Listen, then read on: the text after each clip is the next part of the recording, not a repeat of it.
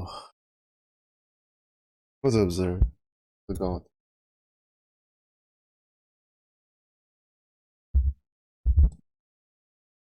Are you ready to ride the mighty fish? I need to remember to do the event, Rambo. I've barely been remembering to like daily pro.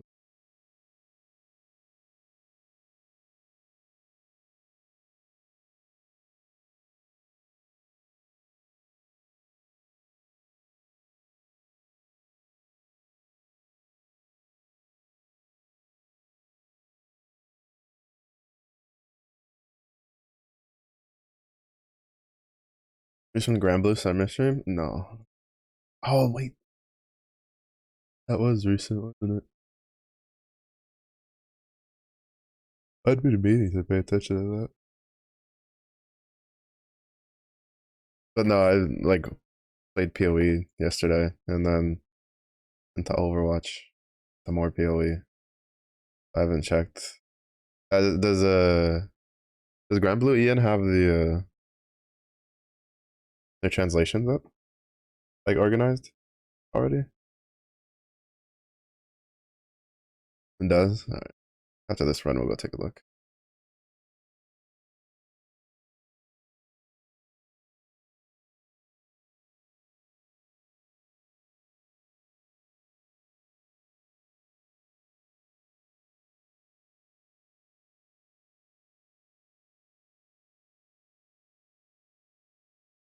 Why do you get a blue skill gem?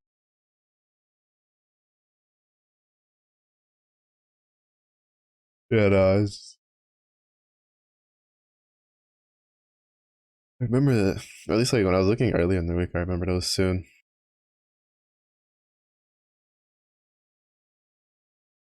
My accuracy is still low. Part of the reason he's not dying sometimes in one hit is because like some of the attack is missing.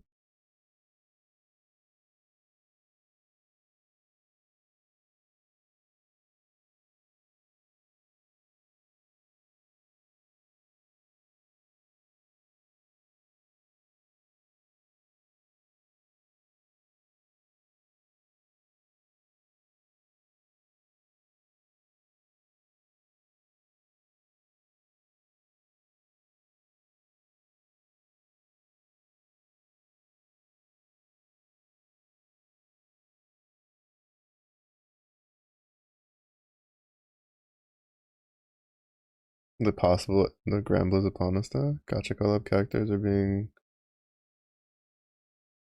tried with incarnated as a slam collab in November. Wait, why would that mean the end of Grand Blue?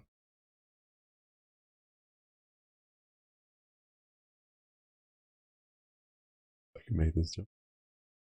Oh, you gotta find the right angle.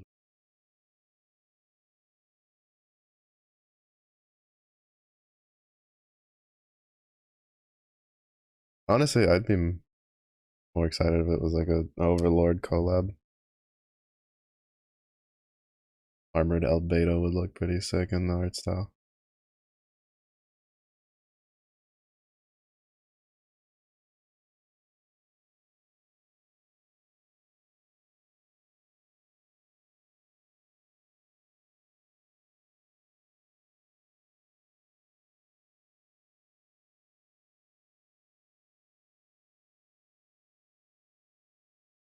Oh, wrong one. I mean, to be fair, I don't. I mean, unless they're announcing like a gotcha sequel to the game, I don't think Ramble will end. Well, I mean, soon. Everything has an end at some point, but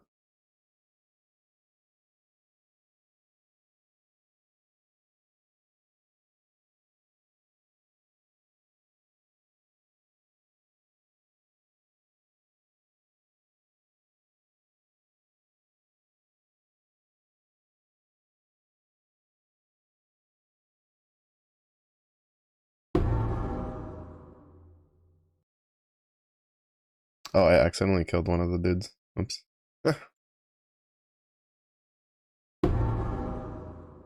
Oh, it threw me off, yeah, because you're just like, the end is upon us, the end is nigh. I'm like, wait, what?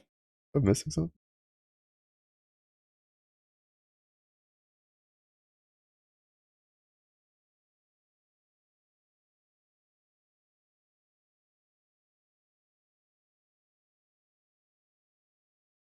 Oh wait, right. You have a level 15 one.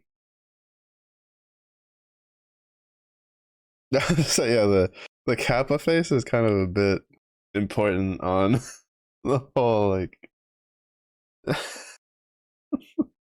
the whole statement. For part of me, I feel like this has to be a joke.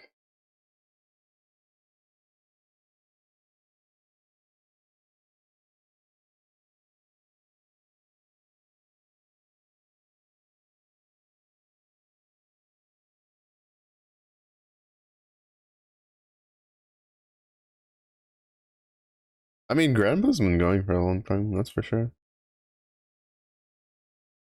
But considering it's outlasted a lot of the other gotcha games, I think it's probably still got a couple more years left in it.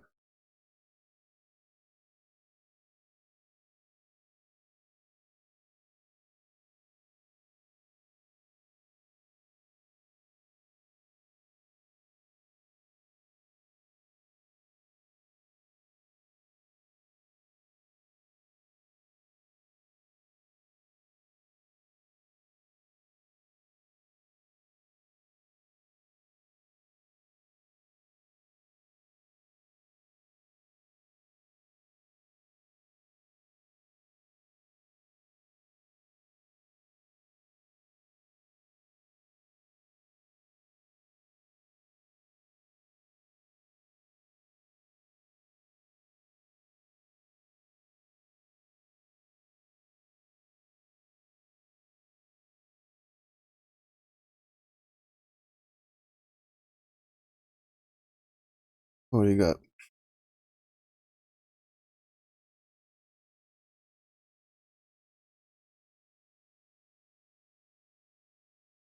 I'm waiting for the web page to finish pulling all the tweets.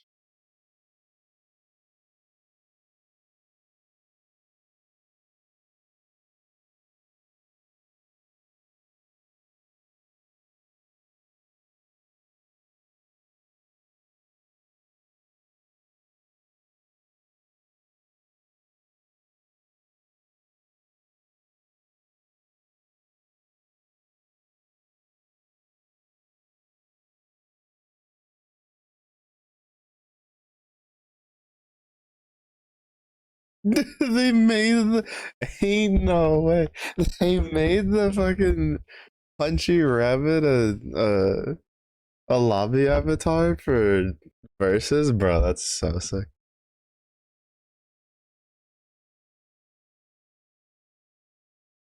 That's so cool. I still find it so surprising how like so much more like content like I'm kind of surprised that well, I don't know, maybe we'll see, but I feel like Relink, like them just not adding more content is kind of a waste. Okay, I figured Ragazzo and Hecate were getting summer variants due to their art with the summer event. That one was kind of obvious.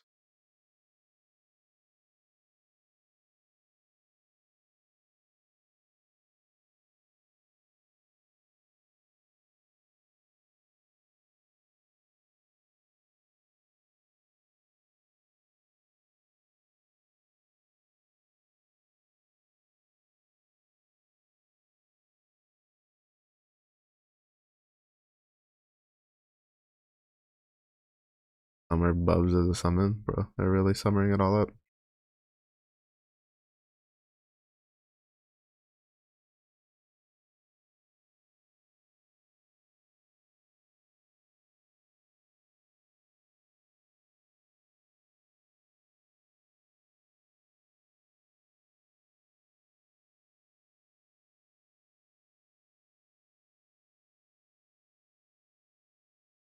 I don't feel great about it personally. Gambler is the team. Yeah, well, at the end of the thing, like out of our other gotcha games. The event to get collab characters.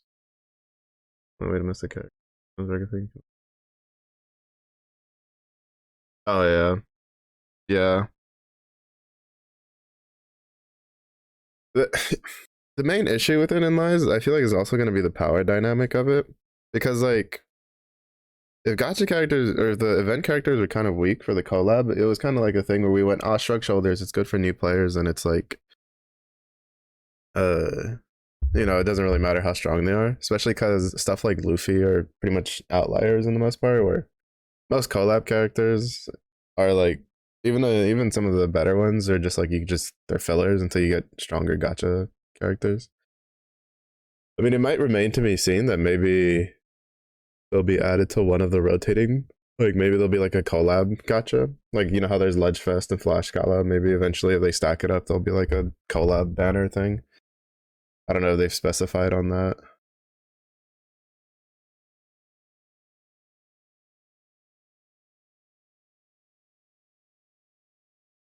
Oh, Exo Bohu comes back on the 7th. Nice. Oh, and there's a new weapon coming with it. Cool. Rise on the Beast on the 15th. Farming with Earth Cardinal Saint. Yeah, kind of saw that coming. So we'll get the Turtle Girl last. New side story. Rerun. Earth favorite unite and fight with Spear and Dagger.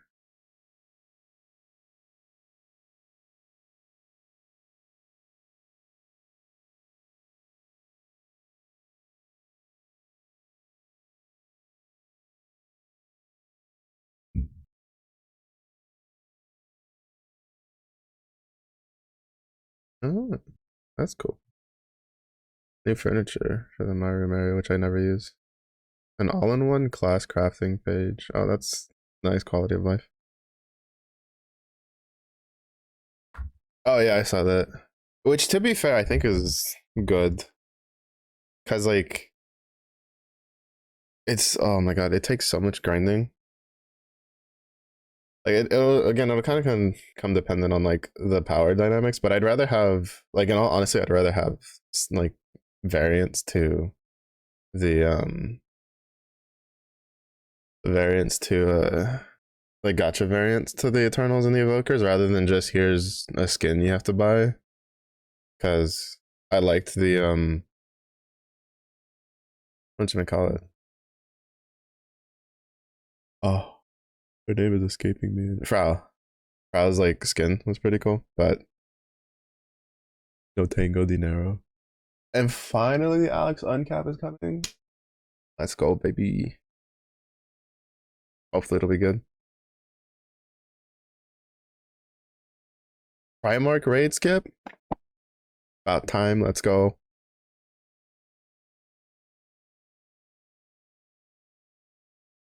Overskill and over effect. Oh, they're finally adding that. Interesting. Shiva rebalance in August. Winning. Fiorito? What? What? Potentially? Making her super stonks and not tied to melee weapons, please? And then in October, Halloween Rosetta, Makula, Grand Grimnir.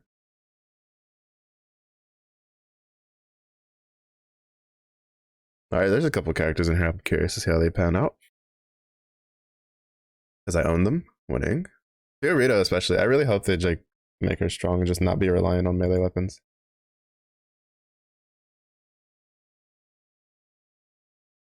I called it. I knew it. I was telling a friend of mine, I was telling Dusk, I was like, I'm pretty sure the sumo uh skin was going to be the lucha class. And she thought that it was a little too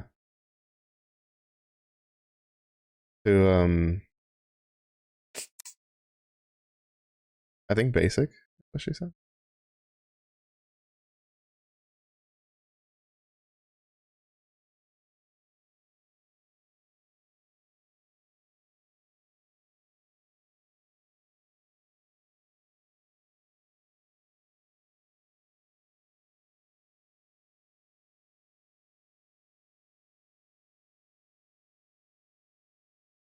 Getting harder per se. Yeah, I saw that, which I don't quite know how I feel about that. At least like in the part of the extremes. Like they're just also gonna make it harder for new players.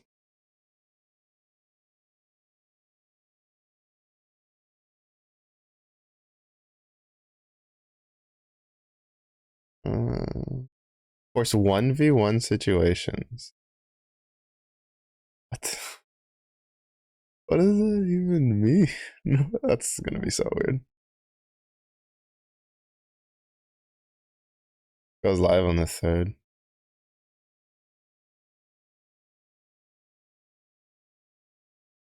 of September.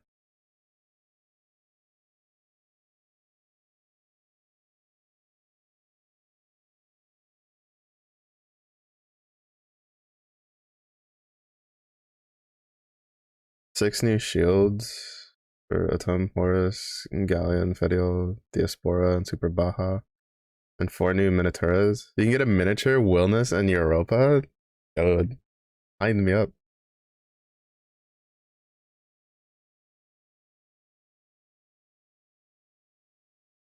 5-star uncap for the Grand Order summon. Interesting. The outfit shop to reorganize it into bigger categories. Auto reducing coming up September. Ah, cool.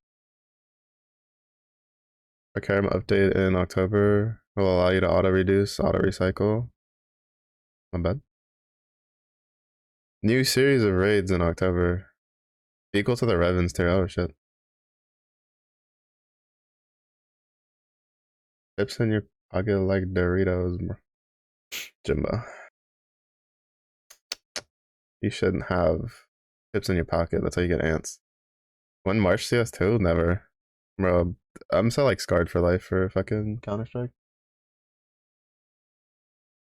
Beat drops in exchange for health. Up the drops from Nightmare 90. Well, I mean the drop rates are relatively low as it was for like normal players, so we'll see how that is. It's just I don't know. I mean, as long as we get more honors for it, I don't really care at the end. So I guess it doesn't really matter to me. Newer class champion weapons will drop with the second wave of raids. Oh, interesting. I was wondering when they were gonna add those. New event in December, basically Tales of Eternals.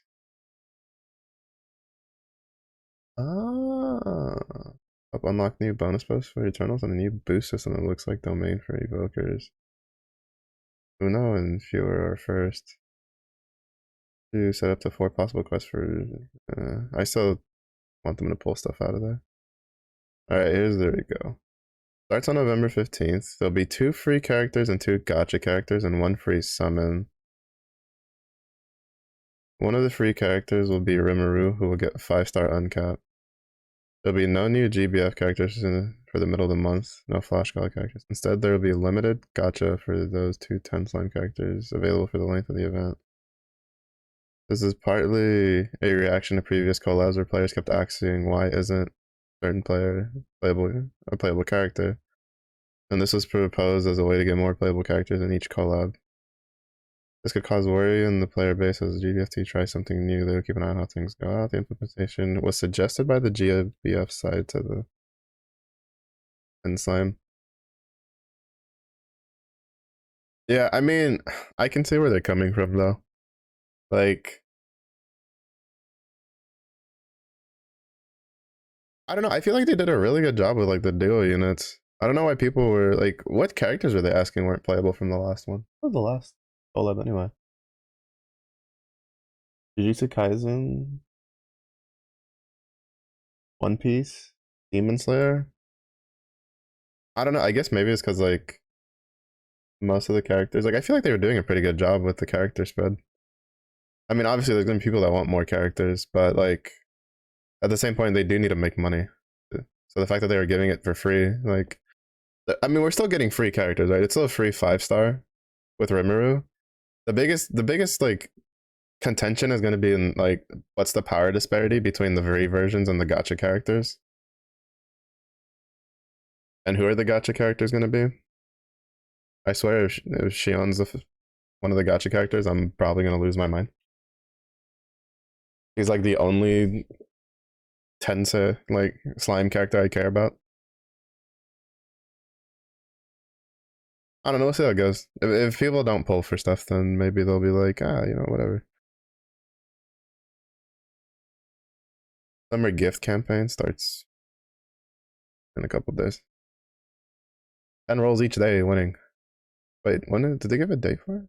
When is it? November 15th.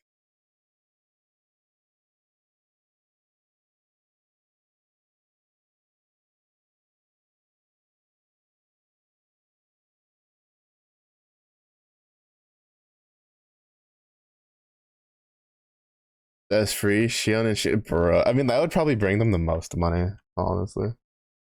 But I'd be sad.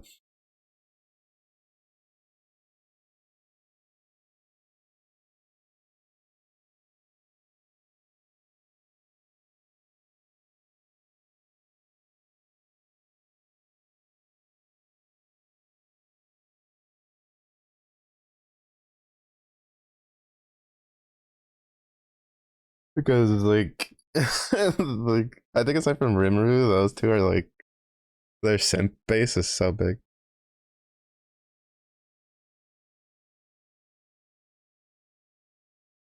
Jesus Christ. Jimbo, you gotta be family friendly with them titles. What are you doing?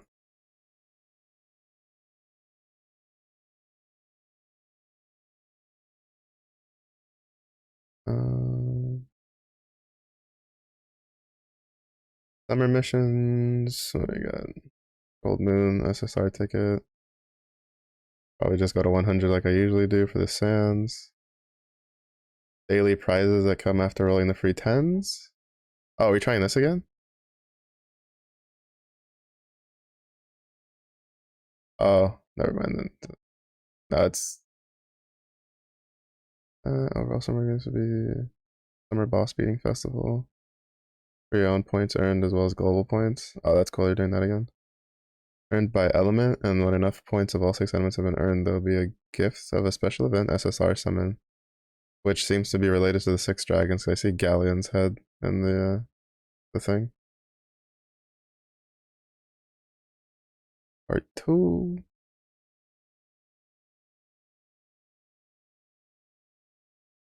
Another Eternity Sand. I'll take it.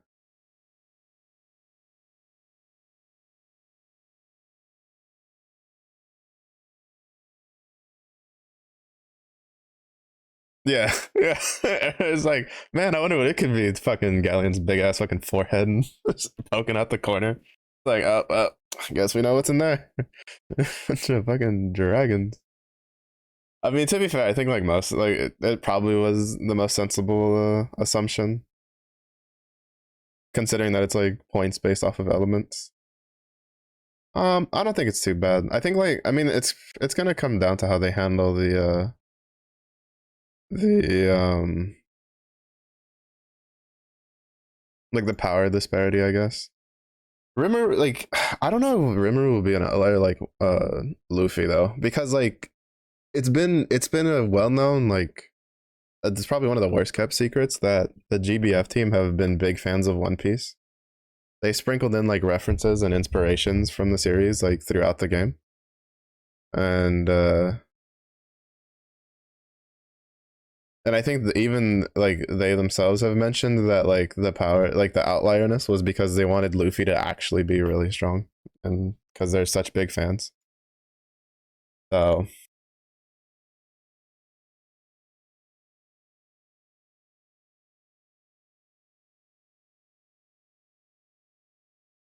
I don't know. We'll see. We'll see how it goes. Oh shit! I was gonna buy it. Oh well, that comes later. I was gonna get a penance band of dissipation.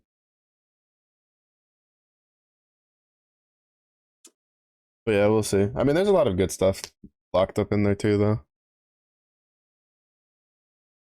Alex rebalance or Alex uncap with a rebalance coming for Shiva and Grimnir Grands, like regular versions. Hopefully, bringing all of them up to the power scale of Europa. Um, We'll have to see how the unite and fight stuff works out. I don't think it'll be a big issue in the long run if they do a good job giving us more of like the resources for it. I don't know. Probably will still be able to like OTK stuff, or at least the extremes. But we'll have to see.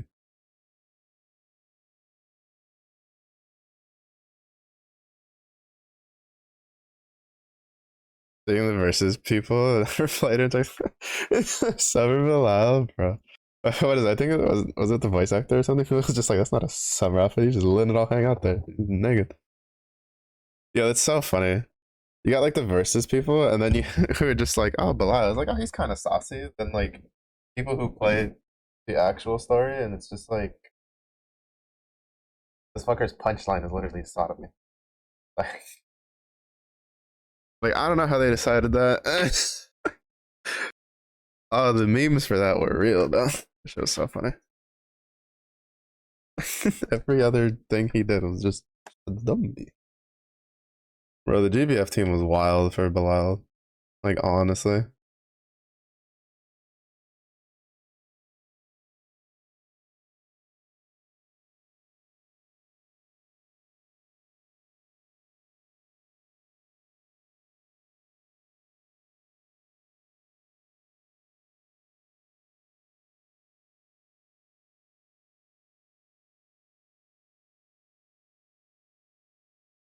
Even though the summer bubs like fucking summon art is even more egregious. Like they're really going all out with it. But, like we know what you filthy degenerates want.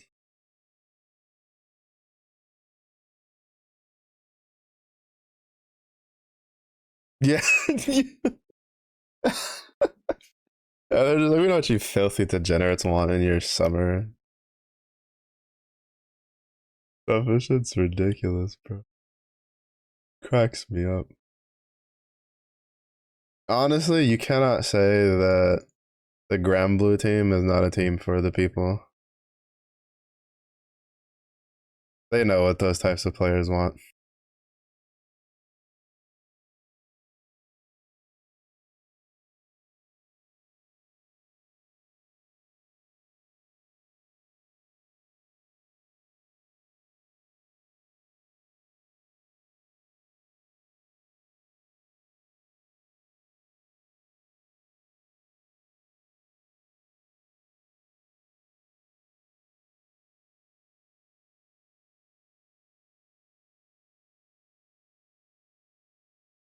Oh, did you see Mars was getting a summon or got a summon? I don't know if it came out. I remember seeing something on Twitter. You know, maybe your dream for playable Mars one step closer. The dream that everybody has for playable Mars.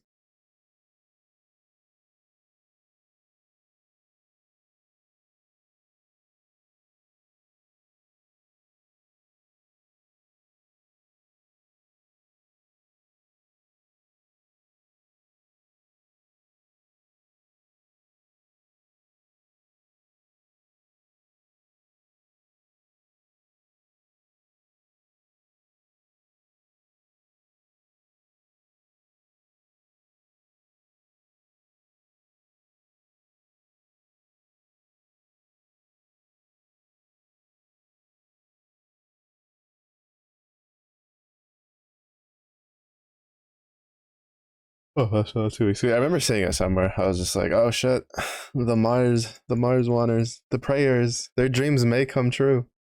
Because Hecate had the same thing. Hecate got her a summon and then she became playable.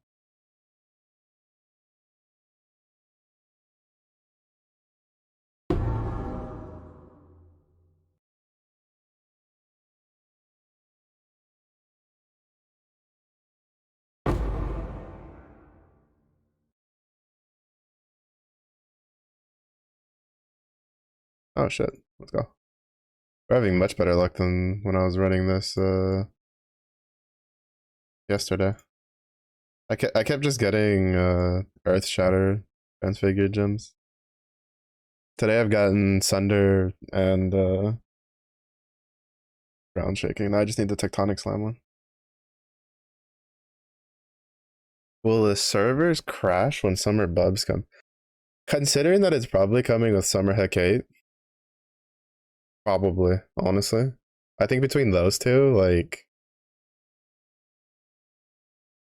it'll probably. If it doesn't just outright crash, it's definitely going to be pretty tested.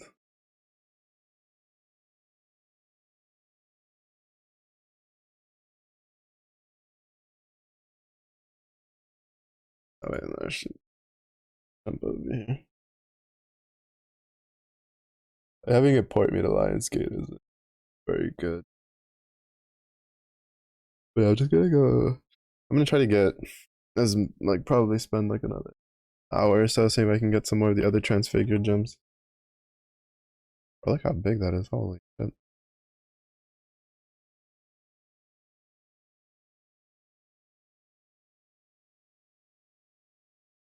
Yeah, so I got the volcanic fissure of snaking.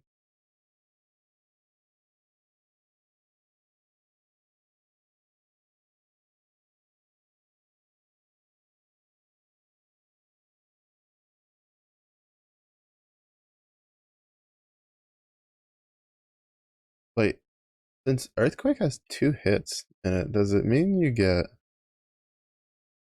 both hits for rage count? I don't know that. I don't know if rage is like worth getting on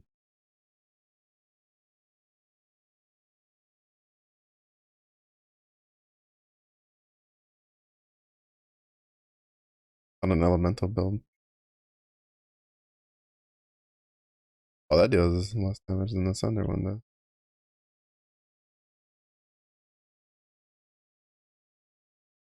Hmm. This one might not be very good for the fire conversion.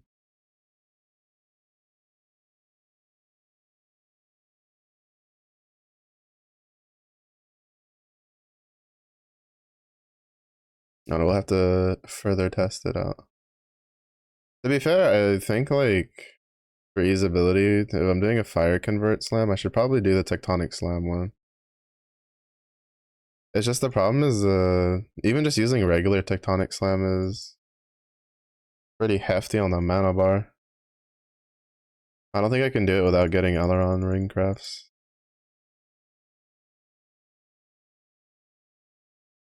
Especially now that I'm running 3 war cries on auto exert.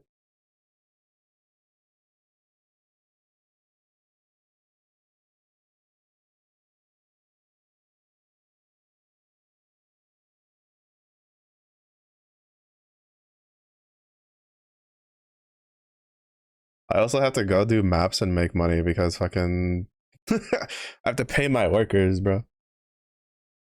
Oh my goodness. I almost ran out of like I part of the reason I played more PoE last night was because I logged on to check for my shipping stuff.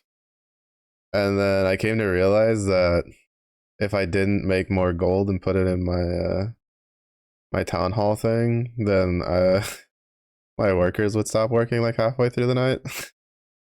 I had to do a couple of runs to put more money in there.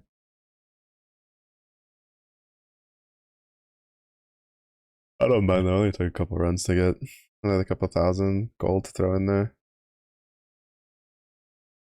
Because I had to spend a bunch of money to upgrade a bunch of stuff. Like I still need a bunch of money so I can upgrade the disenchanter, which is kind of like what I'm focusing on. So I can disenchant uniques. The only thing is I don't know what like thaumaturge powder is gonna be used for. Maybe it's used for recombobin, like the recombobulator, whatever the fuck it's called, recombiner, recombinator. There we go. That's what it is. The Abdullah Oblongata.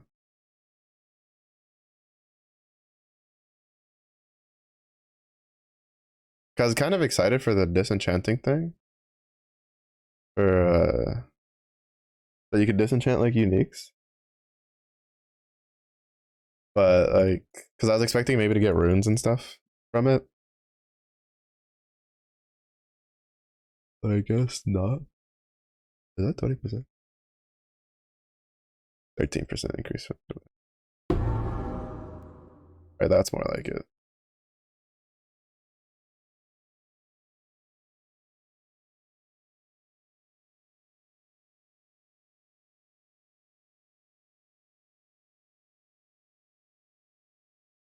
Next. And now we're just looking for tectonic.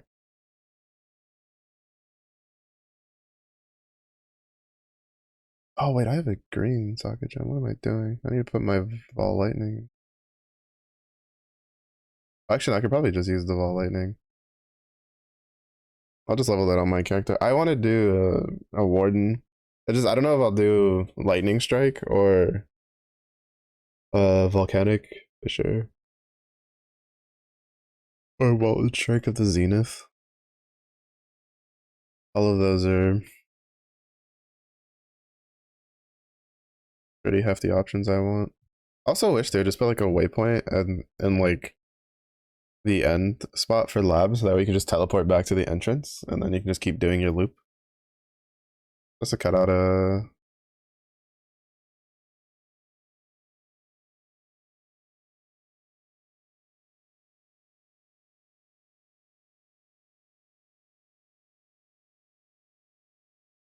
just to cut out a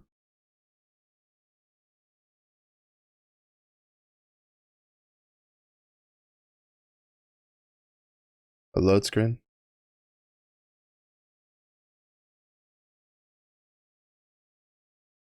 But yeah, that means August 15th though. I have to be ready for uh to be fair, it means I might just like I might full auto some stuff on the side. Like for Unite and Fight at least. Like I might play a game and then just have Grand Blue just full autoing on the side.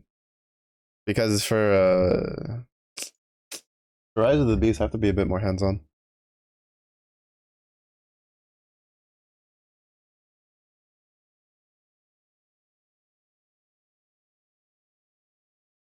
Well, there you go.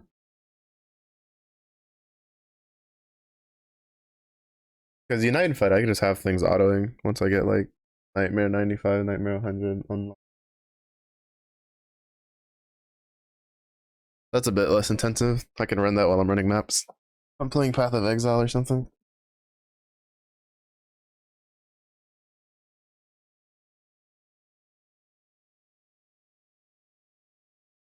How much I care about running Unite and Fight though is gonna be kind of dependent on if they add the second skin for the Guild Wars in the second level. Because if they don't add the second level, I'm probably just gonna only casually grind it, like even more than I already did last time.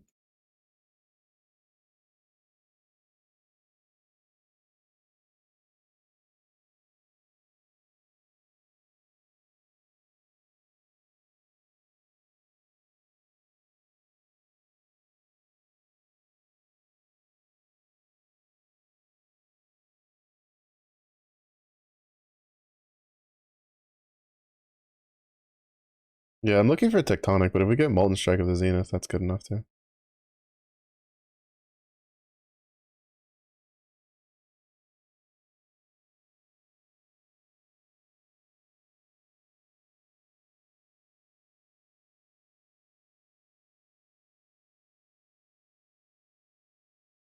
Yeah, yeah. That's why I think I could just casually do that, because I'd still have to like get the kills.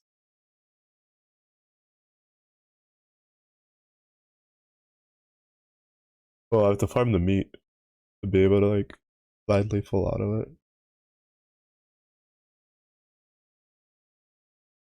It's not a bad change though, especially with the fact that you have plenty of reason to grind a lot of honors with the Guild Wars skin being a thing. Because Lord knows how much the next level of the skins are gonna be. Because holy, the price for just getting the skin was pretty steep for average players. Well, I guess for like more casual players. Because I got the skin like It was a little close because I didn't do the first couple days for Guild Wars, but I mean, I think I only did it for what, like 2 hours, a couple days. I was able to get it, but then again, I can like it was like 2 hours of just full autoing. I think it was like 100 or 95s.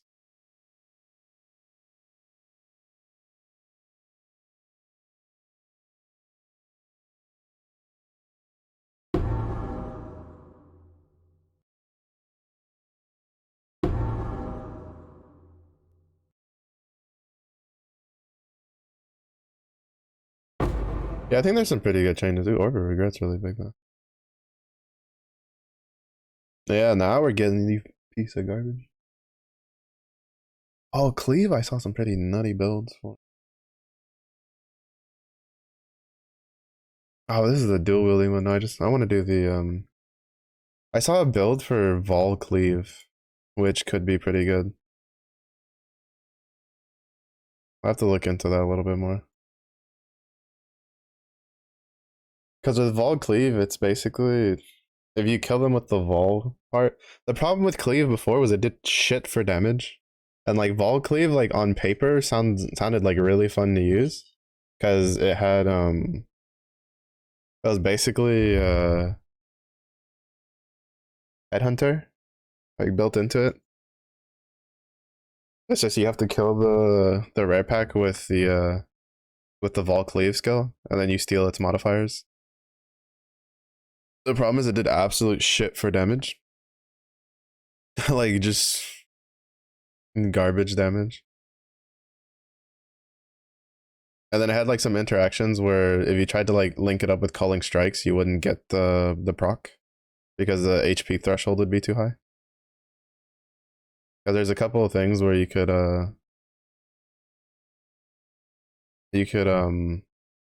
put like calling strikes or get like headsman or something on a slayer. So you could like execute it so that it doesn't matter how much damage you deal, it just instantly kills it. But the the HP procs were like too high. And even then calling strikes is like it's a bit troll to try to use that on your main skill. Granted though, whatchamacallit, you could put calling strike on your weapon with the enchanting thing, which seemed interesting. With the rune smithing.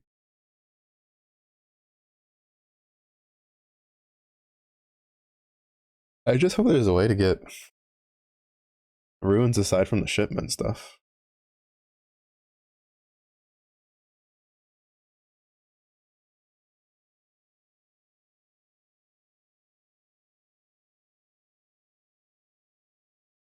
Also, I'm kind of sad that there's no league mechanic stuff in Labyrinth.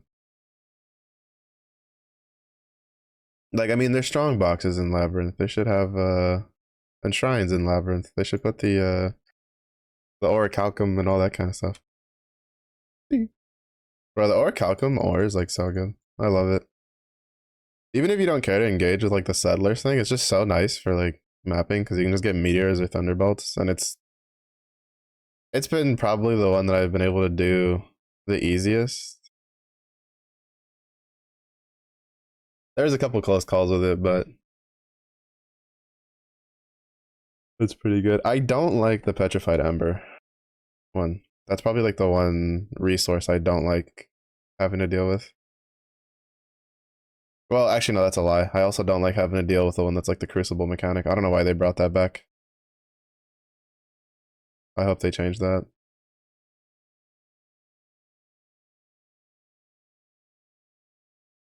They brought back the crucible mechanic where you have to stand in charge, and then you basically get to choose the level of difficulty for the thing. But the problem is that Path of Exile is not very good for that style of stuff. Because you're trying to charge the thing and then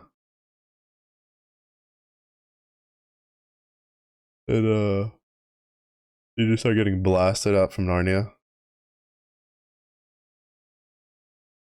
That I don't think people like the mechanic in general. Granted, it doesn't feel as like punishing as the one from Crucible did. I don't know. I'd rather just click it, have it be its difficulty, and then I just carry on with life. A Sunday stream? Yes. A rare Sunday stream nowadays. I was gonna farm Labyrinth anyway, and I almost fell asleep, so I was like, I probably should stream so I at least have people to talk to keep me awake. Oh, super dog. What's up, Stinky? What you up to? Hour. Welcome in. How's it going?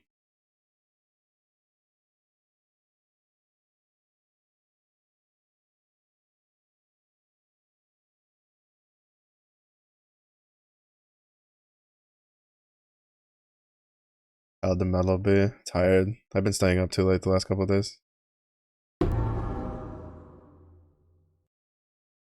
And then I've like forced myself to get out of bed at the same time.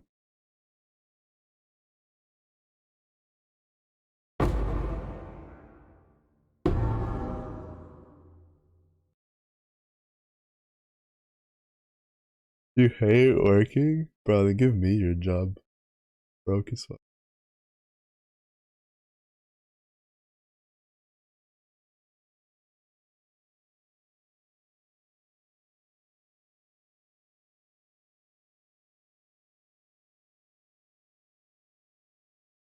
I'm gonna start trying to apply for work again. Well, look for work and then apply for it.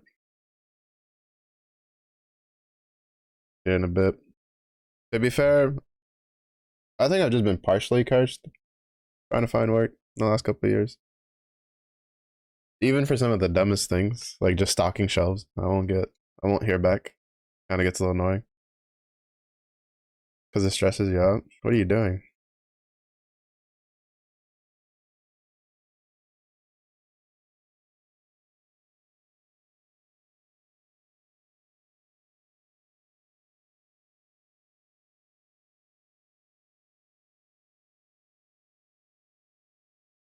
Mental height. Oh, I mean, you got a job in the thing that you got a thingy for. Kuma, you brought that upon yourself. I thought you got something that wasn't related to it, and I was about to be like, oh, well, what is it?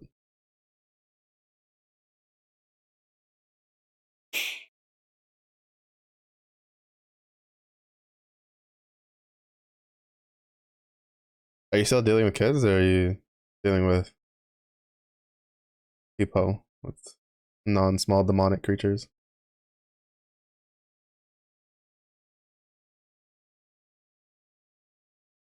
Junior piece of shit coding, brother. The fact that I can't deal any damage to him at all, and he can just keep going. I think my second lab run, second or third lab run. I did one that I did off stream. My lab run got fucked because he was invulnerable, and I like looked away, and he did his cleave, like his like long range like cleave, and it killed me on the second fight. I was so pissed. It's such a shitty thing because it's not coded to instantly stop what he's doing whenever he hits the immune from damage area. I will say the HP bars are nice though. Adults now, maybe because you rather work with kids. That's fair. I mean, if anything, you just keep looking and see if like a kid one pops up, like an opening, and then apply to that.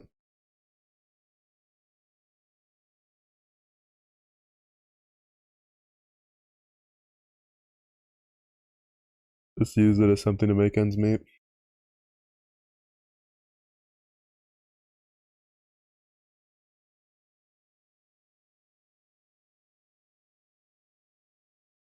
Yeah, because at least like this way, right? It's like you're still using your skills.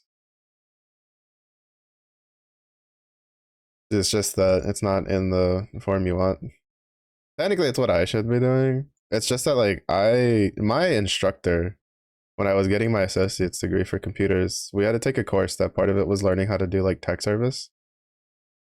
And my like professor looked at me and went like, you're getting an A because you're doing everything by the book, but you probably shouldn't get one of those jobs where you like help random people. He's like, if you do tech support, you might want to do it at like a school or or like a business. I was like, you know what, you're probably right. But technically, like that's a big trick for the tech industry. Is you get one of those shitty like, have you tried restarting your computer jobs, and then try to get another one? Because you'll technically be quote unquote in the field of computers, even though half the times you're not really much with computers.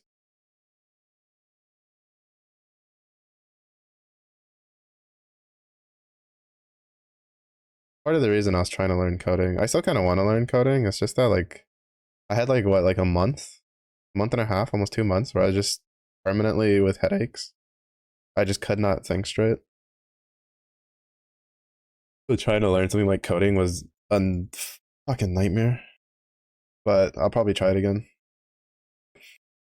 Because my initial plan had been to do like maybe convert my night streams into my like study time. So just have it be just chatting while I'm like doing my like coding certifications through Microsoft. Yeah, I haven't. It's been better now.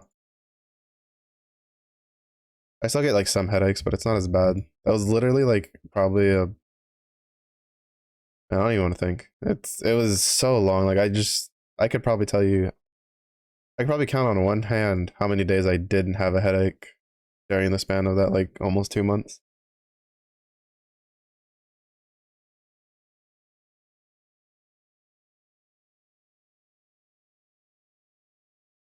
So, but yeah. Oh shit! I did the wrong button.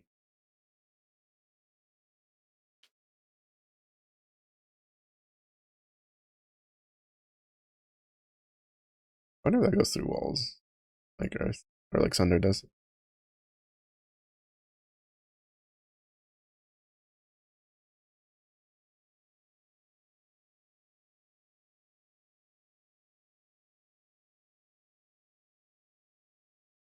Oh yeah, it kind of does. Oh, it's more like earthquake, honestly. Where the parts that go through will go through.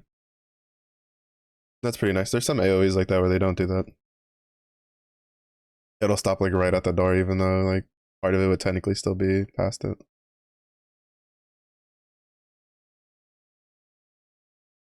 But yeah,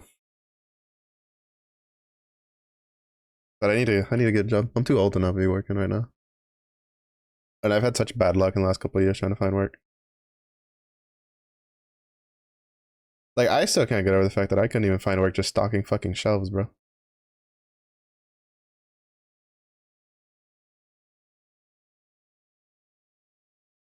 I wonder maybe that's just like a more contested. I do not want to work at a register. I don't have customer service skills.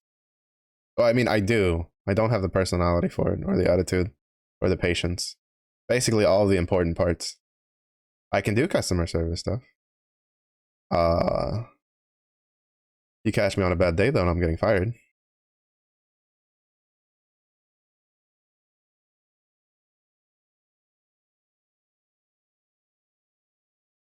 because I can't even stand it when I'm in line and the person in front of me is rude, like the person at the register, or like a waiter or something like that.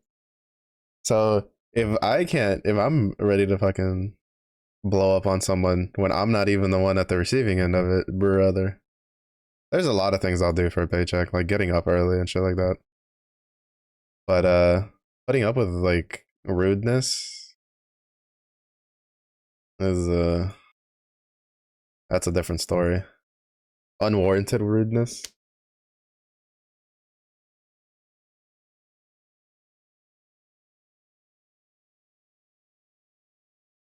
That's kind of where I draw a line.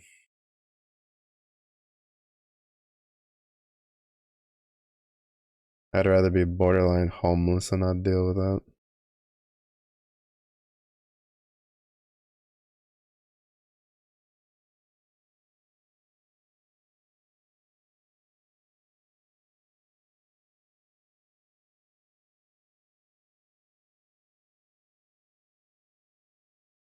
Not to mention getting fired wouldn't look good on a resume.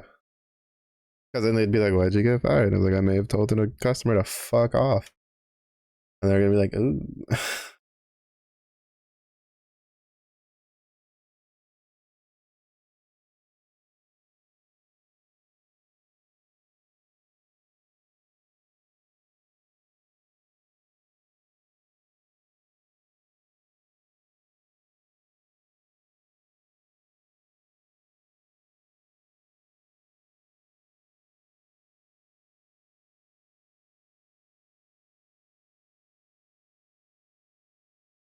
Yeah, I want to see if I can get a like some kind of like work from home position.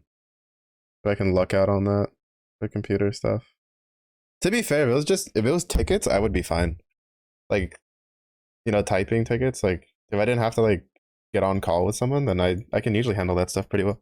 It's when I have to get on call with someone and I'm trying to explain something and they don't really understand. Why would you ever get disclosed getting fired? I don't have to. They can easily call the last place of my employment and then ask why they fired me. It's a very common thing.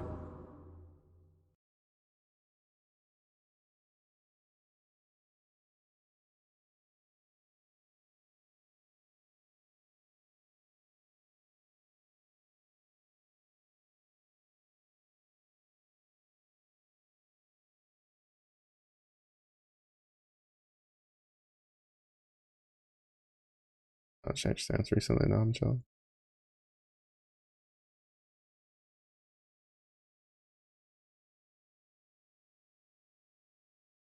I think I would fall asleep. I mean, it kind of just depends. Because like I just do other things. The reason like I would want it is because I'd be able to stream while doing it, right? With tickets, like I'd just play a game that I could pause on demand.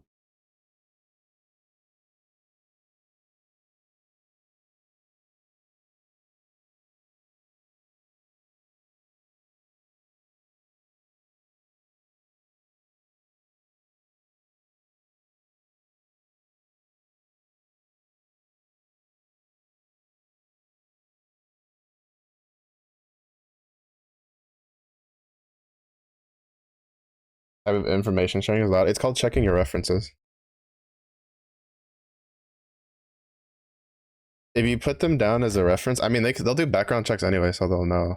But it's covered in them making sure that your stuff is valid if they care enough to do it.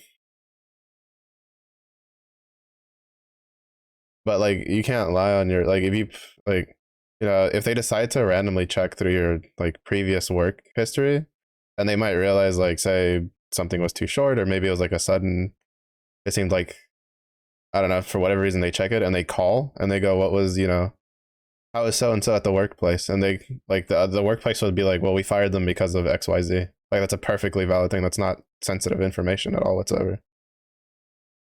Shit, you could probably do that as a normal person and like oh I heard like you could probably check up on someone being like oh they got fired why like it's not considered private information.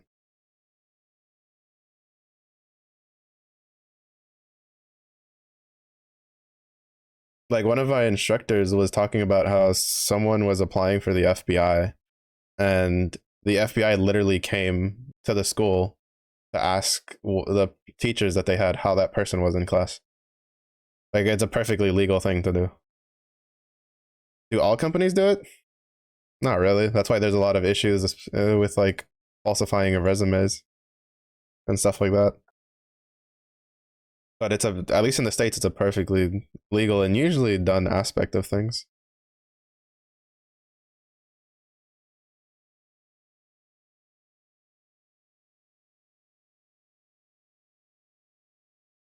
It's also a way for them to get like preemptive information on knowing whether or not the person they're hiring is going to cause issues in the workplace, which leads to degradation of work pacing and efficiency. Like if you run a business, like this is information you want to know. Now you can like defend yourself and you can state reasons and stuff, right? Like it's not like you can't add information to it. Whether the place you're applying to will take your side of the information if as long as you're being truthful like into consideration is up to them, that's their prerogative. But it's a perfectly viable thing to do.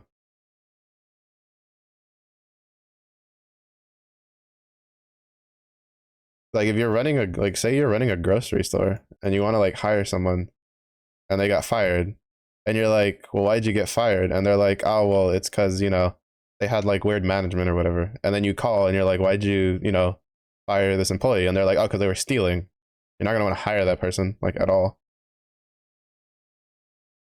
like stuff like that.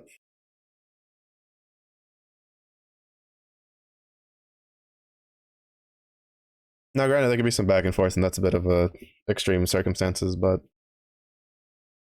it's not always the case. Like people don't always check all. I knew like because I have a friend who they run a. Well, I have actually like two friends who run family businesses, or at least their family runs a business. One of them isn't part of it. He works for a different company. But one of them is, and he was explaining how like they usually like they'll call. They won't always call the most recent like numbers. Like they'll randomly choose which ones to check and stuff like that. And sometimes maybe they'll just shoot an email, and sometimes people won't respond. So there could be a multitude of things, but it's definitely within a company's right to check.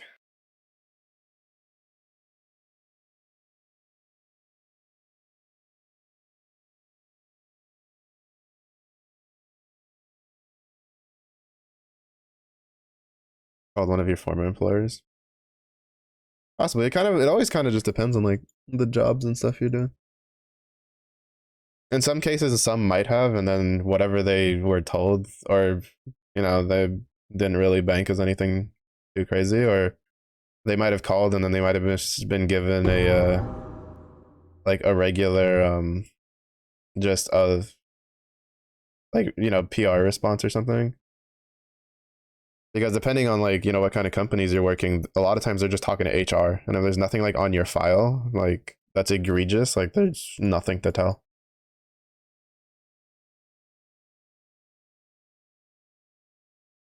Yeah, I really don't want to do it complex. I just want to avoid bone shatter. I've been wanting to not play bone shatter for so fucking long while still playing melee. I just want the cataclysm, tectonic slam of cataclysm.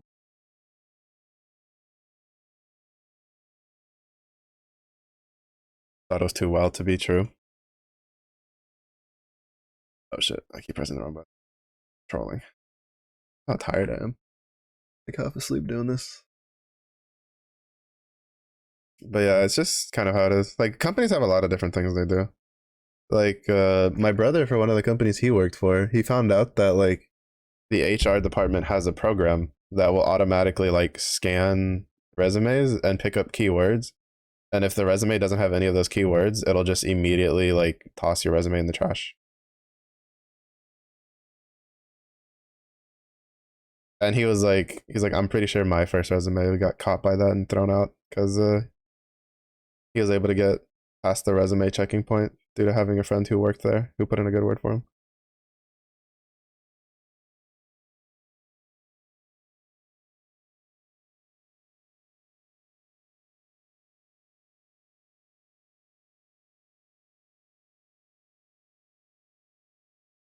It's illegal in Europe. You have to remember, anything is legal as long as it's not caught. Not to mention, there's definitely other ways to like word it up. And it was a very big like it was a PMC company. Like it probably isn't illegal. You would think it would be, but I doubt it is. Because at the all it really does is just a thing that's checking resumes and looking for keywords. Granted, I don't know European like job laws. In the States, as far as I know, there's really nothing for that. Because you can't like what you're gonna tell a company that gets like millions of resumes on average to then hire an entire what like spend a couple $1 million hiring a shit ton of people to all individually read resumes when there's a program that can do that for them. Like, there's no way.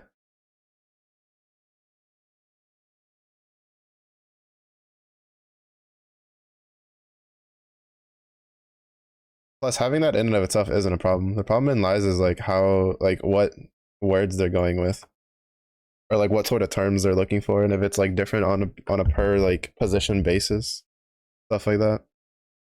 Like the program in and of itself is more than likely perfectly legal even on an international state, but there's probably regulations for like how uh how tight like stuff like that is being dealt with. Not to mention he found out by like complete accident.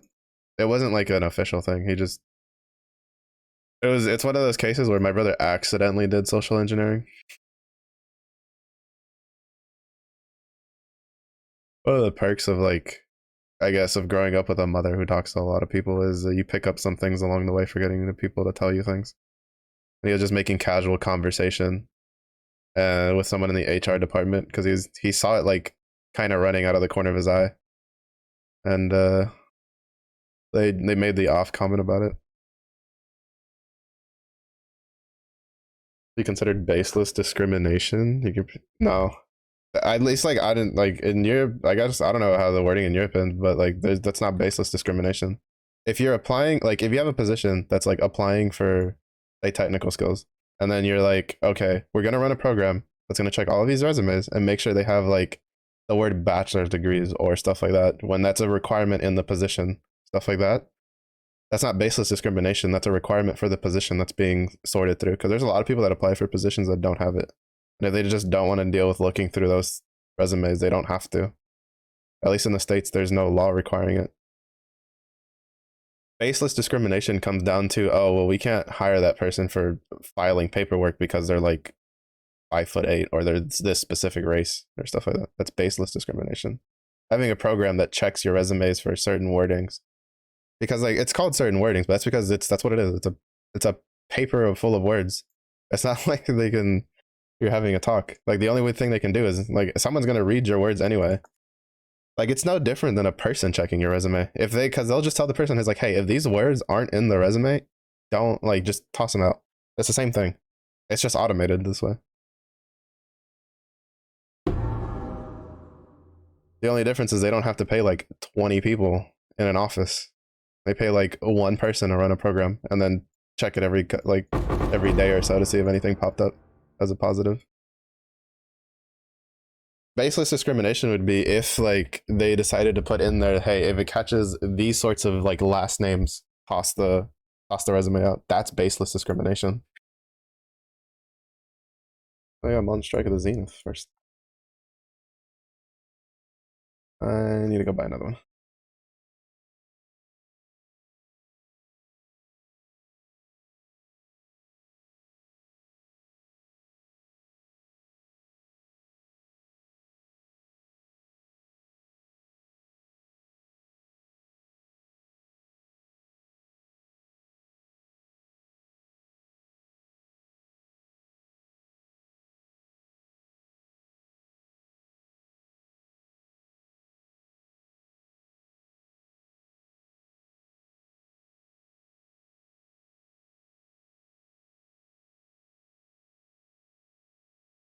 It was either level 15, so I don't have to like level the thing from scratch.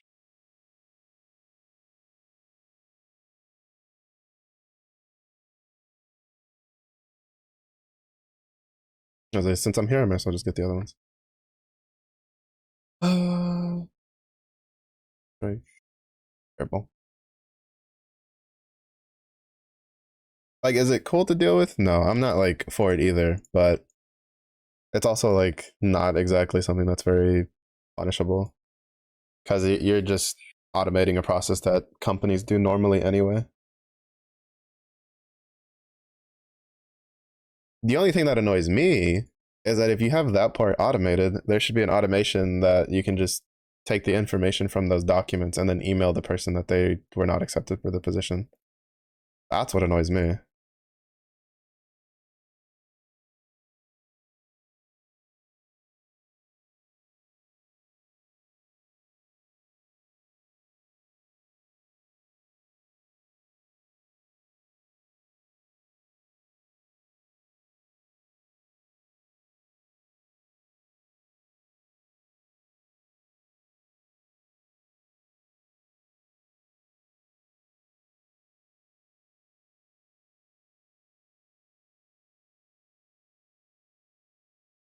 Kicked because of it. Well, I mean, yeah, but it's because you're taking the things like literally. I'm giving examples, right? Like those programs aren't going to run based off of like one specific word, right? They'll have like multiple levels of parameters involved, right? Like it'll be the bachelor's degree, master's degree, you know, if they have a doctorate, so they have X amount of work experience, if they've like, you know, stuff like that.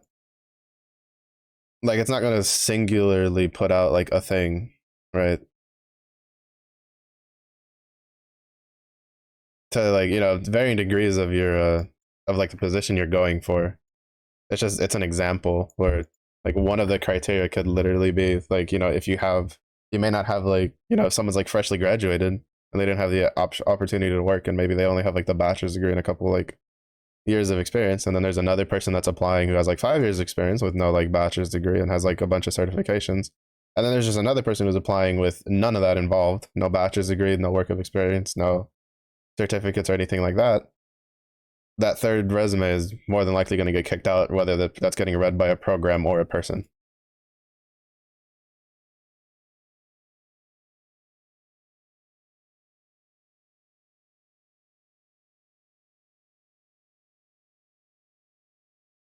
Because like in most cases, if you're trying to apply for something that's like outside of your purview, aka like something you didn't get a degree for, something you don't really have certifications for, like uh, a lot of times you kind of require connections to get in, regardless of whether or not you're doing stuff. And in some cases, it could just be that it's you have what people want. It's just that the way you're wording it isn't exactly what they're looking for, and that's also a problem with people covering it anyway. That's why I was saying that the program itself, I doubt would be illegal. The part that could get like contested would be like the parameters used in said like program,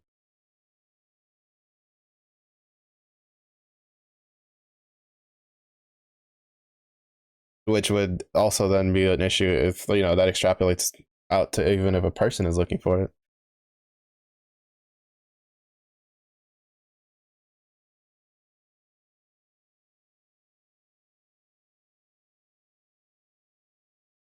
Because that was a contention point here in the states. I think there was it one of the gas companies?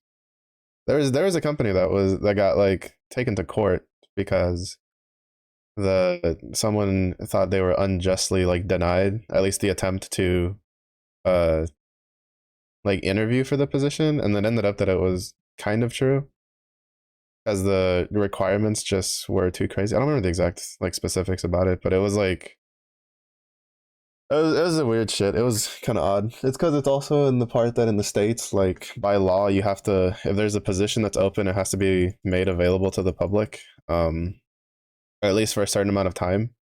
And a lot of times, they do internal transfers and promotions and stuff like that. And those positions can be open and they can put whatever requirement they want for it just because they have to by law to present it to the public, at least in the States. There's definitely been a couple positions I've applied for that I didn't hear back from that like I applied to when it was like a couple days, and it was like immediately taken down like a couple days later, and you're just like there's no way they went through the process of finding someone, contacting said person, going through the entire interview process, and then like taking them without like having some sort of person already lined up for it. They were just doing the rules.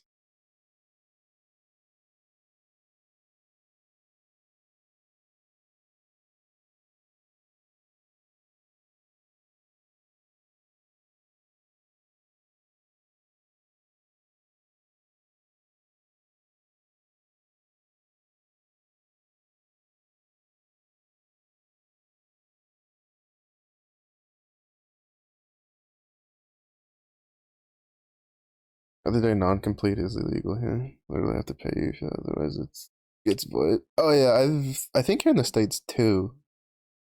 They're either like uh they either banned it or they were in the process of banning it. What's up, Zephy? Head desk, me too. Same. I'm so tired. I've gone to sleep at like 5 in the morning, like 3 days in a row. It is not fun. But yeah, no, there's a lot of things that like companies can finagle around and stuff like that. To be fair, there's also just shit that's just fucked up in the States. Like how employers can pay their employees less money if they're working in a job that pays, with commission, which to be fair, I think that's like normal to some degree. But like also tips. And it's just like, brother, that's so dumb. Like I swear, like I can't speak for the rest of the world because I haven't dealt with employment in the rest of the world, but like fucking companies in the States just love not having to pay their employees money. and then go surprise Pikachu face when they get taken to court when someone can't afford to live even though they've been working full time. That's insane.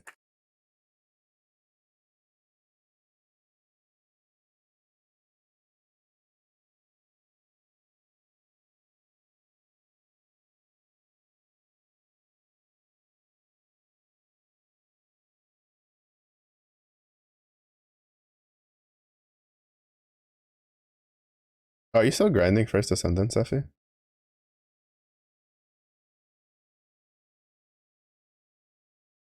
Bro, I saw apparently they showed the preview for Ultimate Valby, and they're still continuing the trend where the ultimate version for the female characters has is just less clothes. Like their aesthetics is just less clothes. Like I'm like, brother, I don't have to make it so abundantly obvious.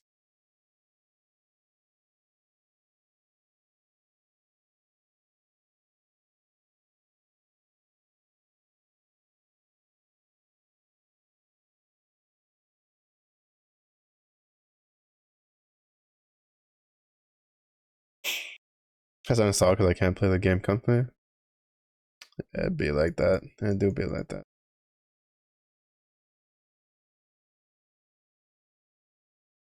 I don't know, maybe they'll do some optimization stuff at some point down the line. And you can pick it up again if you want. I don't know, to be honest, I don't know if I'll play it like any day that's not just like whenever Zilla dragged me into it. Or whenever I just feel like shooting something.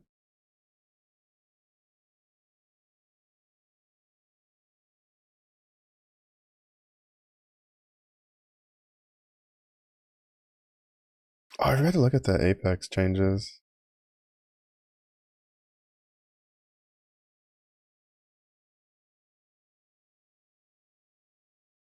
Oh shit, fuck that one. Too many levers, too many.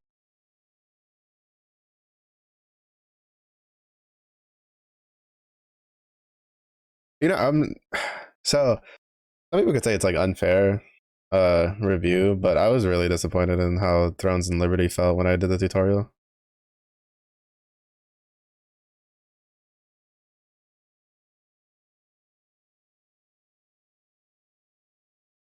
Like the combat just felt so funky.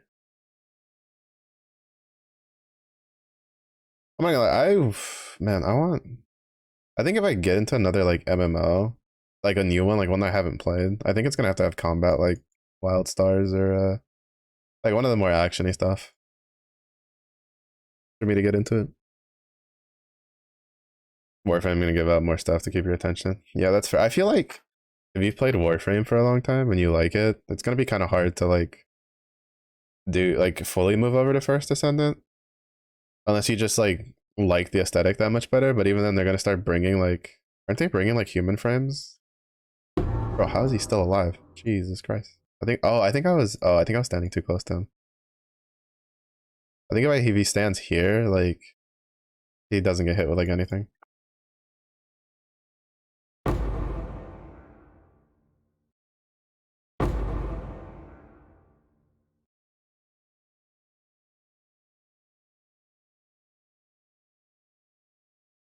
The problem is I'm also gonna have to do. So I need to pay attention.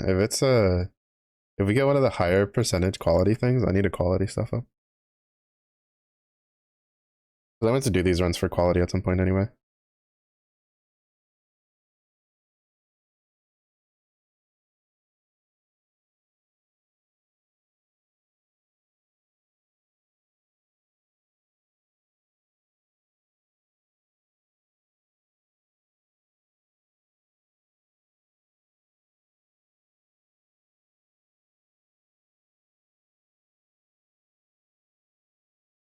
They're making Soul Frame, but it doesn't look good. Well, I didn't mean not just Soul Frame. I think like the whole like Warframe 1999 was I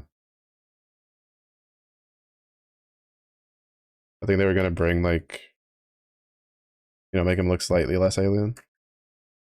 Human frames with the face behind the armor, or at least lore wise it should be. Oh, fair enough.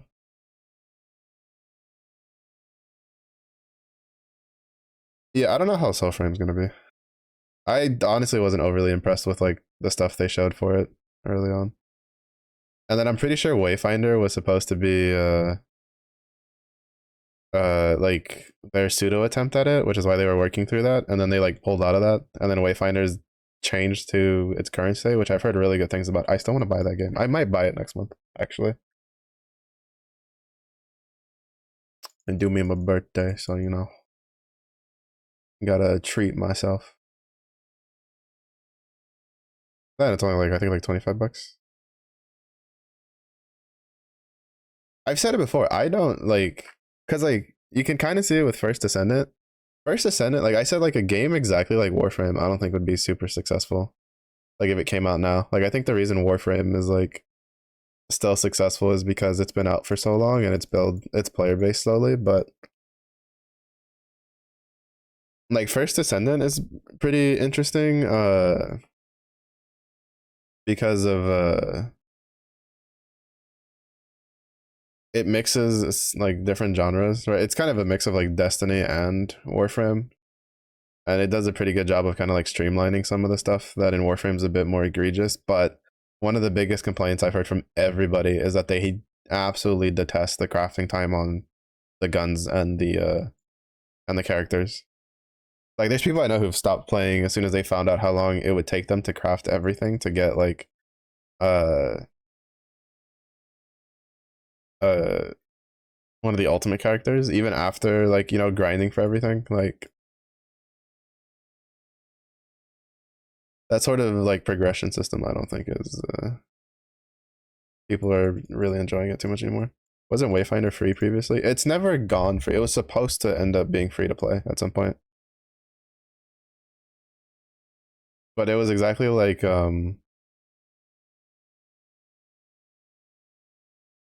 like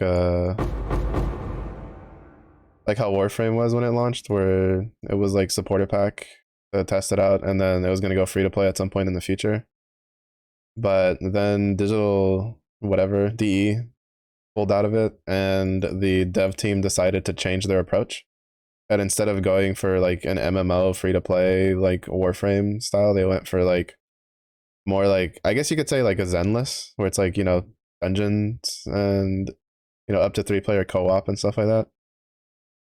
But for a base price, which is currently like I think it's like 25 bucks to play, which is the same price as it's been, like 20 bucks, 25 bucks. I forget. Like they didn't up the price as far as I know, but it was supposed to go free to play eventually. It never reached that point.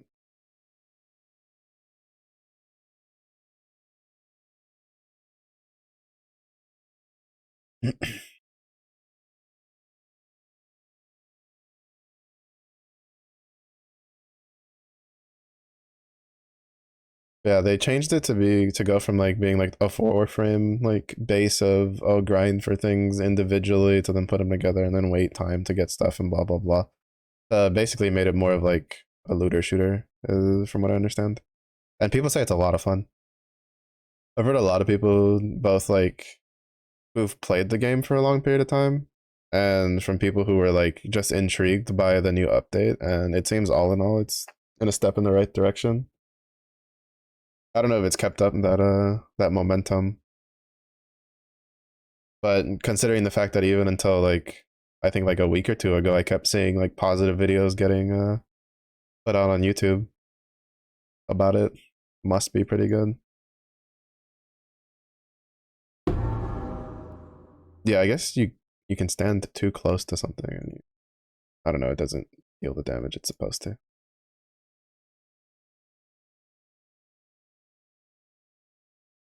Oh, click it. Oh, that's an 8%. That's an 8%. Shit. What do we want?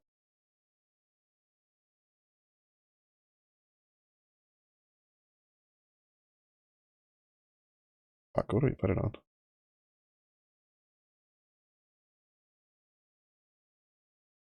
We'll do it on. Oh shit, I didn't pull it out. We'll do it on Lightning Strike because Lightning Strike needs quality. I don't actually know what like what fuck. I forgot about that. Oh shit. But I don't know what Oh, that sucks. Yeah, because you need 20 quality, so it fires one more projectile, and then you need a. Oh my god, that headache.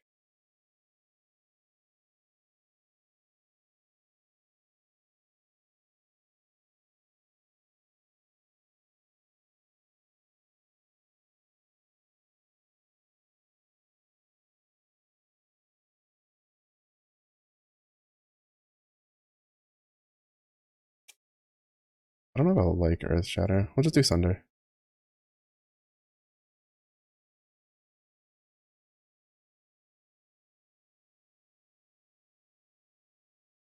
Wayfinder had two unique players daily at some point. You'll not buy that. I mean, that's probably before the update. You can't hold the game's past performance against itself, especially if it's done changes and updates along the way. That's how you get stuck with like shitty games. That's why you get stuck in a situation where developers don't want to continue working on a game. Like Wayfinder had a really bad player retention, like uh previous to the Echoes update, because it was just a really monotonous and like really feel bad grind, and people just didn't like it. It's also still in a very like beta state, or it was. I don't know if they're gonna like reset any of the progress.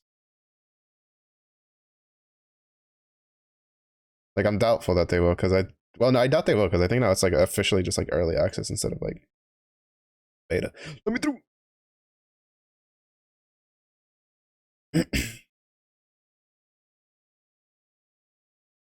But it's also no longer an MMO. Like it's now literally like basically like its own version of like Borderlands. So like if you like playing looter shooters and then there's one that's like decent, but it only has like two players playing it, but it doesn't matter because you can play it solo, then I don't think there's any real bearing on unique players at that point. Because they've already stated they don't plan on doing it. Like all of the microtransactions are gone in Wayfinders. They took all the skins and they reworked them into items that you can actually get for your character. The BP track stayed in, but they stayed in as a sort of like progression track for your characters. Like they're free, they're just included. So you can just like progress through them for free, from what I understood, by just playing the game and stuff like that. Like daily players doesn't really matter anymore with the state that it's going, or that they're trying to shoot for. They already mentioned they're not trying to make it an MMO anymore. They're trying to use what people said was great about the game, which was jumping in and out with the dungeons and just farming for loot. Because now, like, what I've heard people talking about is like you can get the entire like all the characters unlocked in like a couple hours of playing, if not faster than that, depending on like what you want to do and stuff like that. This is a shame. Game had potential. Not really. I would actually like argue that the game has more potential now than it did before. MMOs are like literally one of the worst like game genres to try to make a game in.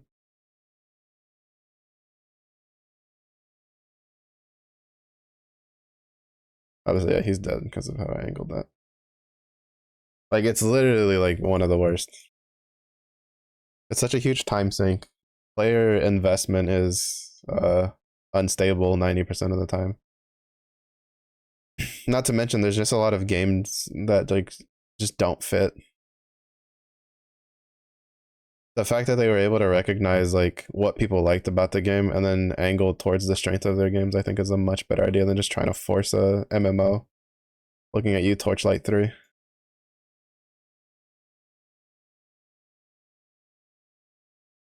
Because people really don't like being time gated from like new content in the vein of like characters and weapons.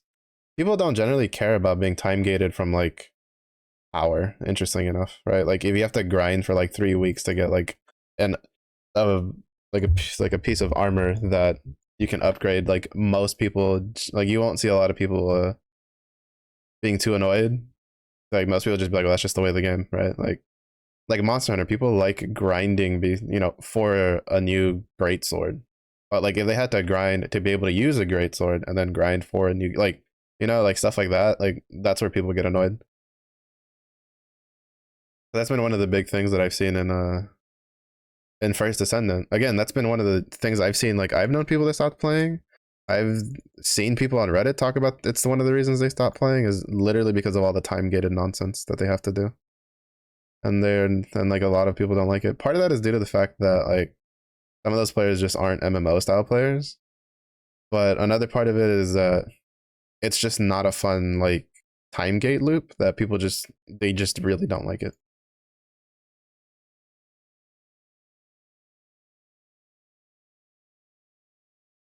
Like people would be happy to see a new nah. I mean, a lot of people say they want a new like MMO, but in reality, most people don't. What people want is a game they can play with friends, which doesn't have to be an MMO. That's why I think Wayfinders has like even more potential now than they did before. Because it seems that like the character designs were good and people really like that. And then the it seems the dungeons weren't too bad. From what I heard, the controls are a lot better now than they were when I last played, which was in the like beta where that was under NDA. Um,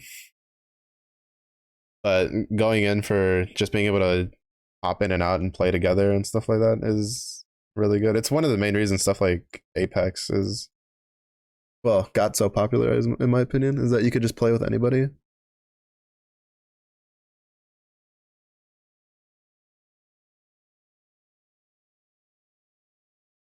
But like the issue with MMOs is that they live and die by the size and the welcomingness of the community of them.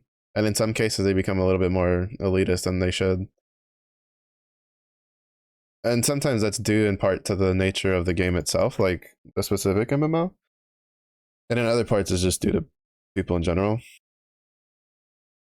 And it's just really hard to make a good MMO. Like most MMOs now need both content for groups and up to a high difficulty and content for like a solo player. Like you now need to make at least two, and then on off the cuff, which I mean, to be fair, some MMOs have been foregoing because it's actually kind of a pain to balance on top of PV is PvP stuff. But you now need to make a progression system that matters that a player can do like on their own in case, you know, their friends can't get on, or maybe they don't have anybody they know that is interested in the game and blah blah blah. Versus also having like hard content that's like easy, like, you know, that's, you know, group based and you can get into and do stuff and maybe won't be too like gated, but also just not too available so that people aren't just like blitzing through it. Like it's a fine balance. A lot of MMOs usually get like one or two things of the stuff right, but it's usually not enough to keep going. It's also just the case that I don't think for the most part nowadays people really care for that kind of stuff. Like a lot of the really good MMOs right now that are up and running have been up and running for years. And for good reason. Most of the players you have to cater to in an MMO right now are older players who grew up in the era of a bunch of MMOs. The younger players who grew, like, you know, younger gamers who grew up more in the time of like drop in and out Fortnite and all that kind of stuff, and then the mobile game stuff, they don't really care about MMOs all that much because it's especially ones that are like a lot of the content's locked behind like rating and stuff like that, like or that require like an organized group. It's not really profitable system. Like one of the main reasons I would say that, like for instance, Final Fantasy 14, which World of Warcraft to some degree still is kind of learning its lesson. Final Fantasy 14 did a really, really, really good job of putting in all different sorts of content into that game. You have high end raiding with the ultimates and the savage raids.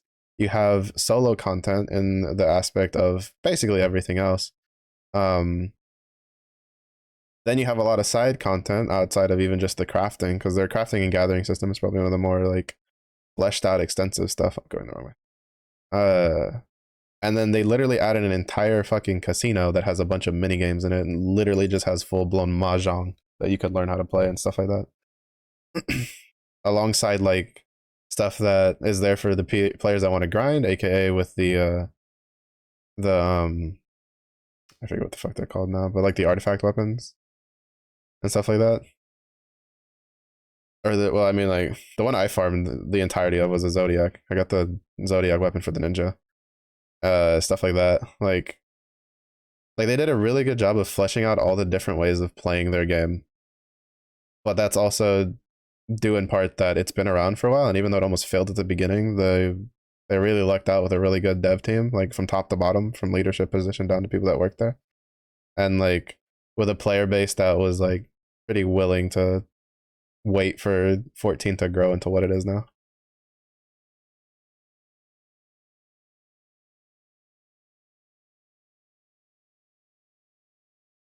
Barely killed three friends for Fortnite. How could they get... you so real for that. You so right.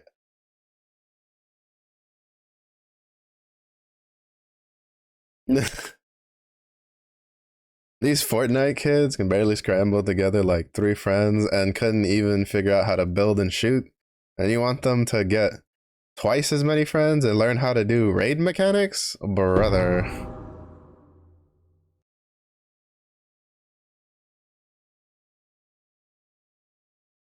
That's like a little bit of gold, but it's still better than nothing.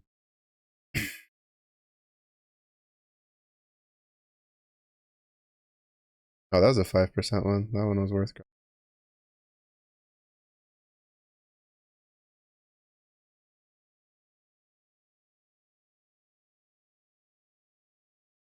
Oh, I can always just finish it later. The quality of it. But it's just a case. Like MMO is like, don't get me wrong, I'd love to have an MMO. But realistically, the only people that can play an MMO are people who either work from home, which even to this day is not a lot of people in the grand scheme of the workforce, or people that stream, or people that just don't work. So, which in regards would usually be like school kids, but school kids have way more other stuff. So for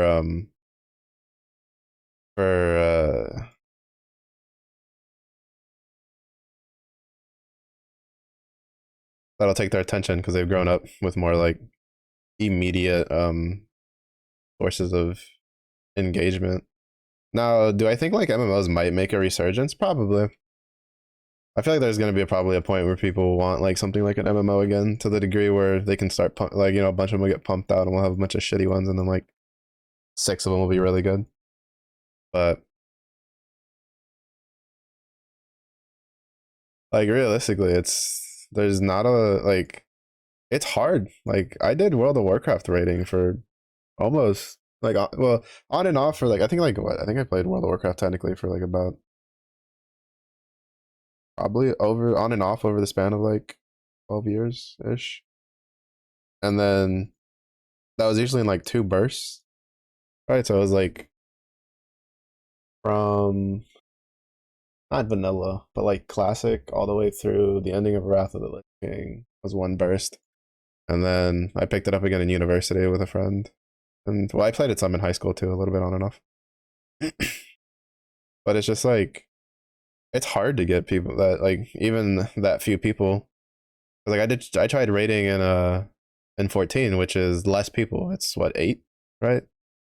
And it's just like sometimes shit happens and you just couldn't raid, and then it would be like the only day that we knew that people would be free, and then something would pop up for something. Like it's just, and then the only saving grace is that in 14 you do have like other forms of like progression you could do depending on how early into the raid grinding you are. Like if they release the alliance raids, like you can just go do alliance raids which don't require. Oh, he's dead. Rip.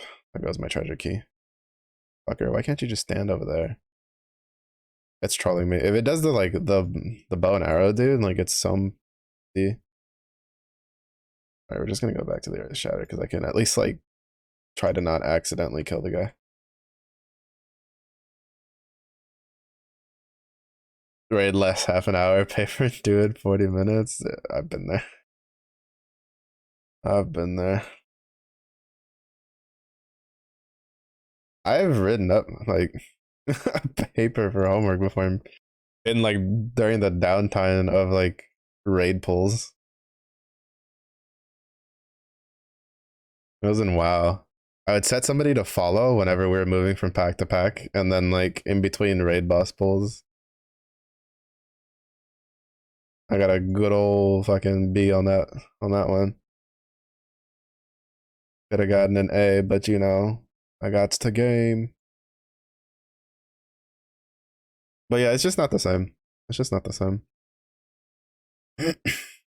Not to mention, a lot of times, like if someone really wants to make an MMO, they have to like kind of be more creative because a lot of the systems that like people were using, like for instance, one of the main reasons WildStar failed, even after it went free to play, wasn't necessarily because it was a bad game.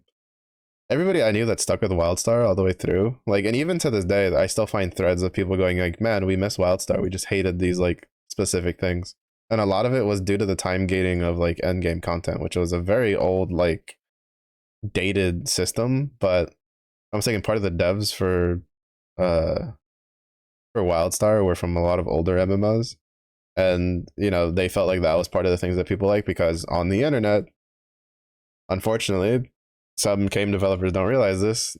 Anybody who like goes on a forum and talks about stuff like, "Oh, I miss so and so from these gamings," is like the loud minority. Like most people just don't go on the internet to talk about like what they like, especially in regards to like video games. They'll do it for other stuff, but like for actual feedback for games, like not even. It's why like some MMOs will make a change due to quote unquote player feedback, and then will be like surprise Pikachu face when another one when the when their game starts doing even worse after the changes, because what happens is that they're going off of like forums and people that do surveys, but realistically that's usually at best like a 10% of your player base. Meanwhile, then you have some developers that they do like a little bit of both, right? They do a little bit deeper digging where they'll be like, all right, what's like they'll look at the forums and like people that are giving feedback, and then they'll look at like what people are actually doing, like their metrics, and then they'll probably like slide in a couple changes here and there and see like what people are gravitating towards, and then like tweak things upon that, which is a much like more intensive going in there. Insane technical issues, yeah, but I mean that's also normal. Like a lot of people, because like they were working a lot on the technical problems. Like when I played WildStar before it shut down for when it was free to play, I realized that like a lot of the technical problems they had fixed. It's just the problem is that they kept the gating, the attuning process, so to speak, from older MMOs. So like you would level your character and get to like max level, and then you'd have to do another like week or two worth of grinding past what would actually be needed so that you can actually do end game content. And they just never got rid of it, even though that was like literally one of the most requested changes. Because it's like I can't get my new buddy in to play this MMO because he needs to grind to get the character up to level, and then he needs to grind again to be able to do the content that I'm doing. Which, by the way, I've already been grinding for those couple of weeks that he's trying to get up here, and now all of a sudden we don't need to do the content anymore, but he's fresh, right? Like, didn't make any sense. It's also the fact that a lot of the content in WildStar was also group based enforced for progressing. It's the kind of the same problem that Lost Ark has right now that they're trying to fix with solo raids. Is the only real forms of progression in Lost Ark are literally through raids, which either requires you to have 7 people that you know, and again, everybody needs to show up at least once a week if you can complete it in that, or you have to pug it, which then leaves you to the whims of the people putting the groups together, which either is you, so now you're waiting like 4 hours to then probably spend another 2 hours clearing the fight, or, you know, you're trying to just randomly join, which, well, since you have to follow their metrics, whatever they decide as meta during that fucking time, you're just a fucking shit show. There's a huge argument on the Reddit going on. Well, not a huge one, but it pops up all the time where people are just like gating, like there's back and forths, right? Because it's like people are just like, oh, the gating in Group Finder is preposterous. Like, how do you expect new players to learn how to play the game if you're not gonna like let them in your group? And like people are just like, well, I'm not gonna spend like 4 hours in Group Finder trying to put people together to then spend another like 3 hours on the raid just to keep like dying and then having like Part of it's due to how like the game was like set up and its progression core, and then how like the save points and stuff. How I don't know if they changed it. I think when I played, it was like you couldn't go to gate 2 if you didn't clear gate 1, like as a player. But then there would be groups of people trying to do like gate 2, and you have to find a gate 1. Like it was a bit of a shit show. World of Warcraft went around that problem by just giving every boss its own individual lockout. Same thing with I think 14 did the same thing. Where well, it's 14 was even more so in the fact that like if you didn't get a piece of gear, it didn't matter. You could just keep running it on certain parts of their raid stuff. So like if for instance if you're doing alliance raids and you're looking for a specific, say you need a helmet, and you don't pull, you don't get any, like you don't pick up any gear from any of the boss fights, like say the helmet doesn't drop or it drops and you lose the roll to somebody else, you just run it again right then and there, and then just hope the helmet drops, and you just keep doing that throughout the week before you hit your weekly lockout. And WoW is like as soon as you kill it, you're done. Like you're getting shit from that if you didn't get it. But it's just like, you know, and Lost Ark you can't even get in the fucking door half the time, especially if you don't play what's considered meta. Like I had such a hard time getting into groups if I didn't like have like, if I wasn't like, it usually ended up that I had to like, like we could pull in like half a raid with like friends that I had, but I don't understand why sometimes I would just start using Earthquake. Earthquake basically guarantees one shotting this guy. Earthquake is love. Earthquake is life. But I could put like half a raid group together at the time because that's the amount of people I knew that were playing the game. There we go. We're done skis for now. I'll have to come back and farm these later. I have everything I care for this character. And now we need to go back to mapping because I've been too negligent. But I played Destroyer, which outside of like one raid, it was like most people just didn't take Destroyer. We just didn't deal, like it was just we were considered quote unquote unmeta. And when you're considered unmeta, then the entire, which by unmeta I think we were like 2%, like lower than like the top end people, like classes, maybe a little bit more than that. But it wasn't very far behind. Like it was still like you can clear the content. It's just that, somebody on the internet went, their damage is this low, so they're like B tier. Then, you try to go queue for a group finder and nobody takes you. And you're just like, bitch. Like it's such a pain.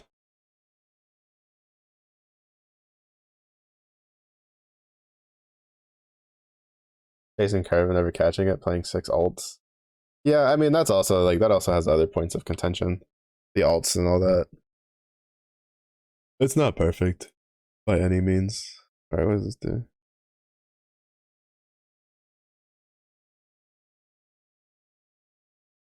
Oh right, this is the one that it like I do this.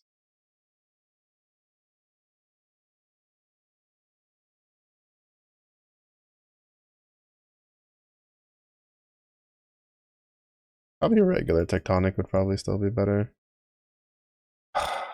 I kind of wish they had just made this like not consume endurance charges. Like make one that's like slightly weaker, but like the more endurance charges you have, it just deals like more damage or something, but it doesn't consume it. I don't know. All right, we're gonna see how it feels to map with this. It should be pretty good. Cemetery, what do we got? Poison on hit, power charge. We should be able to do that. Maybe. If not, we'll die trying. Yeah, I mean, like Lost Ark had other issues too, but one of the big ones was that the other big one is the fact that new players and returning players would get banned by the auto bot, like the auto like flagging thing for bots, which kind of causes problems.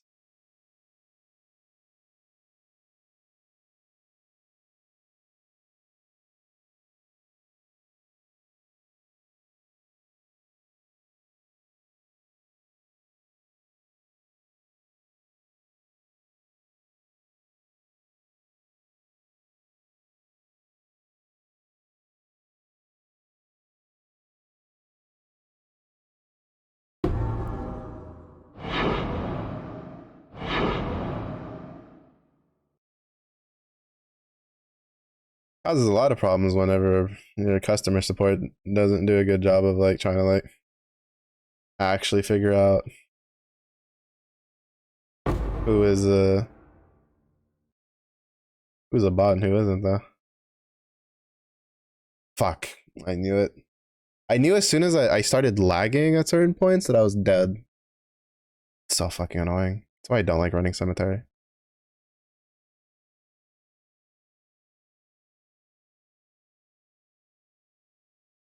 That's why I don't like running cemetery. Shatter. Wait, where's my earthquake?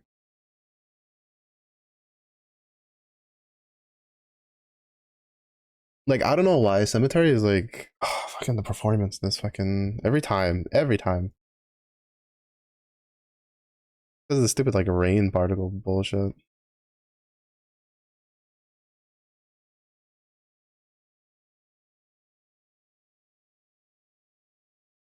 Like I started lagging because it wasn't showing me the slams from Camaria. I also just think that like Earthquake's probably the best one for my build at the moment. I can't even see the number because of my HP bar. That's fantastic.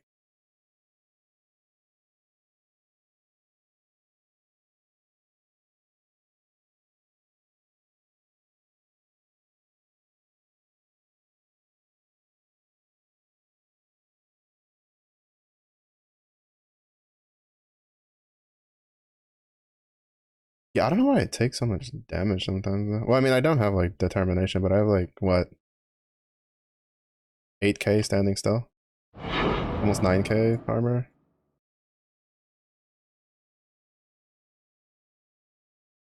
I should probably try like whetstoning my. Well, part of it is also just due to I think the I might have to give up on the fire convert,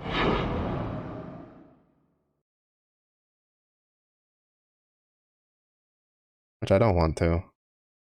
I just want to do a fire convert earthquake. Too much to ask.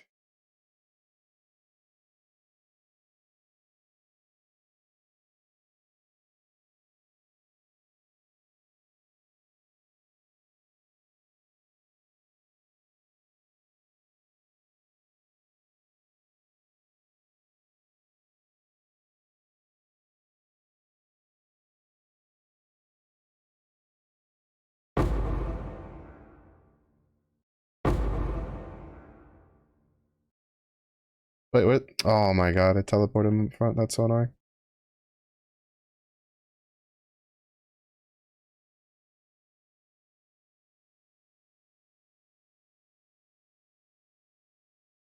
Can you just die already?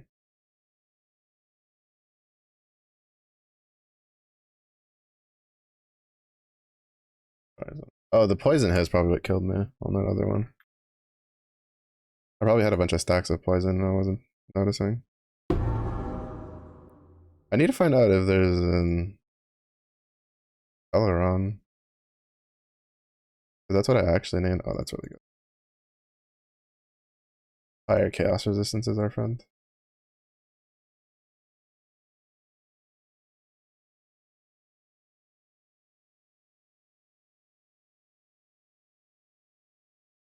I'd like to use tectonic, but tectonic slam like the regular one.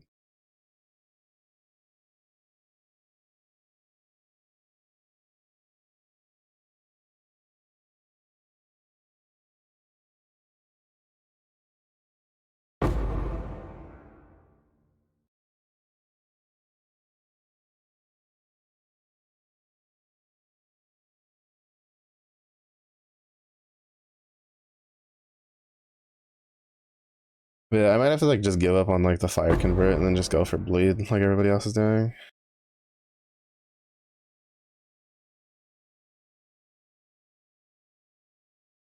I really don't want to.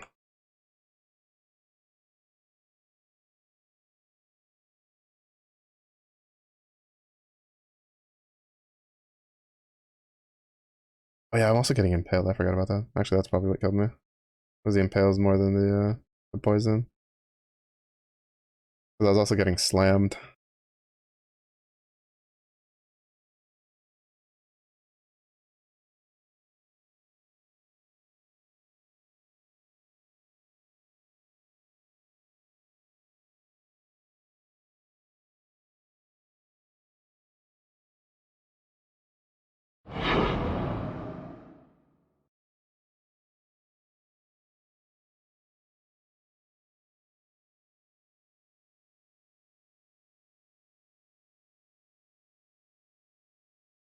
Yeah, I was wondering why like I died so much there.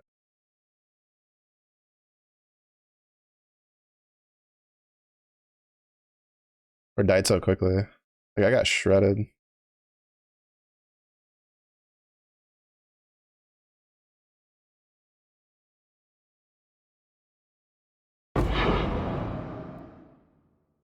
Which I definitely feel was because of but it's definitely because of the impales. The impales for sure.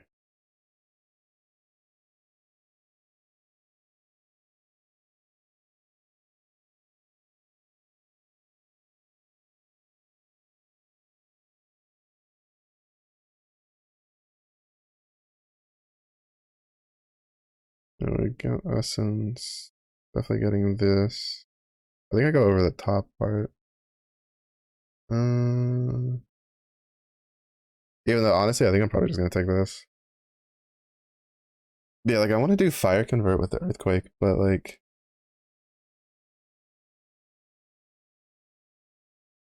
how do I get the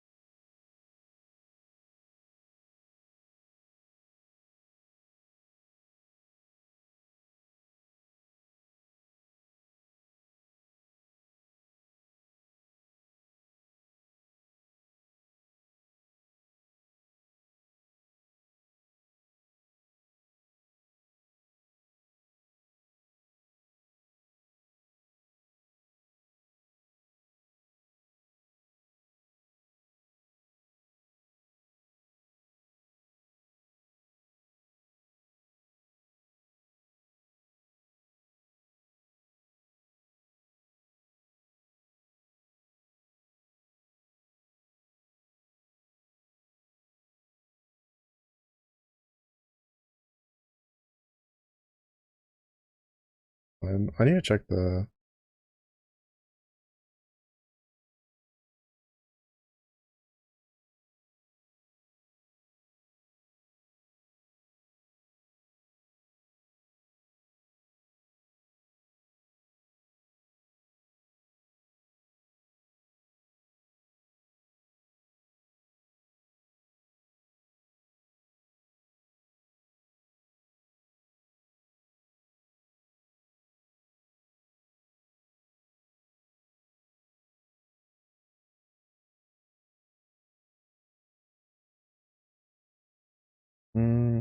because like the main issue with like trying to convert a skill that doesn't convert to fire damage at all is that like uh in the tree you can't get 100%. You can only get 90%. So like if I use like tectonic or consecrated path or volcanic fissure of snaking, I can then just take avatar of fire and then I have full convert. Technically I could even take uh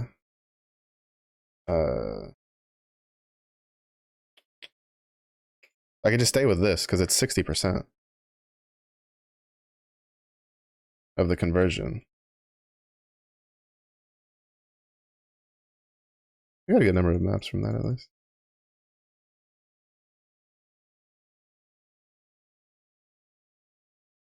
Yeah, 60% of physical damage converted to fire.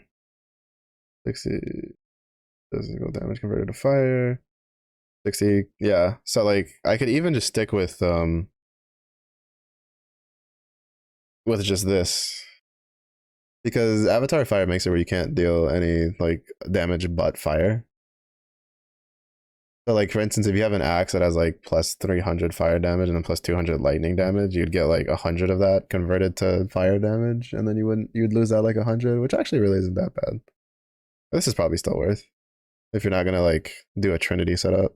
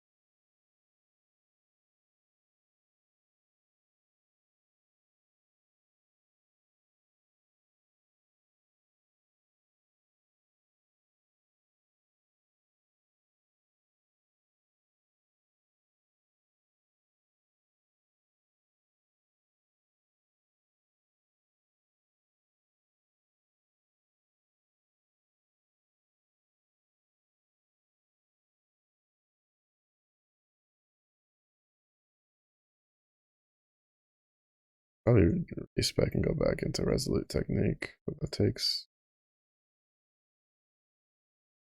more points than I'd like. 5, or we can take 1 point.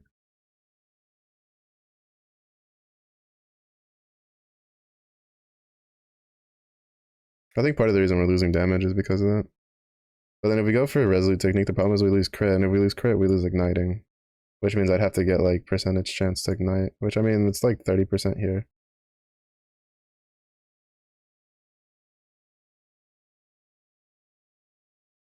Anywhere else that chance from? 2 points there.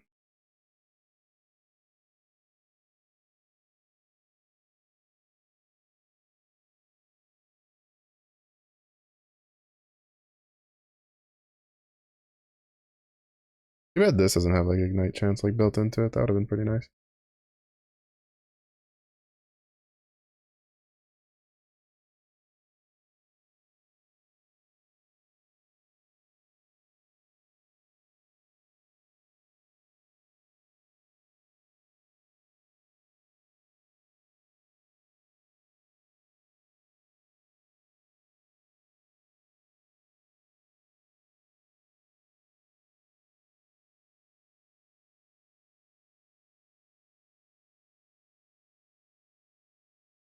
Wait, I forgot this was physical damage. No wonder. Like I'm losing like 40% healing off of that. But I think I could take like these 3 out and these 3 out. Gives me 6, 7. I could pull this out. It's just 8. That's 8 points. That's 6, 7, 8, and then I can just go down this way. Get this ignite chance here. Then it would probably be worth to grab these 2 points here. And then grab these. The problem is like, how do I finish converting over to fire damage? That's like the main problem. Because our last lab is to get this. Because that makes this like insane. Because this will be plus, this will end up being like plus 3% max resist to all. And I already have like, I think max resist somewhere else.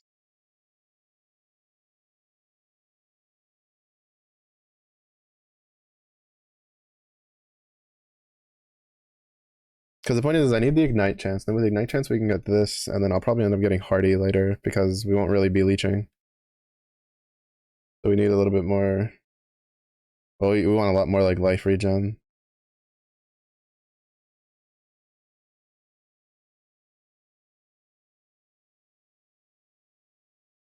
Oh yeah, this way's like better, right? Because it's like 1, 2, 3, 4, right? So then it's like 1, 2, 3, 4 anyway. But this way lines us up to get hardy later.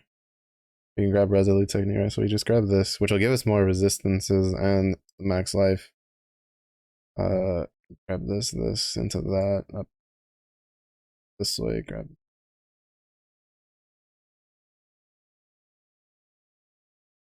Probably grab like the 2 Ignite nodes, just to have, what, 30% there. I think it's like, what, 15% here? So it's 45%. I think that's good enough.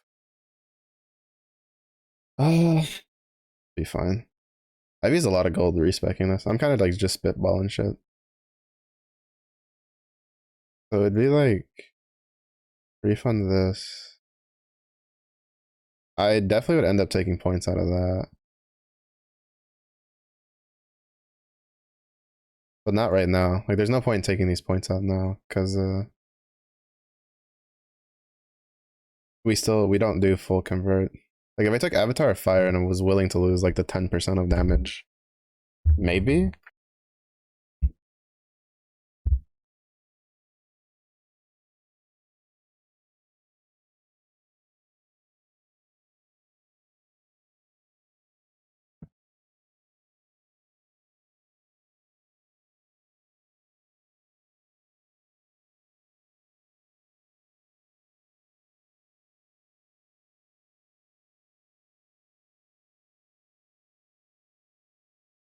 It's just I don't know where to get the last 10%.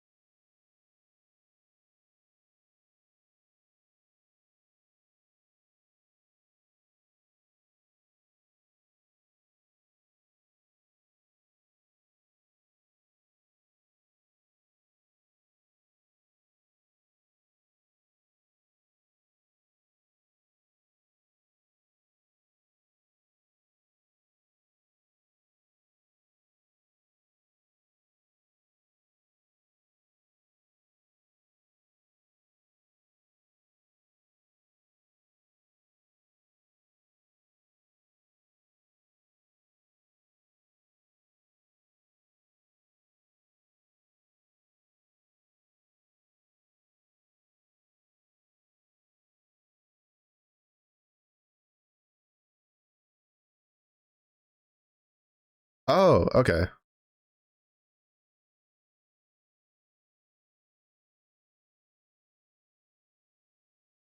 Wait, no. Oh, it that fled. No, it's chaos damage.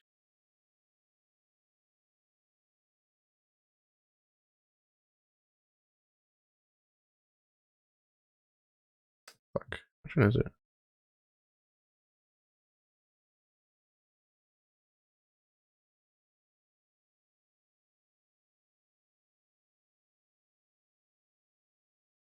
Because it that fled converts to chaos damage from fire.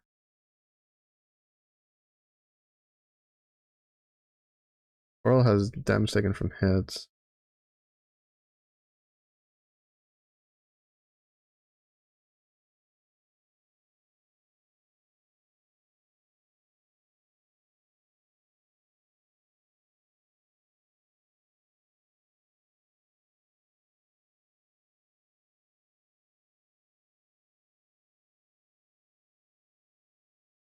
Damn, is there just not a way to get the last like 10%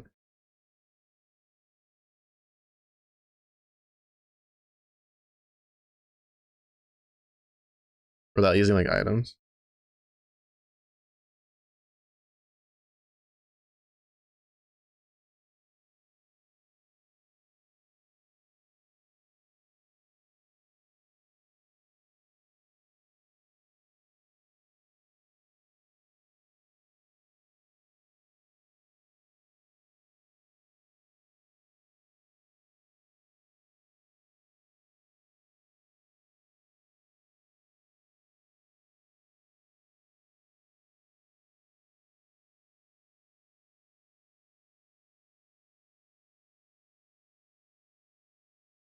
Yeah, this is gonna be kind of boring because I'm in the point of like trying to like figure out how to make this build work without.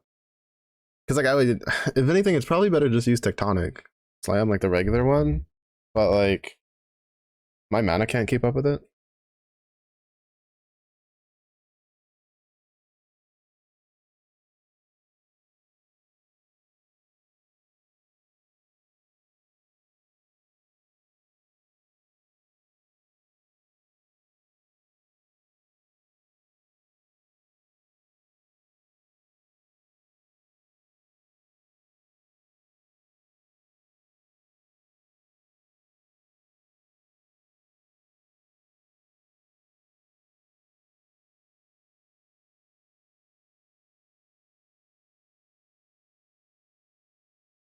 Okay, here we go. Yeah, this is what we need.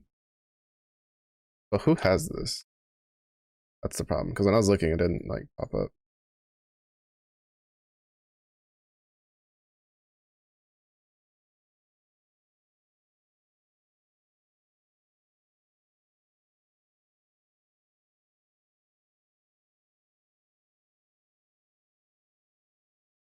Is it maybe just like a list of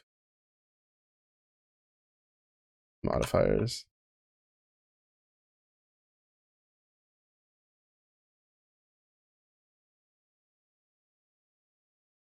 Oh, I think it's just any of them. Okay. So yeah. So we have to get this. If we can get this, we can finish our conversion. So I guess it's a good reason we'll be doing betrayal. So I didn't like this for the convert, at least. I don't feel like this is very good. At the moment. I think there's like some other stuff I need to do for it. For bleed, apparently this is fantastic, especially for mapping. But not so much for fire conversion. But I kind of think we have like a build going. I think part of me we should still probably just take these 2 points out and then go for Hardy. Because I don't feel like our damage is like super duper terrible right now. Like it's like usable. It's just that we don't have like our defenses are still a little low. We have a lot of like armor, but for this level, but that's also because I have a lot of the armor nodes. So technically it's not very much armor for how many I've grabbed. Because we have steel, inexorable, juggernaut. We don't have these nodes yet though. Which we do plan on getting. That'll be another 36%.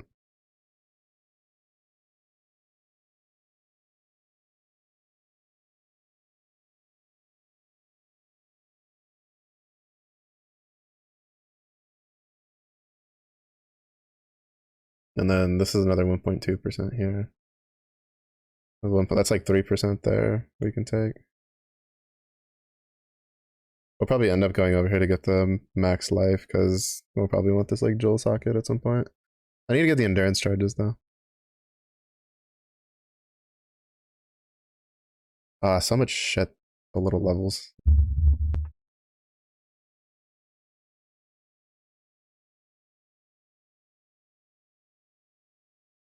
How many ores do we go to have? We only have 5.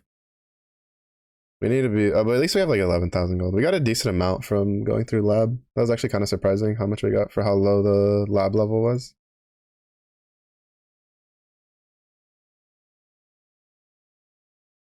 Also, this is the first time I got this so early. 14% chance, but like I can't put fire resistance on it. But a T3 like spell suppress, like this early is like the luckiest I've ever gotten.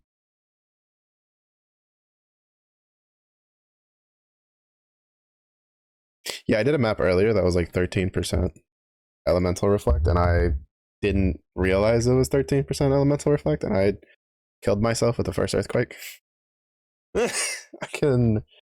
I was like, what the fuck? Went back into the and it was an easy map. I think it was a tier 2 map, which I had already cleared before. But it was I was like, what the hell? Like this piece of shit game. And then I read the map modifier and I saw the elemental reflect, and I was like, never mind. Never mind, I'm just too good. This feels a lot better than the ground sound of earth shaking one.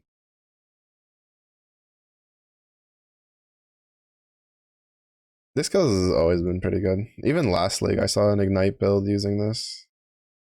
It's just I didn't know if it would work without like the investment because the guy had a lot of stuff like invested into it.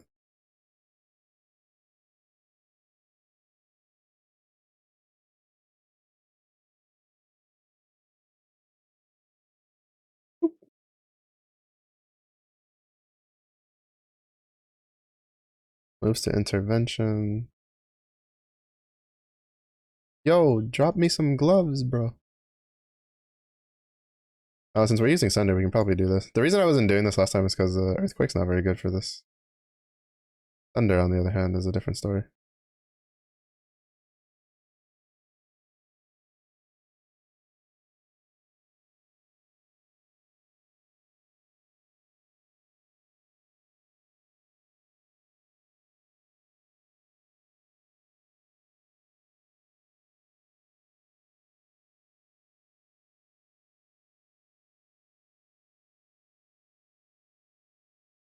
Alright, so we have Janice and Riker here. I guess I don't know who these people are.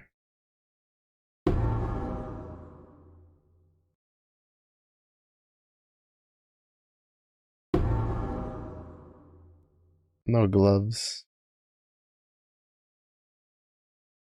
To be fair, Earth Shatter didn't feel too bad. It's just that I think I need to use General's Cry if I want to do that. And I need to get the cooldown stuff so that way General Cry is like popping the Earth Shatter spikes more often.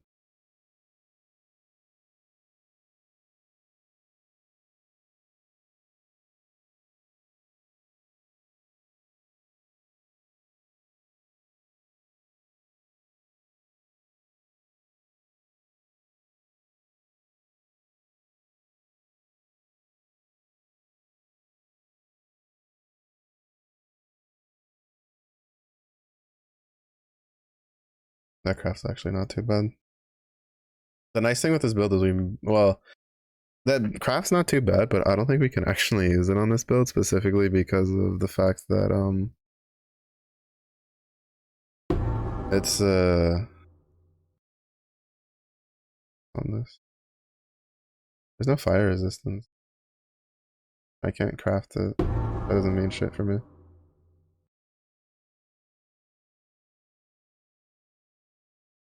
But like getting minimum to like endurance charges in particular, I think would be best. Like if there's a way to fix my mana problems with like tectonic and still leave like my ring slots open for oh Jesus Christ. He just froze the fuck out of me. That's been a problem. Oh shit, right. I forget you don't have to like that anymore. Freezing is I don't know, it's one of those leagues where there's a lot of mobs early that freeze you again. I hate leagues like that. I honestly think they need to move up the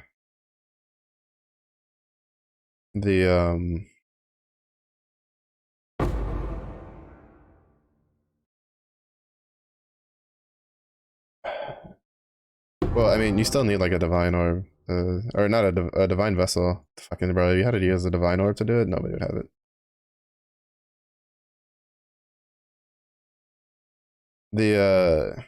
The map one where you can with a divine vessel where it makes you immune to freeze. I don't like how like deep into it you have to be. Like deep into maps. Mostly because in some leagues it's not a problem. Like last league actually like wasn't a big deal. The league before that I remember like holy shit, half the map would freeze you.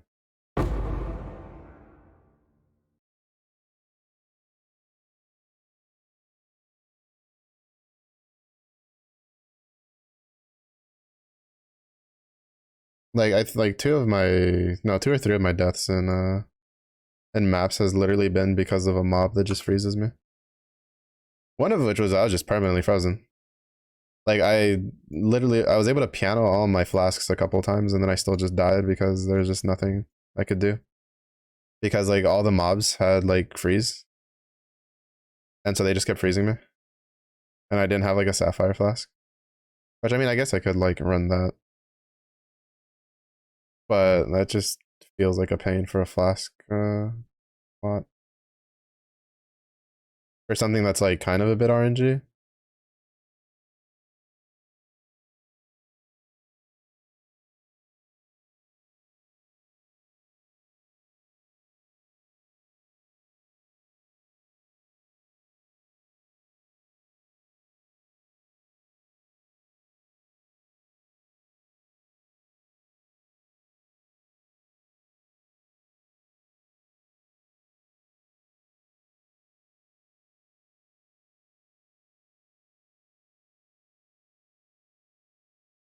I don't know. I just feel like it's kind of annoying that you can get like perma frozen with no like internal cooldown by a mob. Even though I find it funny how some people are just like, yeah, well, you can do that to a mob. It's like, yeah, we're a player. We have like less armor and health than they do. It's called, balancing the scales a little bit.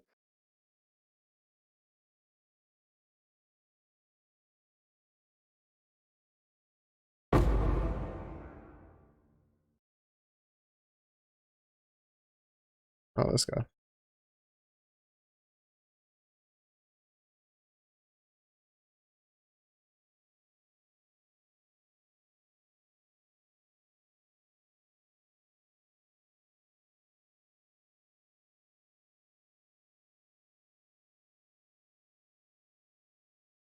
We still have one more, which I'm assuming is potentially a fortification. But yeah, we're gonna focus on. We're gonna do kind of a standard, just essence, gen, and expedition atlas for the start. Essence will be nice because probably on my second atlas I'll probably go for harvest because harvest is also just really nice to have.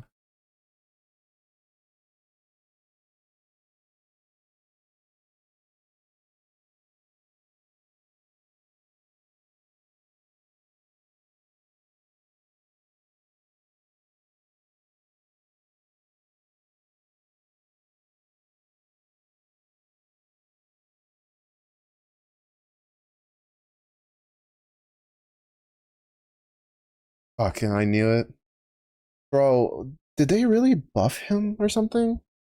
Like he's dealing so much damage. Chimeria? I don't remember Chimeria being such a pain in the ass to deal with.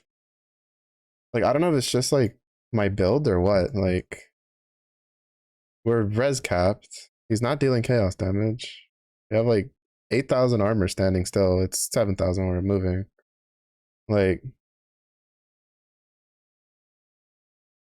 it's probably mostly the damage. I should have whetstone. Do I have any like blacksmith whetstone? Yeah, we have a couple.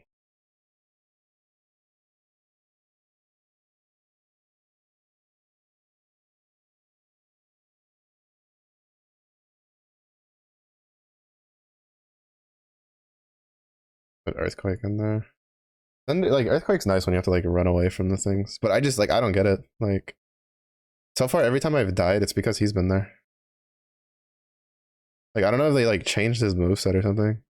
I don't remember him being such a problem.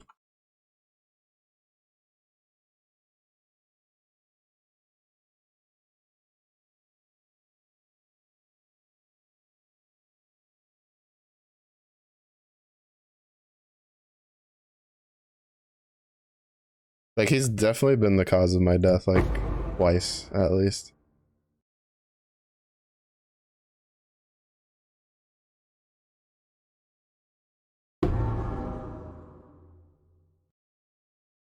I probably shouldn't have done that because he's like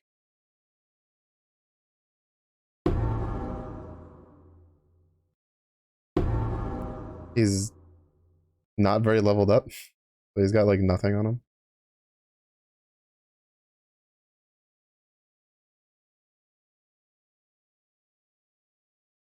Trigger level 1 blood rage when you kill an enemy.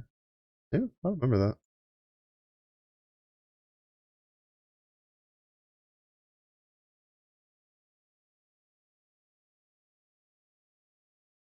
Void being. Oh wait, there's the boot craft. Shit. Is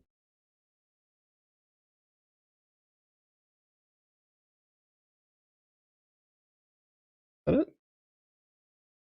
All right, because Scarab.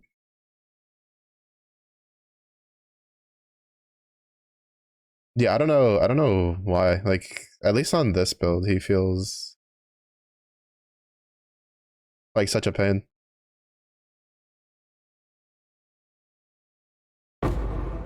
He's killed me like 3 times. One of which was on the assassination ones, which really sucked. But that was on the last one that I was getting impaled, so I think that was probably part of the problem. Part of the other problem is that it's my game's not loading his like ice things. So like, and they explode. I'm standing in the middle of like his ice spikes, and then they explode, and I just get shotgunned to death. Kind of a problem. Kind of a bit of a problem. You know, when the game's not like loading what it needs to be loading. I already have everything like lowered like super low.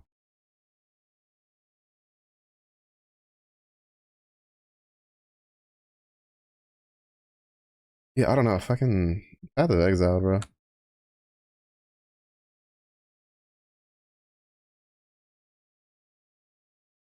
I think we can do fire and chaos damage.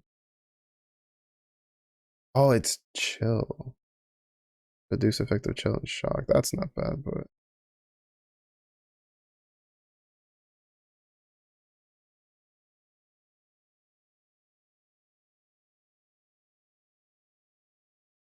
it's a chaos orb for something that I'm probably going to replace. These boots, like I need new boots.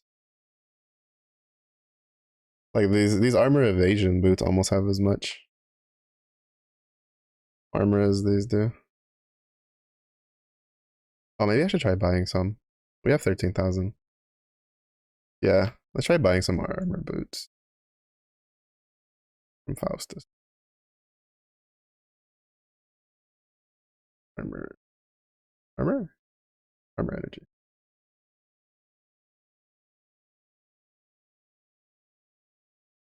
520. So that one's already like 10 times better than what I have. 523 armor, 44% fire resistance.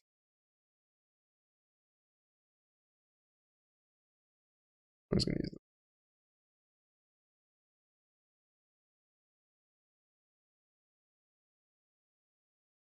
I don't actually know if Flesh and Stone's like doing much. I mean, it's 18% less damage from enemies in the aura. To be fair, our aura is not like super big, and then it doesn't do it. There's definitely been a lot of times I've died to stuff that's not in the aura, but I can't tell if like it's actually keeping me alive or things that are in it.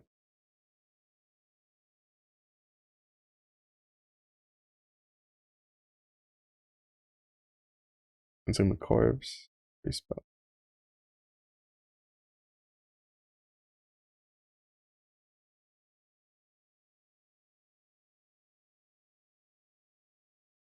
I don't know. Like I'm not using determination. I mean, I guess maybe I could.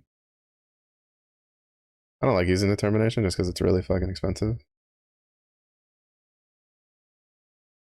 50%. Like, there's no way I can use it because this is like, yeah, like 25% one. Like, this is all the mana I have left, and I need mana left over. Oh, maybe I could use a banner. That's an option.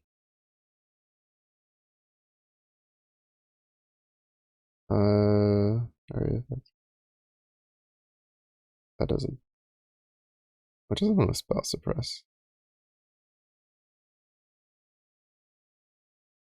Defiance one, right?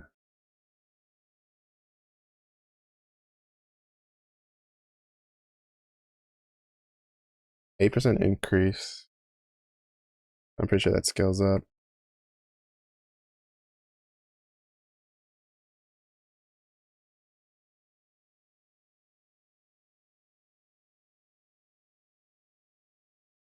I've heard the war banner is really good for like physical builds, but we're not a physical build.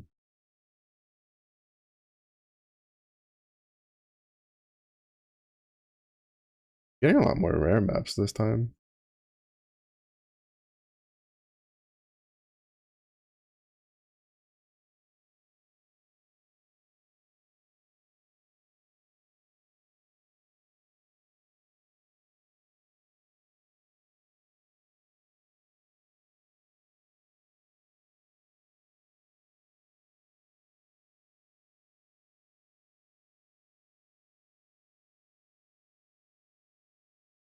It's just I don't think that like I'm probably gonna toss it in there, but I can't like invest in any of the passives.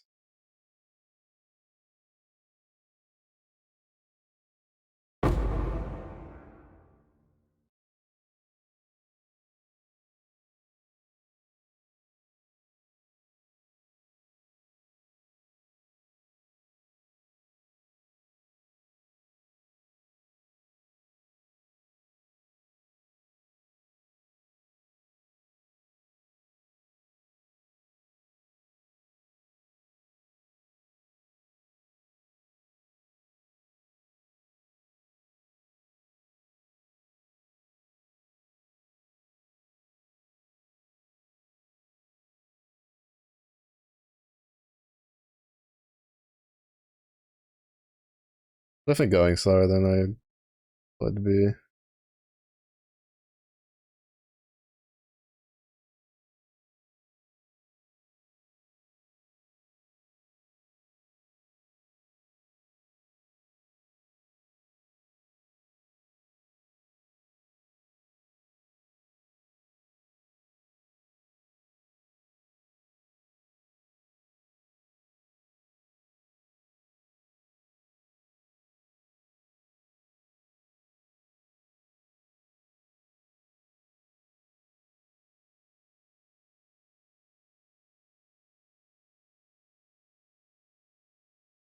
It's annoying because it's using some of the wildwood mobs, and one of them can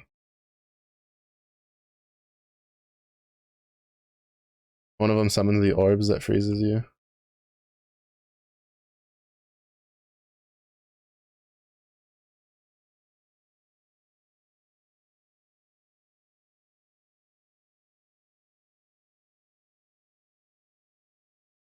Yeah, we're probably gonna stick in like the low tier maps for a while.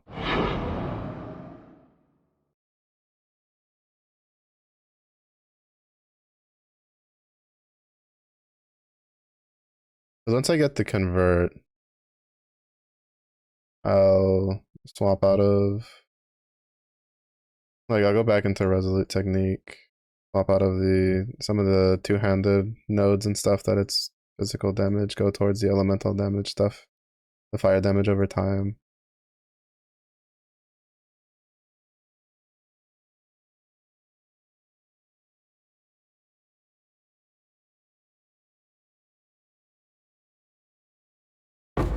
I still think the added fire damage one is probably better than the added melee physical damage one. But I think, to be honest, what it is, I need to be. Well, actually, I know what I should be doing.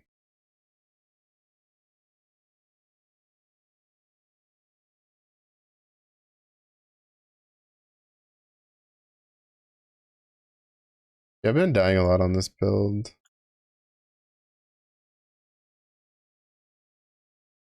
Well, I guess like not a whole lot. Like I can still like I've been dying like one every like 10 maps or so, or not 10 every like 6. I don't even know how many maps I've done.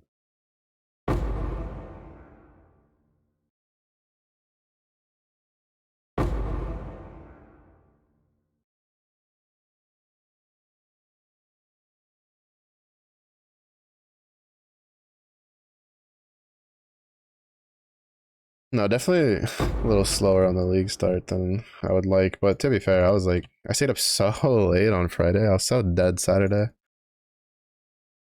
I tried not to play like too much, or at least like not like try to do anything crazy.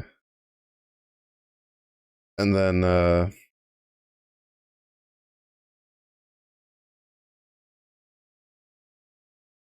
I did the Overwatch, which was fun.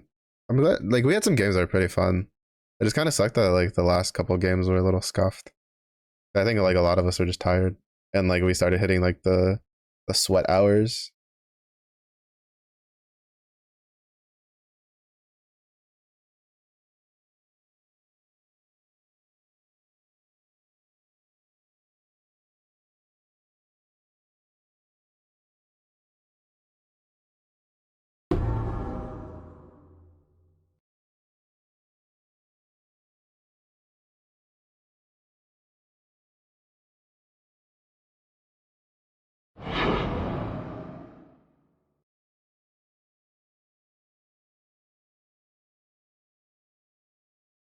Yeah, so what I'm thinking with this build, which might I feel like what might end up being the end game of like if I do the full like damage convert is I think the way it'll pan out is it'll probably end up being kind of like it's pretty similar to the bleed setup, where I think I'm just gonna move towards Hardy just to get those points. Uh, it's gonna be kind of similar to the bleed setup where because with stacking ignites, right? I still think Earth Shatter is probably gonna end up being like pretty good.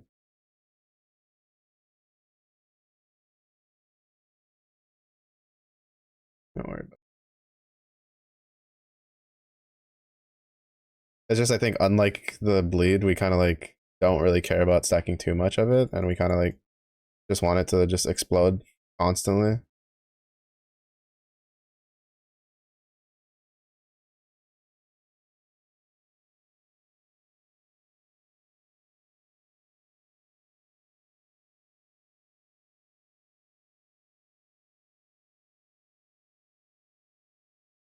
Yeah, to be fair, I'm not angry. Like I don't mind the ban. I think long term it'll make it easier to balance things. It's always kind of hard to like balance things with auras, like with something that's like constantly available.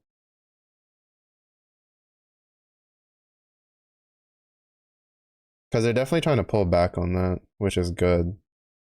Take away some of the, because like a lot of the ability, like a lot of the stuff, it's like auras will probably always be a thing, but I think it's more interesting when it's tied to something like auto exertion or like automation, like stuff like that. Stuff that's like using like other skills. So then you can kind of like build out stuff using other skill gems instead of take determination, take anger, take this, take that, right? As like kind of easy every build runs it kind of things. Now you kind of have to like tailor things a little bit to it. I'm trying to see. I'm guessing is there really no gym mission? Usually you don't need too much investment into the betrayal stuff to get them in almost every single map. I swear like betrayal innately has like high spawn chance. Bro, I saw that portal and I was already start swinging. Welcome though. Oh, that's what I should have done. I should have like cleared over to the petrified thing and then like cleared the orichalcum, gotten the orichalcum buff, and then from there go for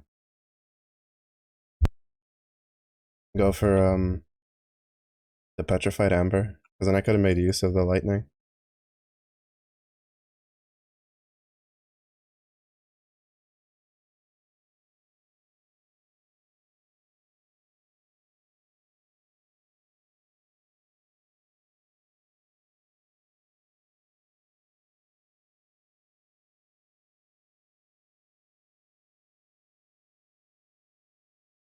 Cosmic. Go on. How's your weekend? Hopefully it's been pretty chill.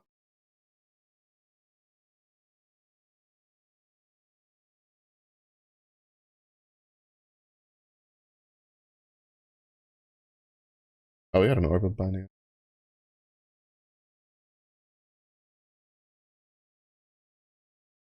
Oh, actually I need a life.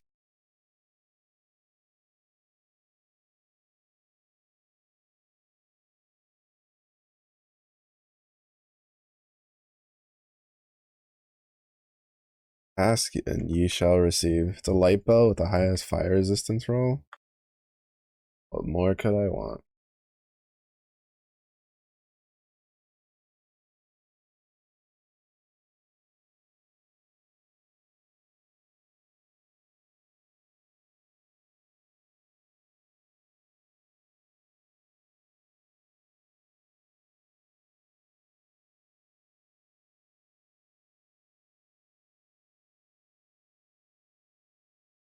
200%. Oh, that's so good. The goal is to get enough fire resistance where we literally just don't need any other resistance but chaos.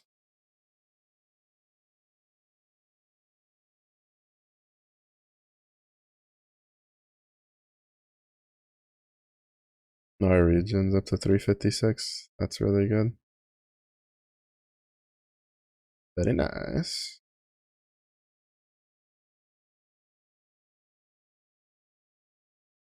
I should try to. I need to keep an eye out for a one-hander and a shield that have a bunch of red sockets, so I can just offhand those. All right, that's why I didn't need to do that. 'Cause I have maps in here.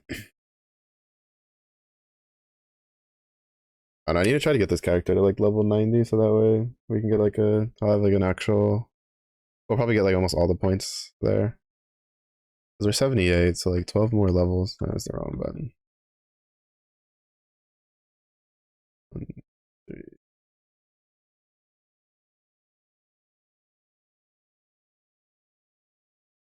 But we can pull out points from here. Well, we still, it's mostly just for when we get the full convert. I'm just going to pull these points out and these points out and redistribute them. Oh, wait. I was going to do a swap.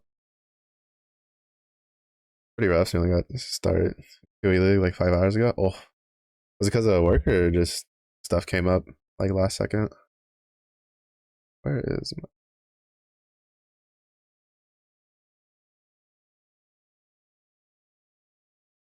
I think this will be better.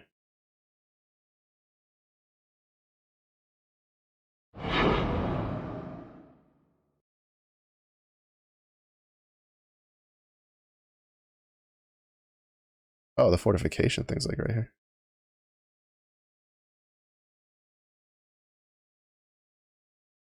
We kill them outside of the wall.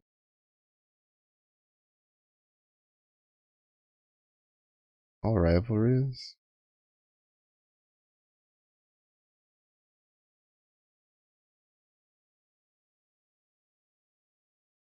Yeah.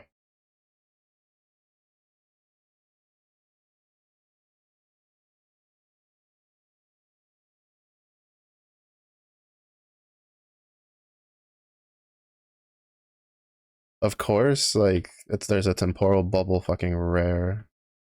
I'm getting like assassinated. Brother. I don't want him in search though.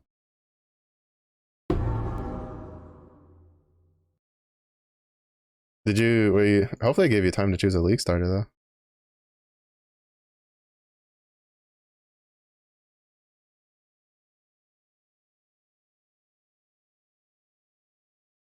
That is two. We can find like a shield or something. Or another like sword that has a couple of red sockets. We can swap out our axe for that.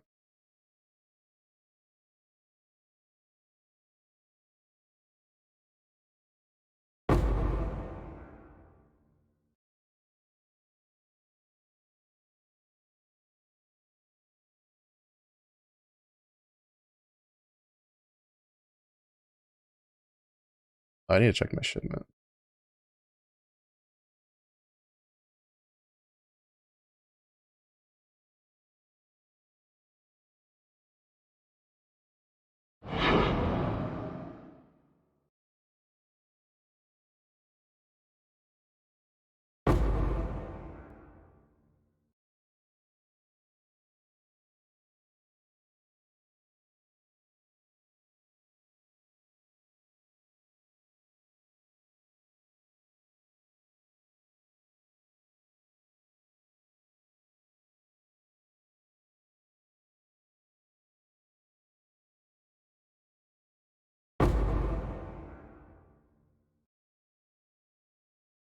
Yeah, I definitely think the added fire damage attack skills just because I don't have the full damage conversion.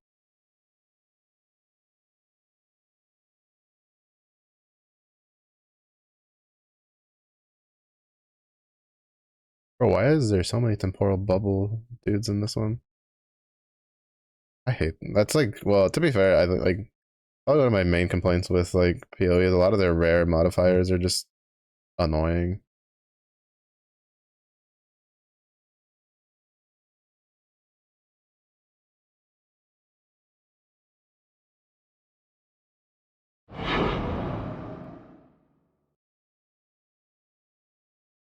So cameras, you got very busy, you couldn't go online. Oh, well, hopefully that you were able to get it all done. Right, stop doing your little invincibility aura, brother. What am I doing? I am trying to kind of like scuff together my own like fire conversion slam build that's not tectonic slam. I kind of want to use earthquake or or Sunder, which we have both of them. We have the Sunder of Earthbreaking or Earthquake. But I've always wanted to do a fire conversion stuck.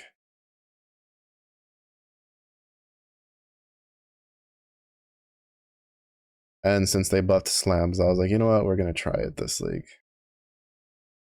It's been a bit of a learning experience because, well, one, it's been a long time since I've done slams, and two, I've never tried to do a full fire convert like from zero.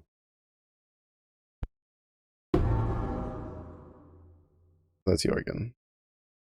So if none of these are Elrond, I'm gonna start trying to kick people out. And so far, it's like mixed results.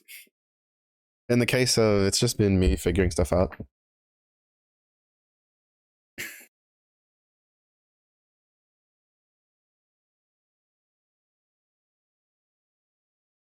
But I mean, like, it's been fun. It's been fun to play a slam build. So I'm going like, I went chieftain, and then I'm just trying to like get conversion. Right now, I'm hoping for betrayal to get, well, aside from the usual unveils, I'm trying to, hoping we can get the glove unveils for conversion from physical to fire damage.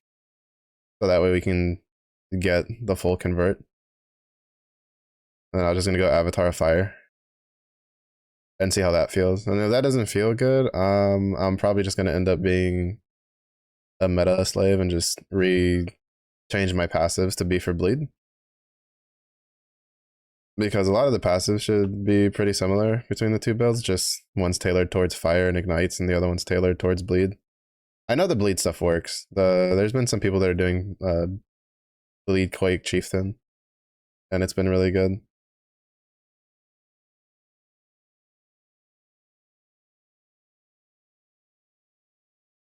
And if worst comes to worst, I'll just like respec like Juggernaut or something. But to be honest, I'd like to make this at least like get me through yellow maps at the very least, which should be possible if I can just get enough gear and stick with it. And then I'll probably swap over to like a Warden build. Because Warden's another one that I wanted to do.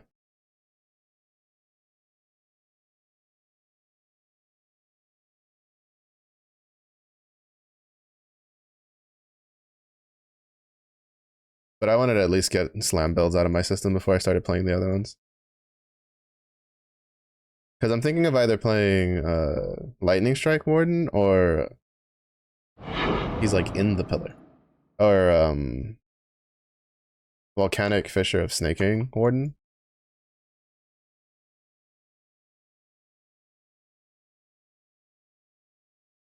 Mostly because Volcanic Fisher is pretty cool. Build works. Yoink POB. Man, if this build could get to that point, I'd be pretty happy. Like to the point where it's like good enough where other people would like to be interested in playing it. Because there's nothing like super crazy about it right now, like super special. I'm just like looking at it and just taking nodes. Did the ice thing. I couldn't see the little ice orbs because the ambush dude has the smoke. But yeah, be careful with this tree, especially early, because it summons the wildwood mobs that summon the little orbs that like freeze you and deal a shit ton of damage. So, and those things are still as hard to see as they were in the wildwood because they're really small and get covered up. But to be fair, the league mechanic's pretty good though. I like it.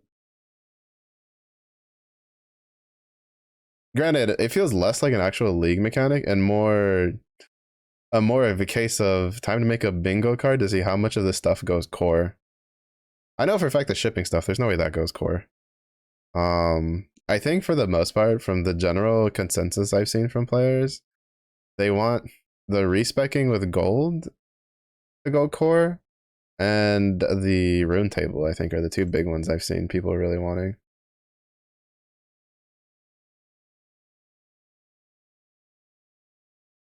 since it gives you extra like power, since you can enchant extra stuff onto your weapons. But we'll have to see how it like pans out by the end of it all.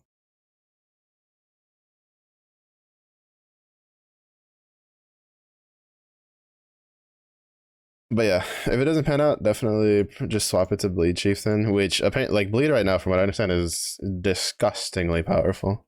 And we have everything we need for both builds anyway, because I have Ground Slam of Earth Shaking and I have Earthquake.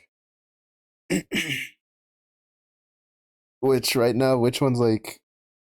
I think the general consensus is Ground Slam of Earth Shaking is kind of like the better one for overall because it's a nicer mapper, and but Earthquake could potentially be better for bossing because it has 2 hits. So it gives you a bigger chance to like aggravate the bleed, which is a shit ton of damage.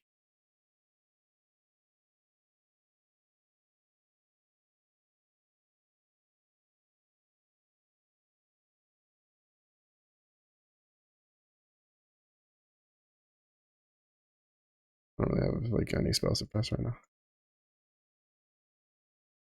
But yeah, but the big thing is I need to get spell suppress gear online. I have a 14% spell suppress chest piece at the moment, but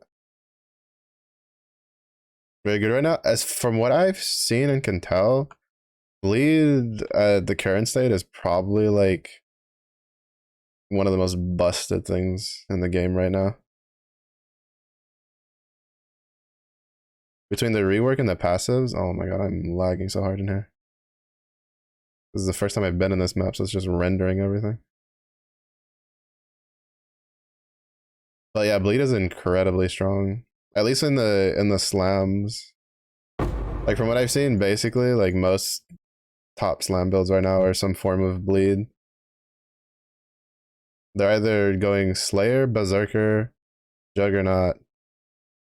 I think there's a couple that were trying a Gladiator slam build because Gladiator has an ascendancy that guarantees aggravate, which means all your bleeds, or like whenever you aggravate a bleed, it will treat it as if the target's moving. And there's an ascendancy for Gladiator that makes it so all your bleeds are aggravated.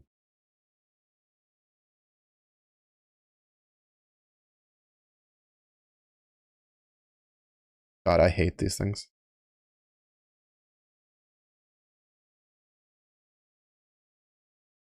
He's killing me with the vines.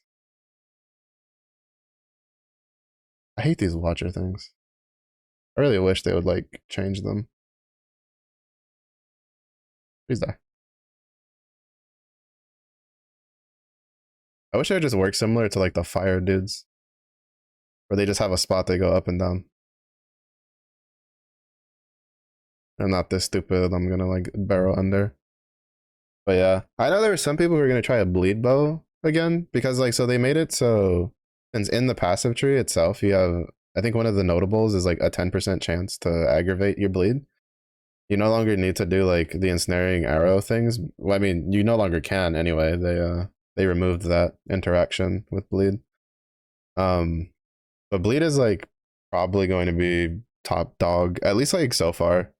It might end up like if they don't do anything with it, it might end up being that like most of the top league starters are bleed builds. And like it's to the point where there's a passive. Is it? I think it's like over here. This one, cornered prey. Critical strike multiplier against bleeding enemies and increased crit chance against bleeding enemies. Apparently, this is incredibly busted. And even skills that don't care about like actual bleeds for damage are taking it. Like all the lightning strike builds I've seen are taking it. So they're foregoing a full like full elemental conversion for keeping some like just a little bit of physical damage, so that way you can apply bleed and get that big ass big ass crit buff.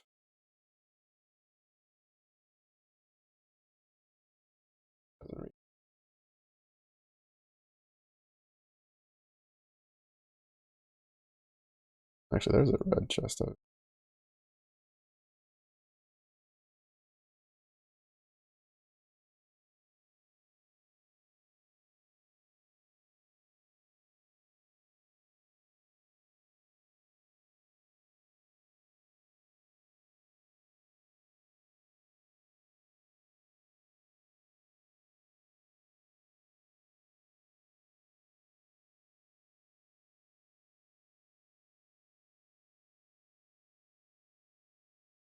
Oh shit, I'm gonna die because of the lag. Why is this map so laggy?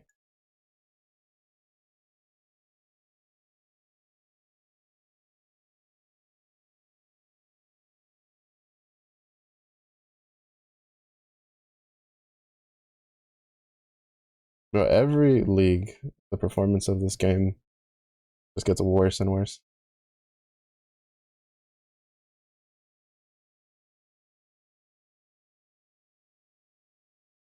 I think it's part of the reason I'm not like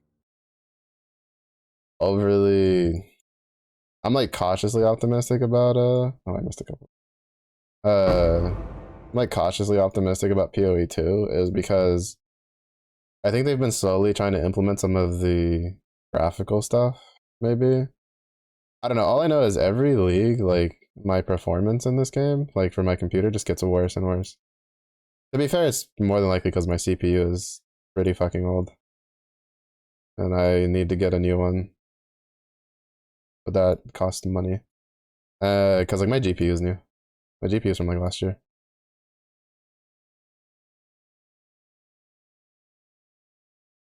so I doubt it's a GPU problem.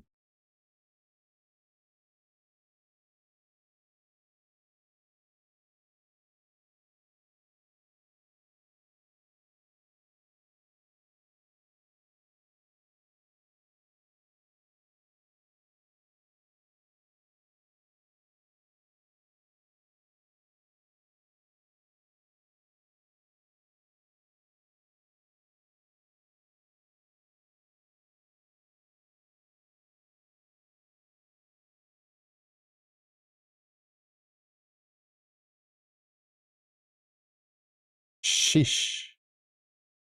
Beyond the mobs. Scurry. Yeah, the Crimson Ore one can be a little dicey because most of the or not beyond. Oh no, no, it's delirium mobs. I think is what these ones are, right? Yeah, yeah. I think these ones are delirium mobs, and they are icy. Or are they? I don't fucking know. I know beyond mobs are for orichalcum ones, which those haven't been too bad. There's been a couple pretty close calls, but the orichalcum one has killed me a couple times.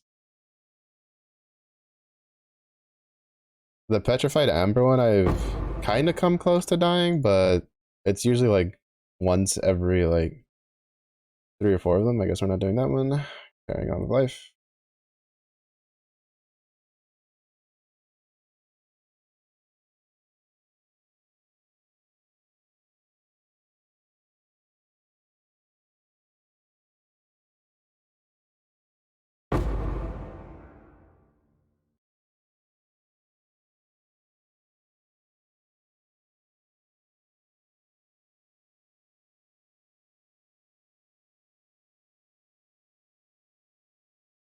What the fuck is that?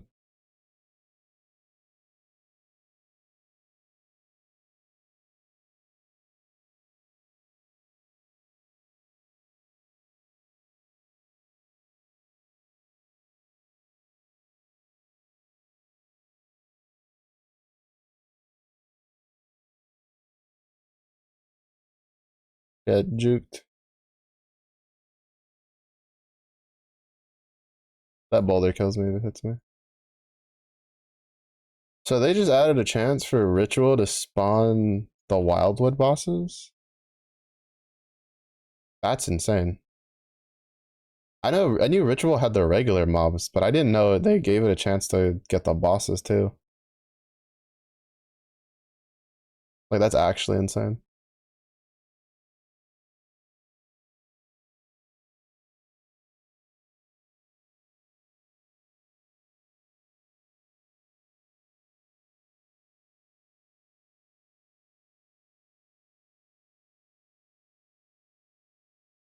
I guess they really are out here trying to make like ritual like kind of worth doing more.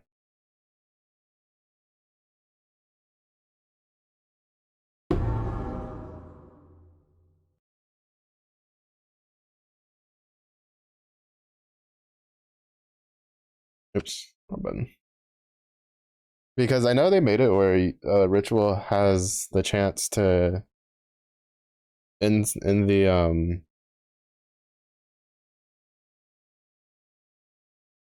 in the like in the rewards you can get the King of the Mist or whatever his name is, and he has a chance to give you like basically it's the Parandus Pact.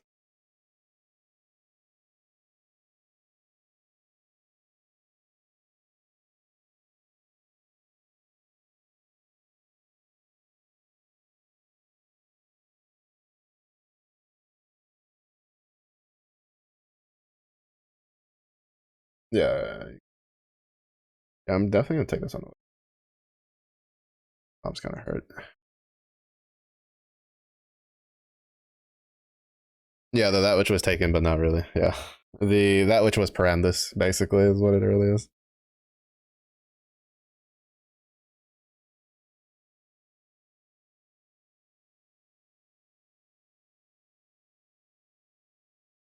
I feel like I should be able to do this.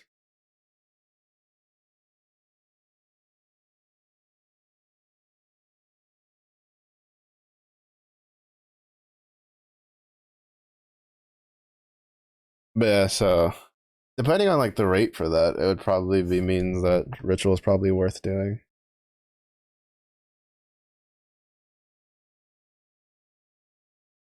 to some degree, especially if it's going to be able to randomly put uniques in there. I love that about Sunder. Sunder literally can just cross gaps for no reason.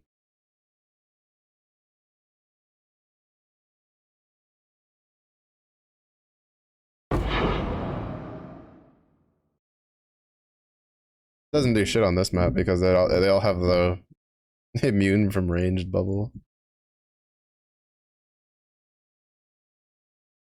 All right, Mello, come on. You have like 1,000 hours in this game.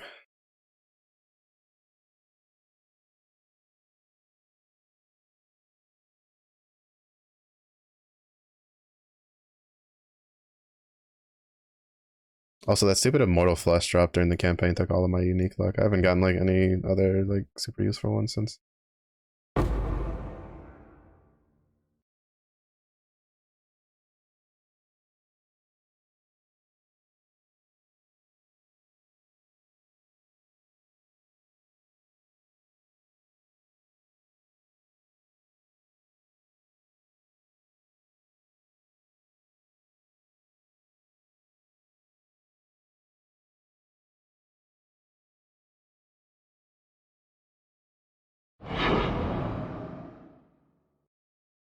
No problem. She was like one of the toughest. Yeah, it's pretty stupid, but I kind of understand the reasoning behind it. They're just like, no, you can't. What about the melees? We can't let the ranged bow builds go crazy in here. It's like nobody cares. It's a tier two app. Yuna, hello. How was the Overwatch? Welcome, welcome. Ah, if it isn't the mighty king of potatoes erasing us, welcome in. Made no progress, but that's okay. Oh, were you just were you doing like mostly DPS or trying the other roles too?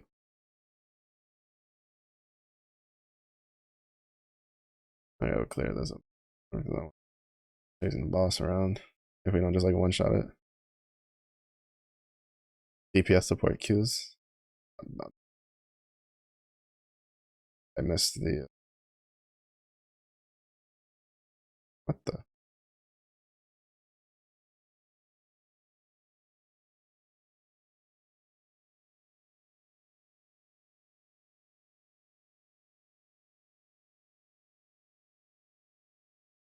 I missed like the infernal cry a couple times.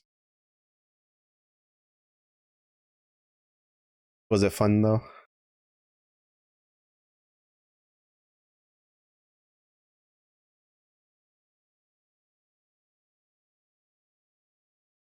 Why are you running?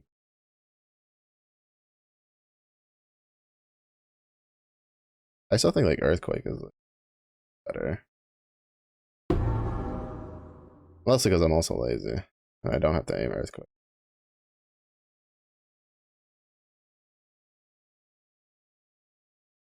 Decent. Had some Cassidy games that went well. All. Ah, you cannot hide the true Eunice true calling of being Yeehaw. Cowboy hat redeem one. It'd be nice to get on a jewel. Gracias, bravo. I think this is the first time I've ever gotten the Gorgon's gaze.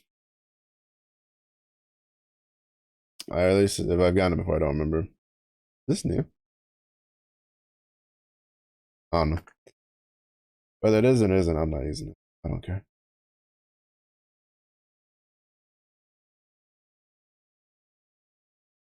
Increase damage over time. Oh, I think there was a build once I saw.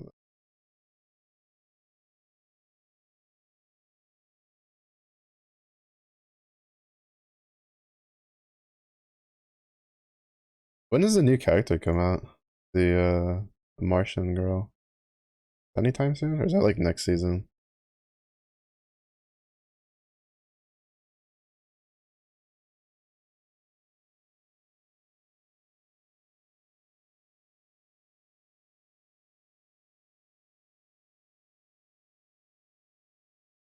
Increase crit strike.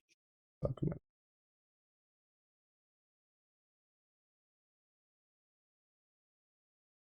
don't have that much of a death wish. Honestly, that whole last map I could have just ran with Earthquake and it would have been fine. Earthquake feels better than it used to. I just need to get those.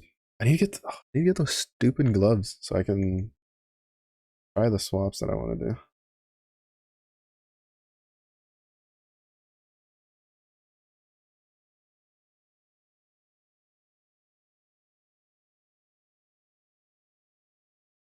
There's so many things I need.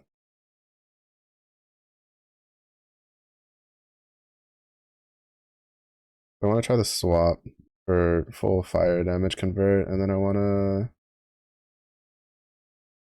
do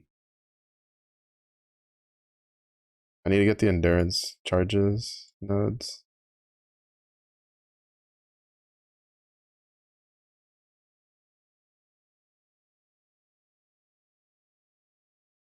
I'm gonna go towards Hardy. Danig is probably worth like actually doing now, just period, just because of the fact that the auction house. So I'm thinking you can sell the currency. So you can sell his currency for people that actually want to use the system. Which might be quite a decent amount because of the recombobulator. Bro, that's my brain's gonna be so sharp trying to figure out like the right terms.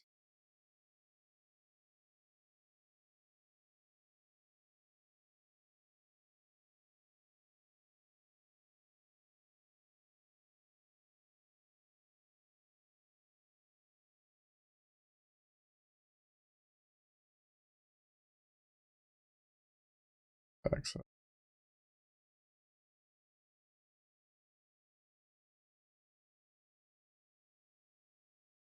Yeah, I'd rather not give him a block.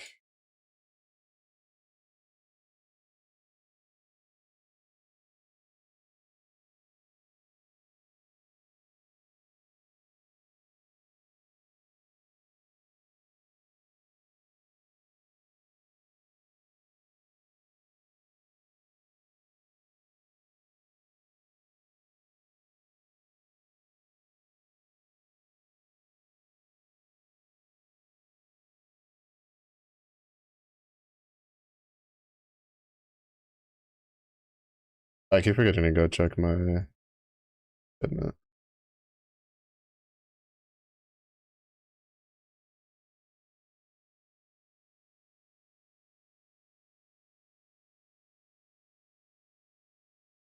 Yeah, I'm pretty sure I'm like my accuracy is so shit and I'm missing a lot. I mean, to be fair, I don't have like any accuracy on any of my gear. I do kind of miss having the little like banner on my back though. No sad. Don't worry, they'll add an MTX that for $50 you can now have a banner on your back. Easy clap.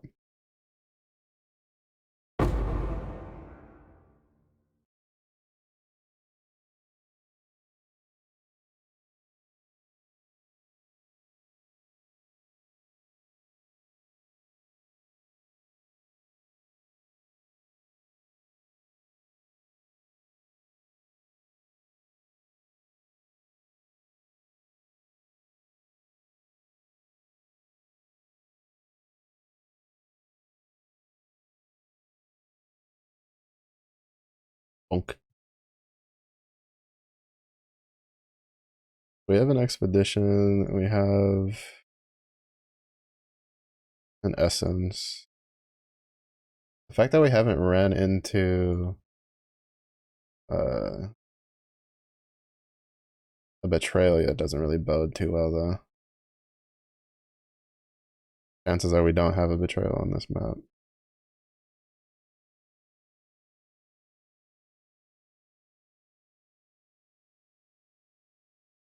And I mainly just want to farm the low-level betrayals for unveils.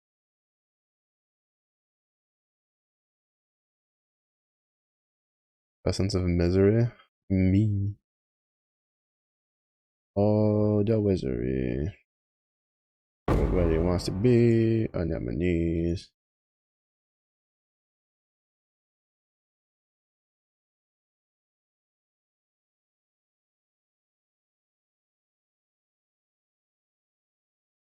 Bonk, bonk, bonk, bonk. If I was using a hammer, this build would just basically be if Reinhardt could use his Earth Shatter instead of his basics.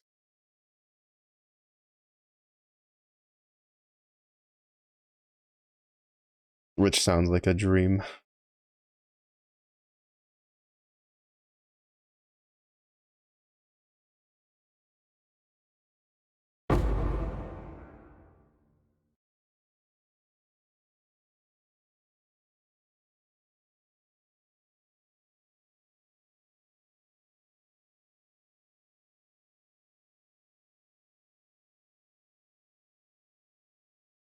It just kind of sucks that like the more I see like the meta for it, I just don't think Reinhardt's very good right now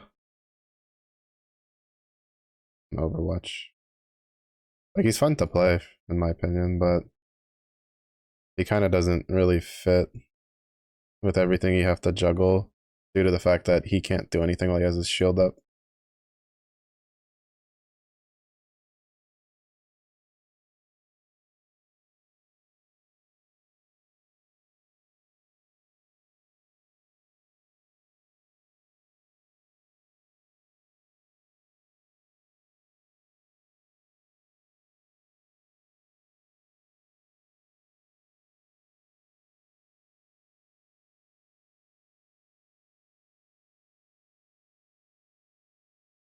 Where was my Earth Shatter going? It definitely wasn't going in the direction that I had like my mouse hovered. That's for sure. Oh, wait, no. I opened that too early. Because I need to go back to get the bismuth. I forgot.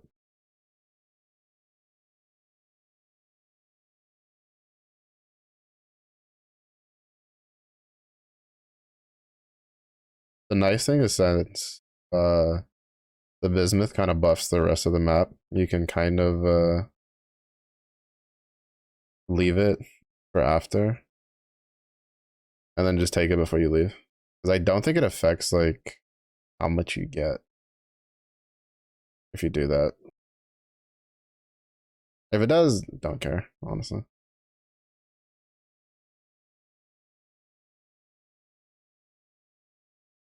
because it like buffs the rest of the map. It puts the tornadoes all over the map, and then if I'm mistaken, it gives all the rares and unique monsters like extra elemental modifiers. And I'm kind of like, no, I'm good. I'm chilling.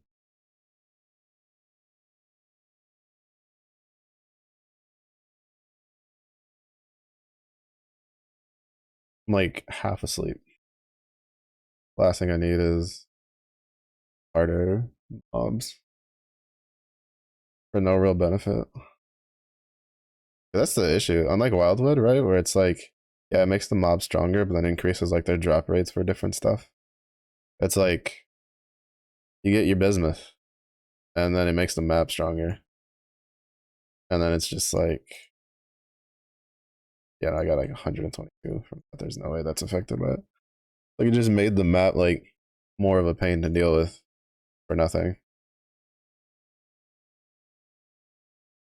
I'm going to have to decline on Crit strike chance. Bro, if it wasn't for the minion accuracy rating, that'd be kind of nutty for a. I mean, it's probably still worth taking. That'd be really good for a Inquisitor build, or really anything with like fire that wants to crit.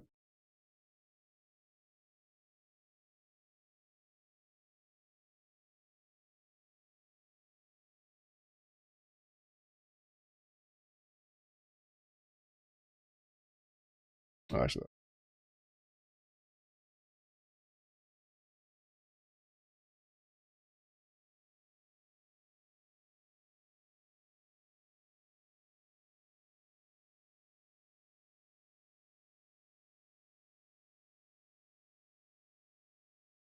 oh. Is it 5 to 1? I don't remember how many you need for what the vendor recipe was for getting.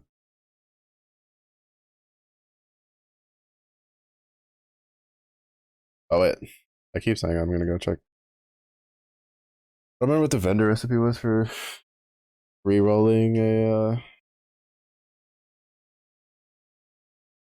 the jewels. So I will take a little bit of a break here after checking this stuff.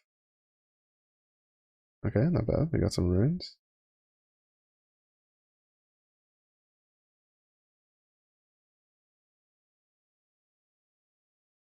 On two. Need another 215 here. Another 200.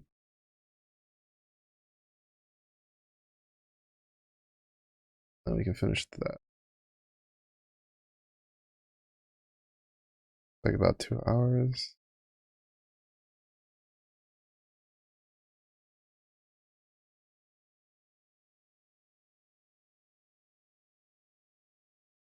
How much gold do we have? Let's make sure we have enough in the treasury first.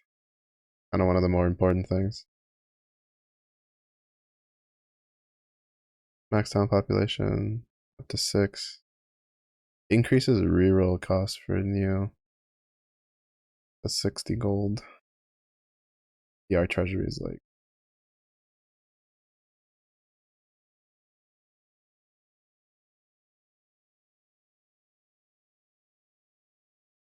Very good. We're good for 1 day, 14.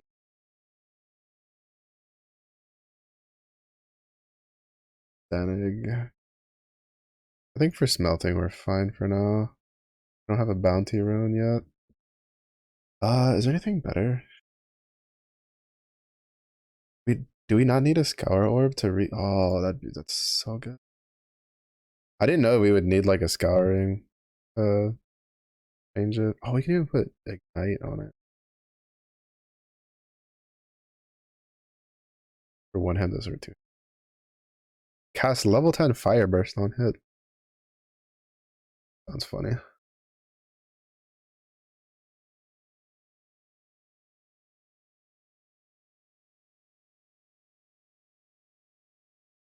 If we could get this but for fire, that'd be good. Or like from physical to fire.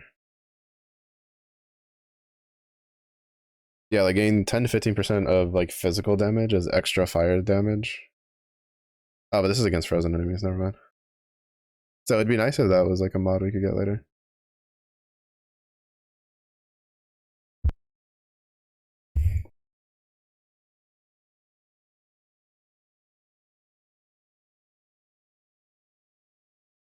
Oh, wait. So what can we recombinate right now? Recombinate. Creating two.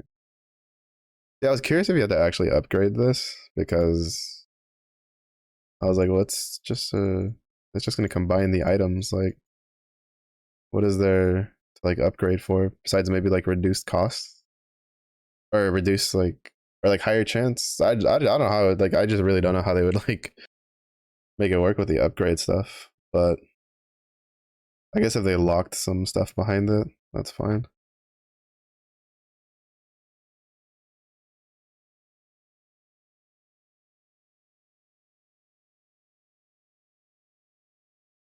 That does not look like a shield, good sir. What are you disenchanting? Those will be a chess piece. All right, I'm gonna take a bit of a break, probably like 10, 15 minutes tops. I just need to go grab something to eat and feed my dog, and then I'll be back. So if you haven't already, get some water, get some stretchies, get some foods. I will see y'all in a little bit.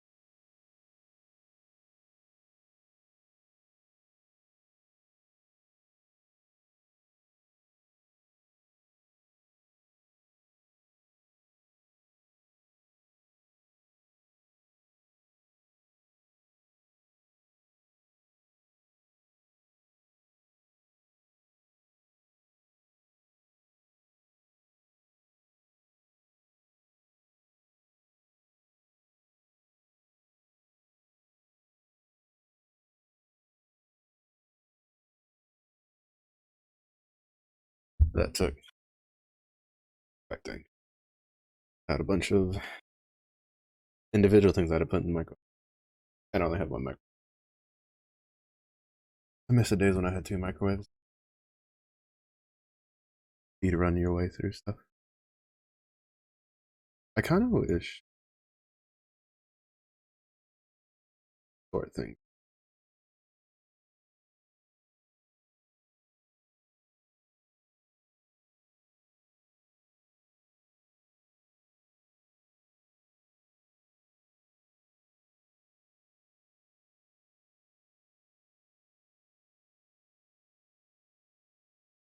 Oils go.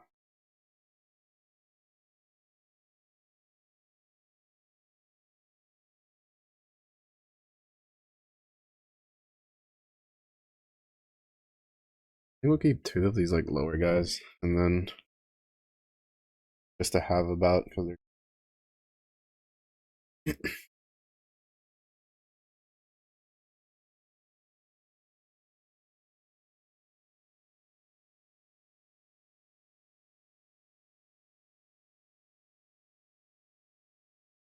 I don't really feel the need for.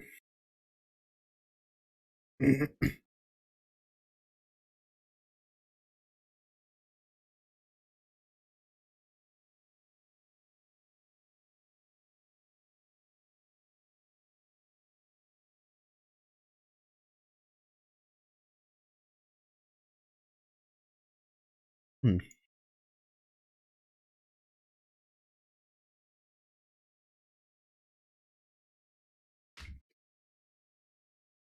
I'm Oh, it's so cool.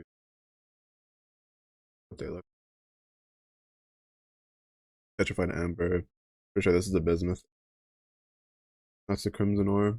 That's the orichalcum.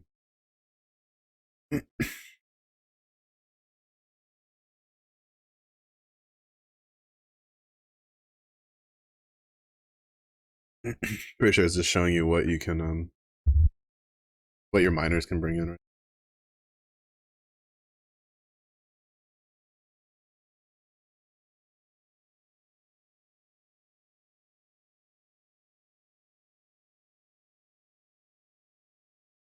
Right? I think yeah, this is probably the first thing I'll upgrade just to get another ship.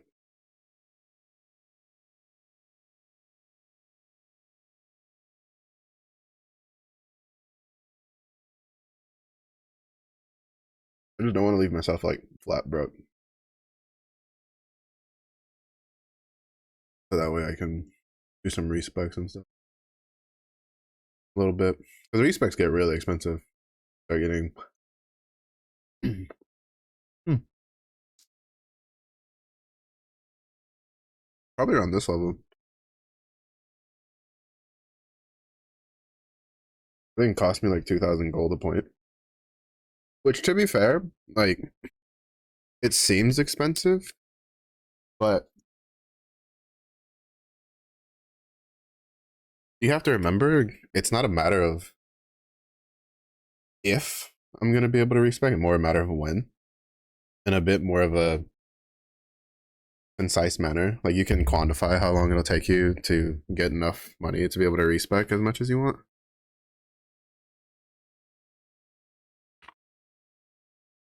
Which you couldn't do before. Because before it was completely dependent on whether whether you could get orbs of regret or not. Right? So bit of a bit of a big difference, which I think is good.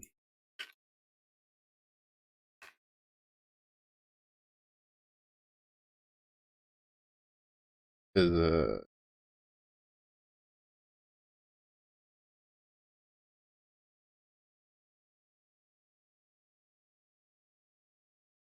because like one of the biggest issues I had with the with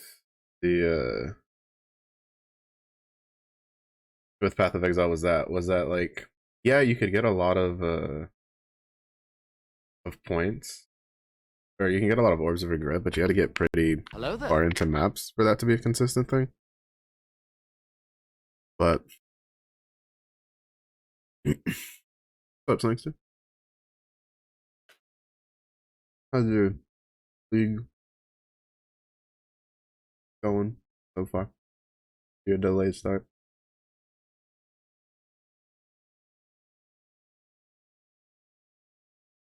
But like I think it's a lot healthier for especially for like newer players, especially for like people who like to just try things out. It's a bit daunting when you have to go off of like regret orbs.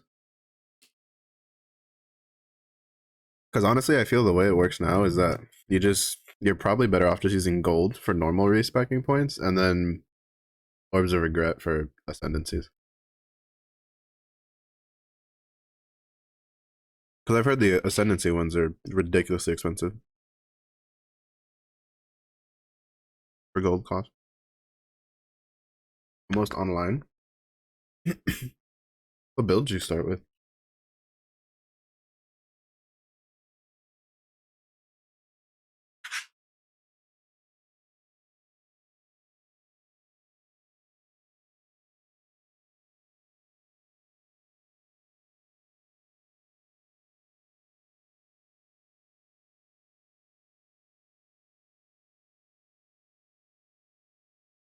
I was like, maybe the meat, like maybe I can hold it with a spoon.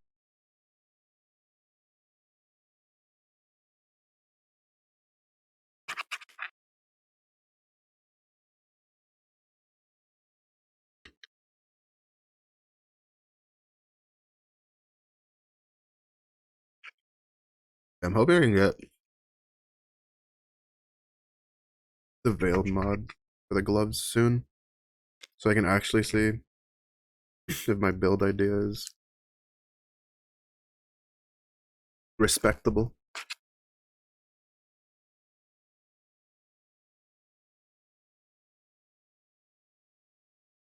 But that just means we got to do betrayal at the wazoo, so we get it. At least we already have Graffish. I'm really hoping Eleron is one of the stronghold people, and then I'll try to like move him out if possible.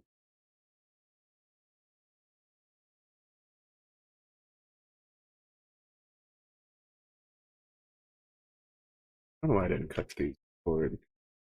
Getting it.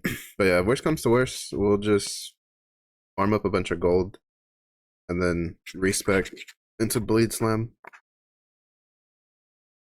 and then go from there.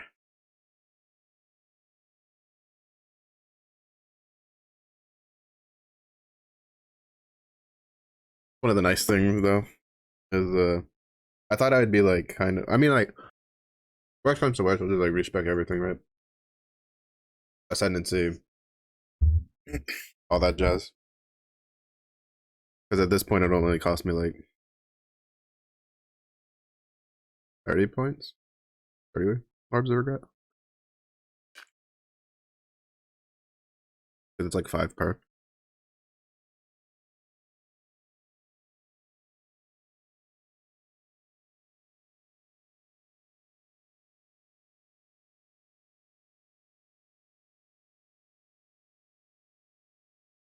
Yeah, once we get the points for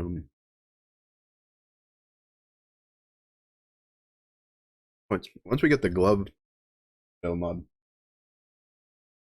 we have this a respec out of like this resolute technique, the elemental things, get some ignite chance on the tree. And then we'll see how that feels.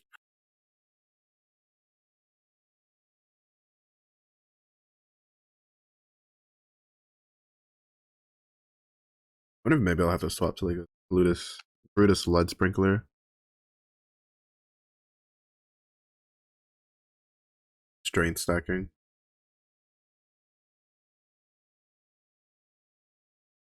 Or at least a scuffed way of doing it.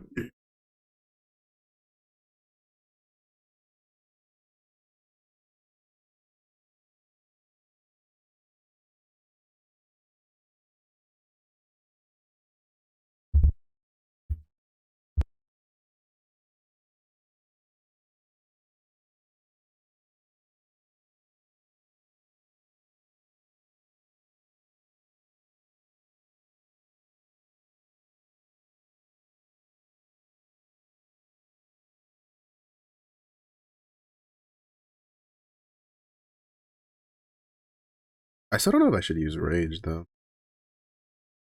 Like if it'll work with like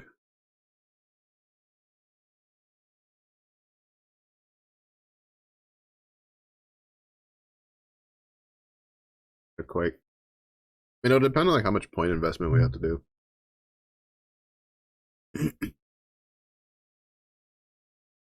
Because we could just pull out of this node. Even though, to be honest, I think like what it should be is I'd probably pull like these 5 nodes out, like in the mastery, and then go into rage. Like having armor, like 1% armor for every rage would be nice. If we could have high rage. I think the cap is what, 30? And then we can also take this, which would help with the cost for the skills.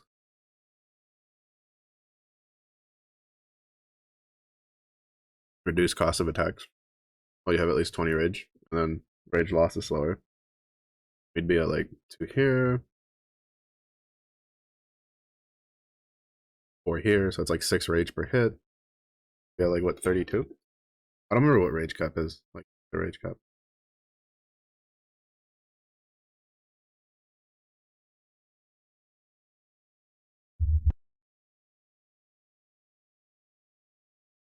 I could probably just grab the one here for gain 2 rage on hits with axes.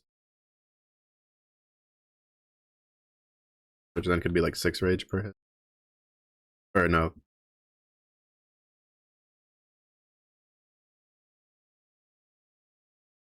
8 rage, right? No, yes. Yeah, 8 rage, because there's 4 here and then there's 2. Can use anything defense.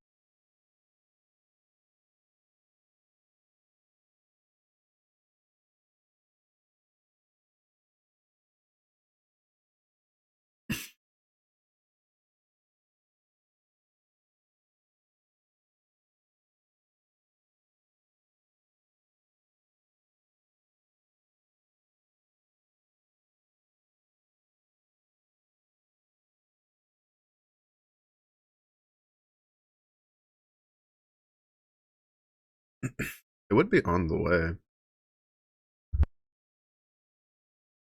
Right? Because we plan on going up here anyway, since there's an endurance charge. And then this node.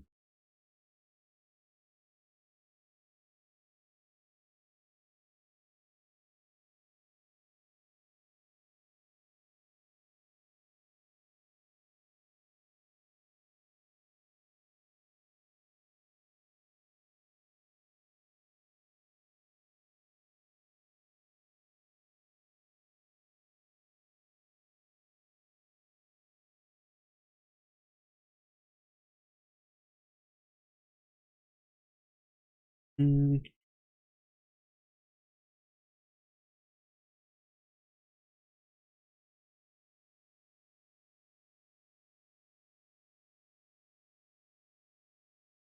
Bridge over here.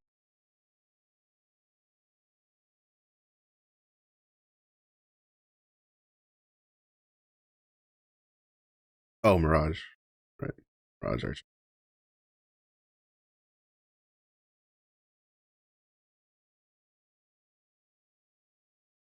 Just, I'm not sure if like Rage is worth.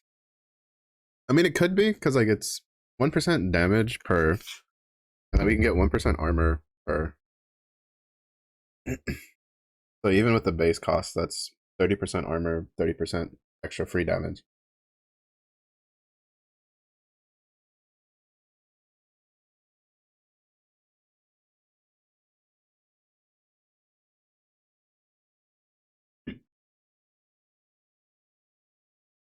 We wouldn't be able to use Berserk though, because but that would be fine.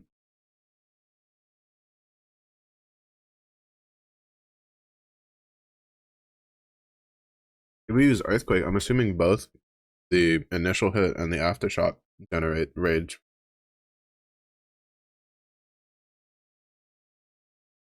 So we could probably still, even if we like lose rage, we could probably still have rage, like regain it decently enough. A boss fight. Because while mapping, it's not a problem. Because I'm saying you gain, like if I hit 6 people, each one of them gives me rage.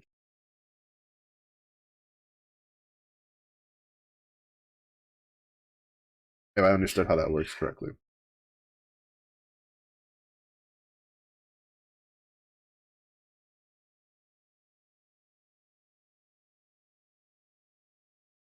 Which then means that what I would probably be for the best would be to spec out of these and then probably spec out of like some of these other ones, like the two-handed, like the martial experience. Once we do a full convert,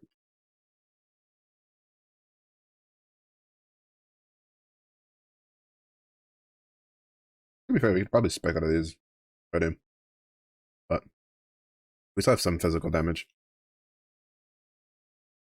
Well, I mean, to be fair, the majority of our damage is still physical damage, 60%.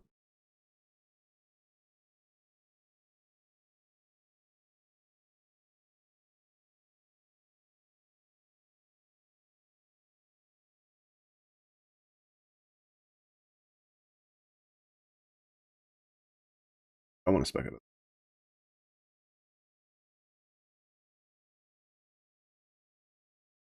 The increased stun and the chance for double damage is just.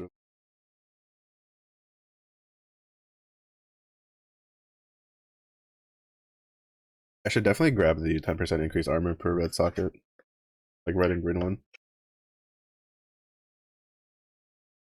I think right now we would have what,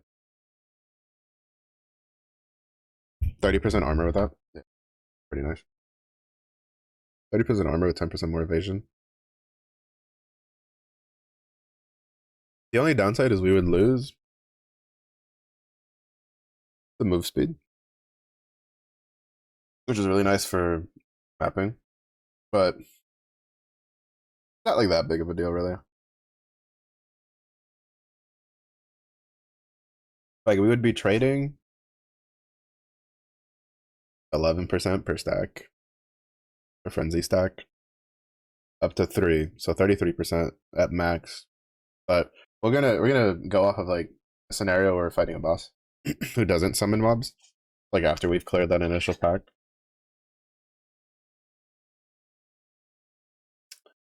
It'd be just 11% damage versus 30%.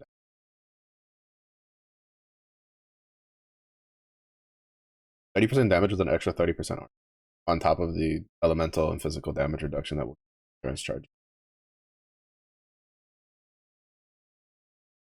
Yeah, no, I think we could probably best into rage. I think with Earthquake, it'll definitely be a lot better. With Earth Shatter, for sure. And I have a feeling that Earth Shatter is probably still going to be pretty good for a Fire Ignite build. And isn't really like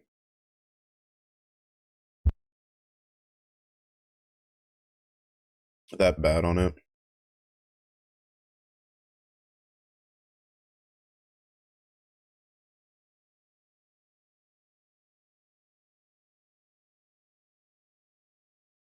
So we would just take like, I mean, probably still worth keeping the Charge Mastery though, because that's 11% per stack. We plan on getting all the other 3 max endurance charge ones, which would be 66% damage. And we have Enduring Cry, which is always going to be guaranteed to give us 5.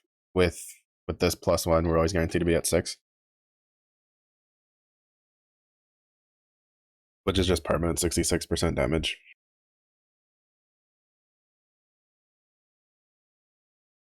I mean, granted, we could go down to 48%, but it's just a singular point. 1 point giving us another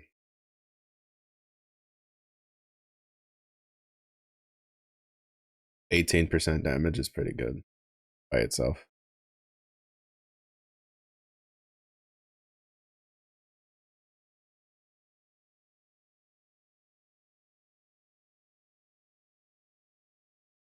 And then we can take the Warcry Mastery to grant 1 rage per 5 enemy power. Up to 5. We're at unlimited. So that means every time our war cries go off, we get like, oh, bro, we'd be at like permanent rage. Never mind. Holy shit, we need to do that. Jesus Christ, that's insane. I kind of want to respec that. Because all we would need is these 4 points, and we can grab this and this to see how that feels.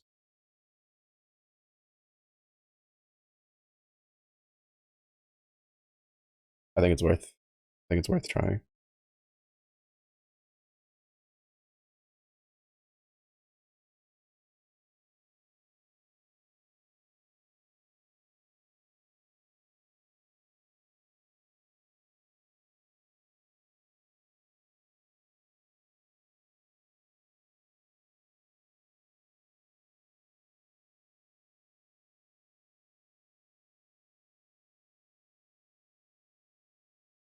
We already had enough. You have to be careful though, because it's all damage ignites. That's that damage.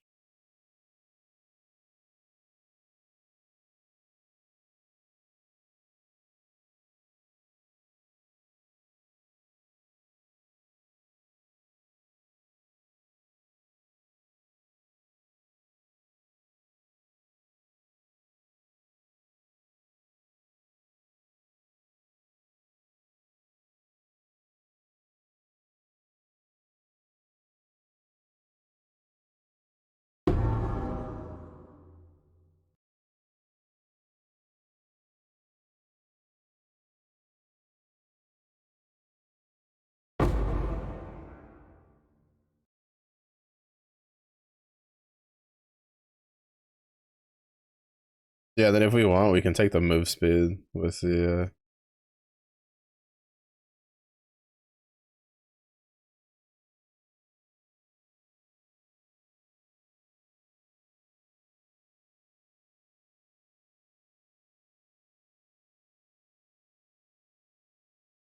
Brother. Oh, that's so worth.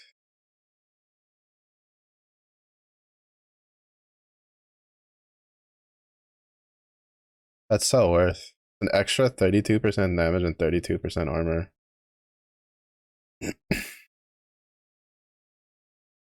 Oh, fuck that noise, bro. Oh my god, they absolutely hate each other. Why do you two hate each other?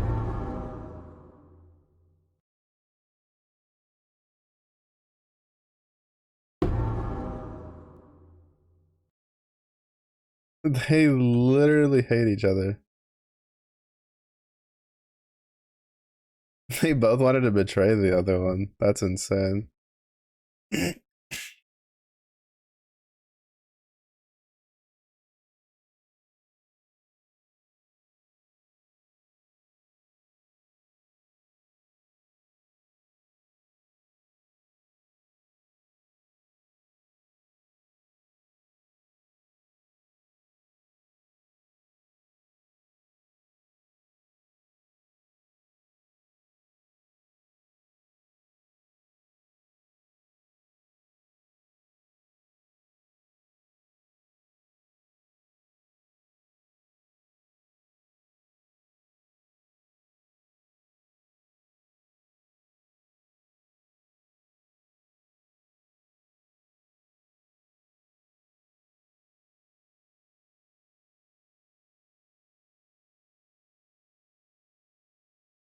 They've at least definitely toned down the difficulty of those. Because Crucible mobs were disgusting to deal with.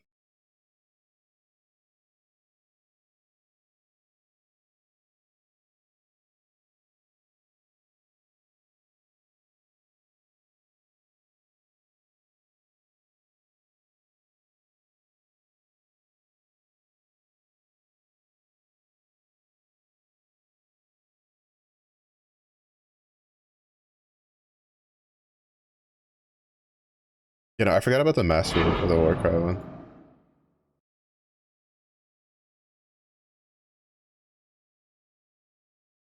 Oh, that was so good. Like for 4 points, we now have like 32% damage, 32% added armor.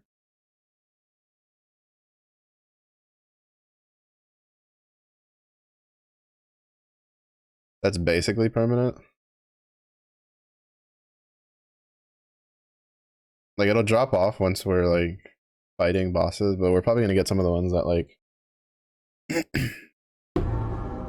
slows down some of the slows down the inherent loss of it. Because we can make it to be what should we call it?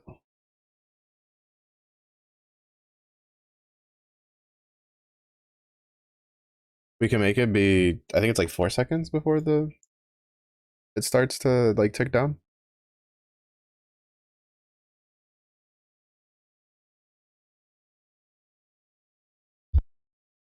Also, none of them are dropping the grippas.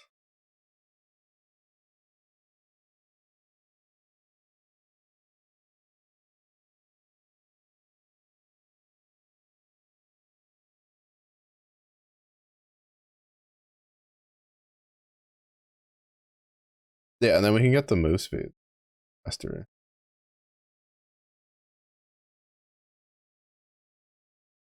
Maybe able to get everything I want.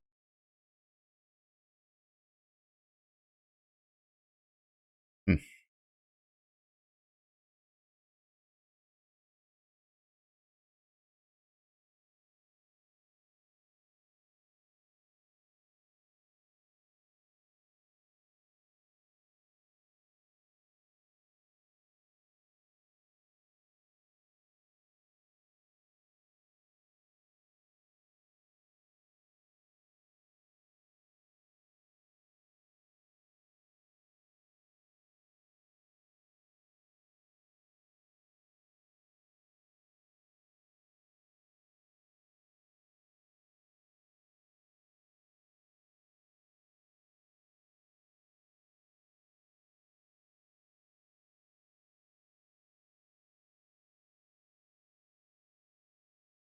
Oh, I thought they were still hitting the fucking NPCs that were already like the betrayal mobs. They're like down. They're like, oh, beating us, and then it's just like it's like my two dudes are still like just punching them.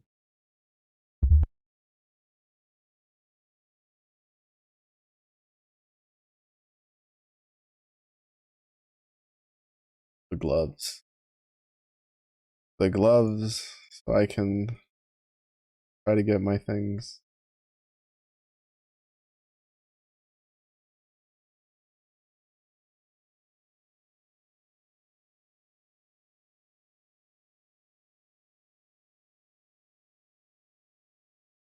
Because basically, if we can get the war cries to be fast enough and the delay to be long enough, or at least like make it be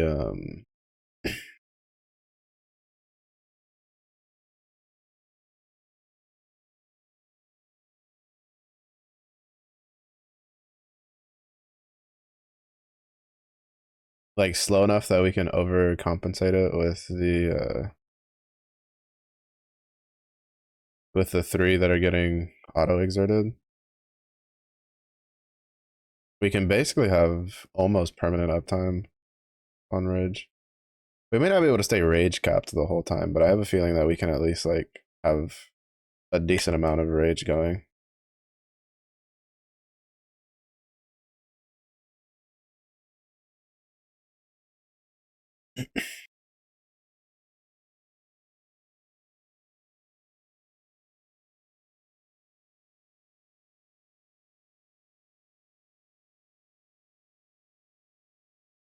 Because this will help like deal with the fact that we don't have like fortify.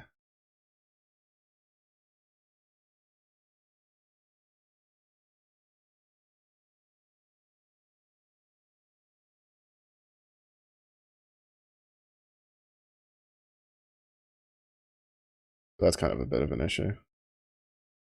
Because fortify has always been a really nice little layer of defense. I'm like pretty sure this is why they did the fortified changes to champion though. Old champion would have been so busted with the rage change. Like old champion probably would have been like just way better than just about anything else.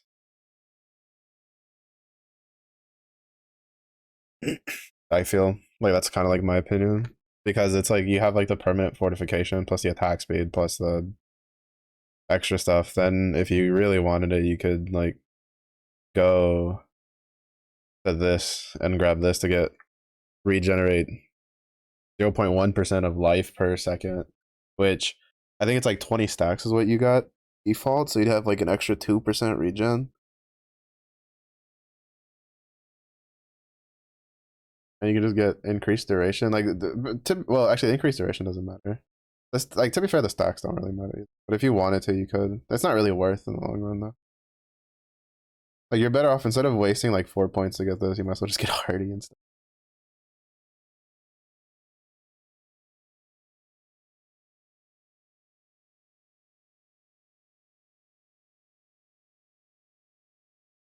Yeah, so this we can make it 3 seconds. We can make it 3 seconds and give ourselves like 6 max rage.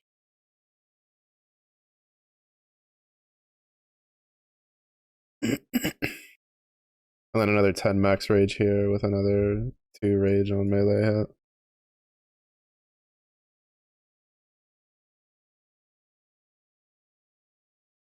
Or we could just forego like the 6 here and then go for the 20% slower.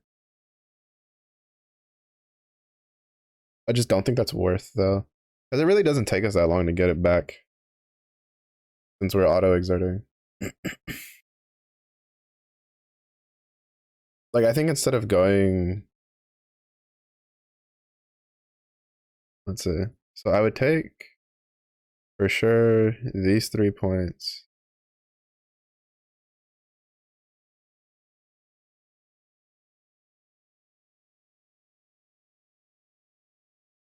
These 3 points are probably worth taking out too. And for sure these 3 points because resolute technique. So it'd be 1, 2, 3, 4, 5, 6, 9 points I'd take out there.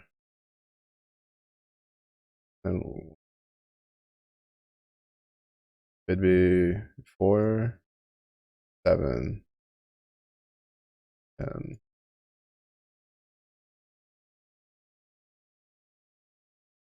18, 19, 20, 21, 20. There's no way. Well, 24 minus 6 is 18. 97? Yeah, then I'm not making it to that. I'd have to take out more of these points.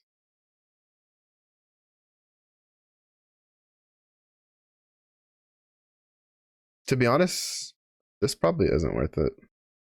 Realistically speaking, these 4. Like, why take those 4 if I can just take 2 rage on hit with axes? And I still want to get hardy.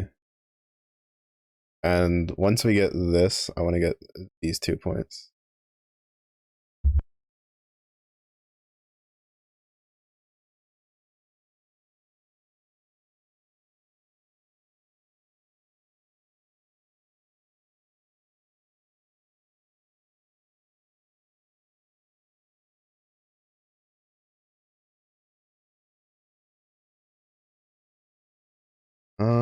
And even then, all of that, like, to be honest, the only like really important nodes is these 4, these 3, 7.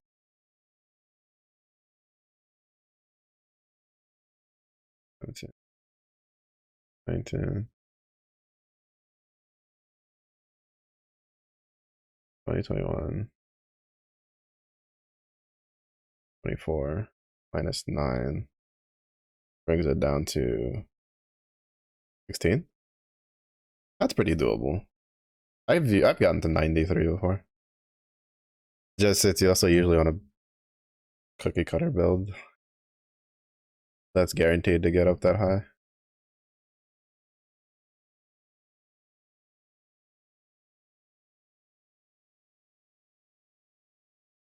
And then the other problem is that I'd still need a point for this, a point for these 2 points. So I'd have to pull points out. Something.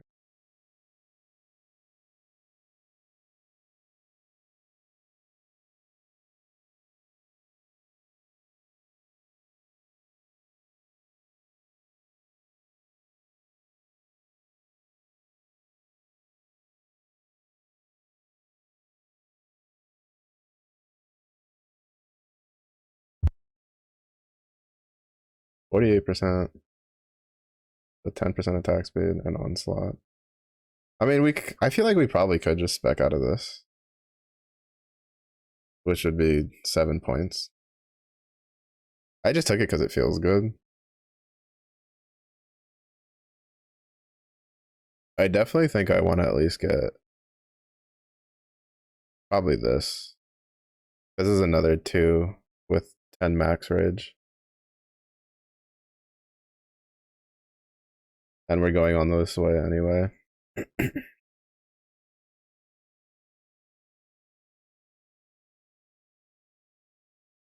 We'll just get resolute technique. Well, I have 6k. How much does it cost to respec?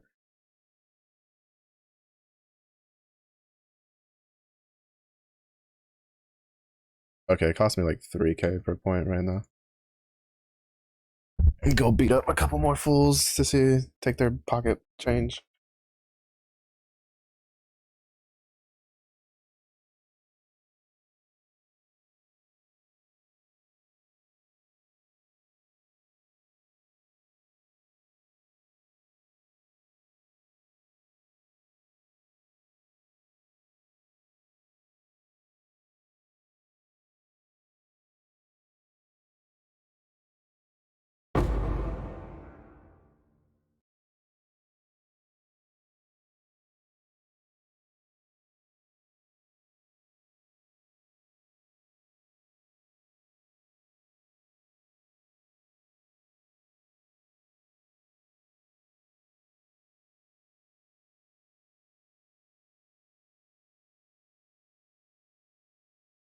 Yeah, it gets a little spicy on the call.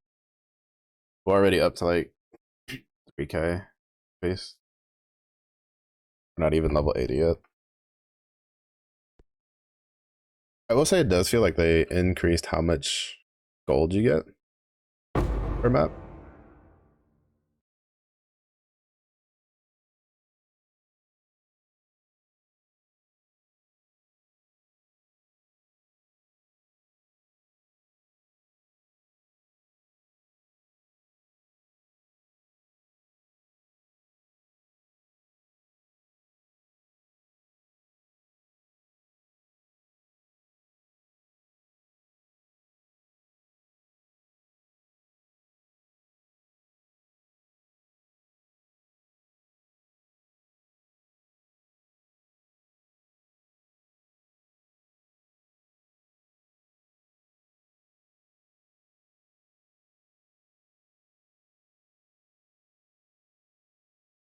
I'm gonna risk it. I shouldn't, but I'm going.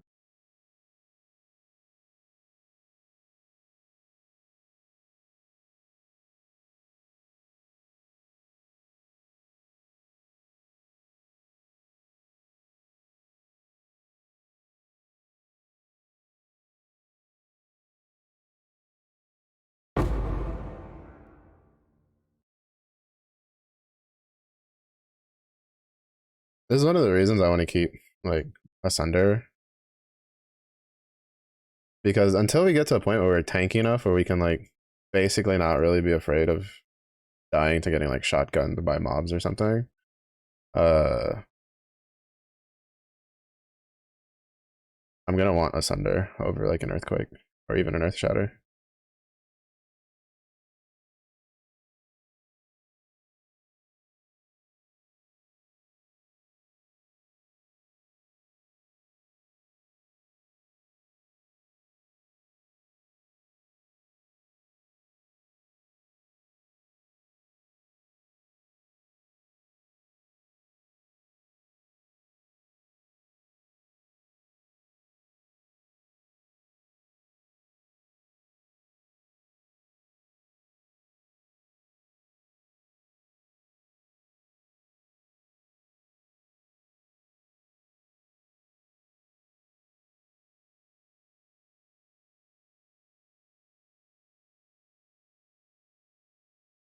Of course, it's one of the right. Oh, Vol Earthquake. I was wondering. I thought I had one of those earlier, but then when I looked, I didn't. I think my brain mistook Vol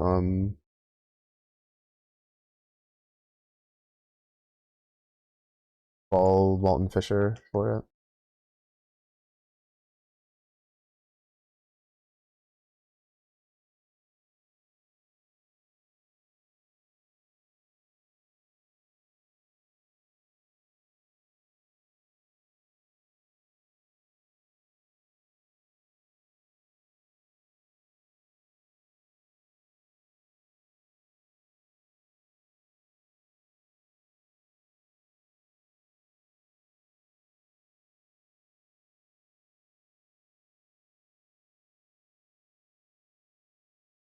I need more life though. Hopefully, when I get Hardy, that'll fix it. But I think I'm gonna go for the endurance charges first.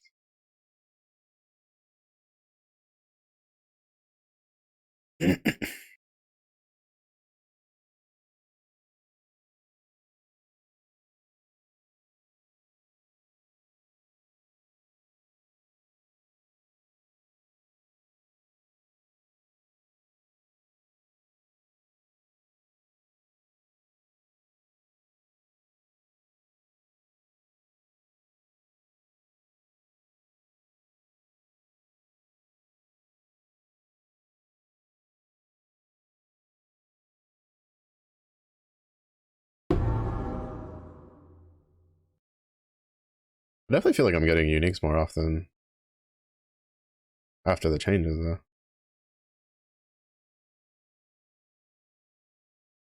I don't know, maybe it's just me.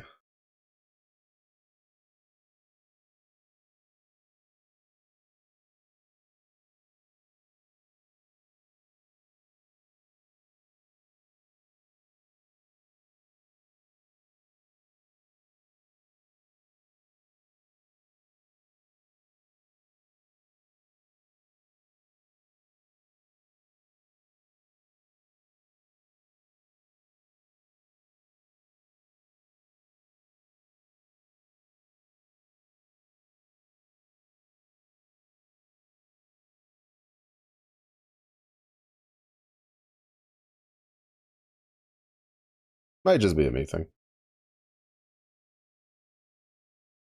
Okay, I think they might have buffed how much gold you get per run. I was definitely not getting like almost 2k a run earlier or like yesterday.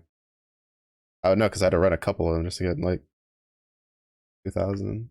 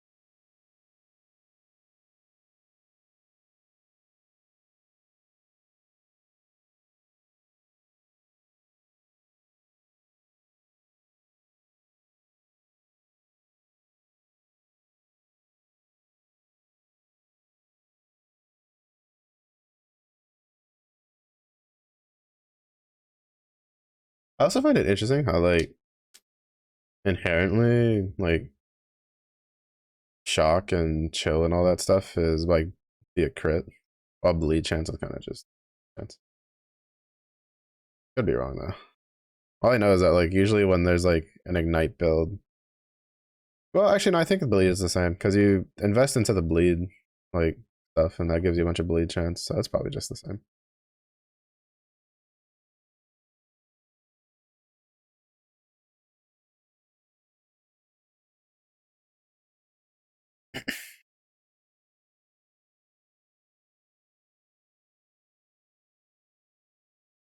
Yeah, I definitely noticed I get a lot more of the 100 gold to drop.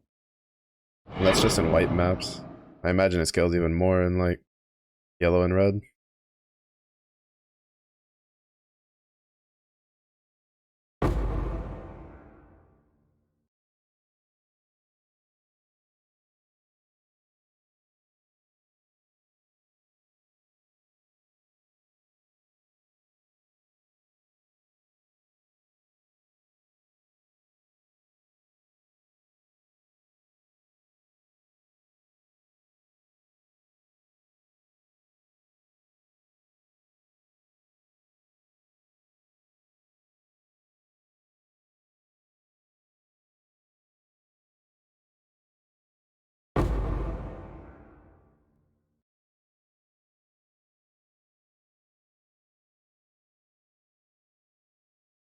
Yeah, so I took Admonish because it gave me the attack speed or the Warcry speed.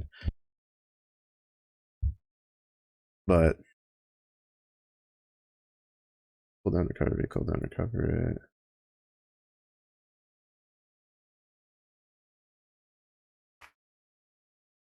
Oh fuck, I don't have bloodless. I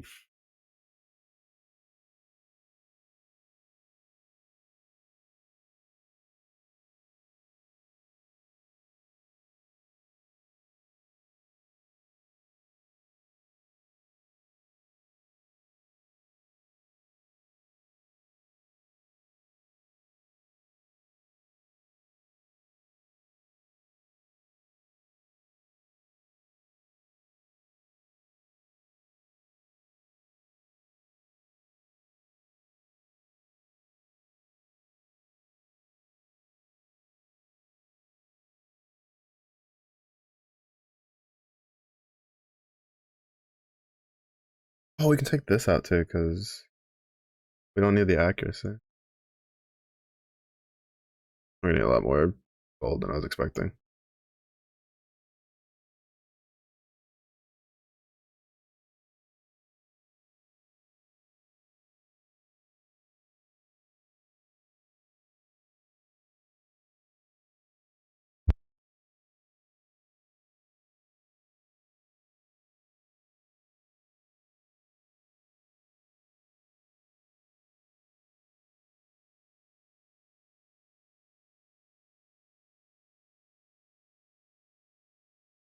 We have 5 points.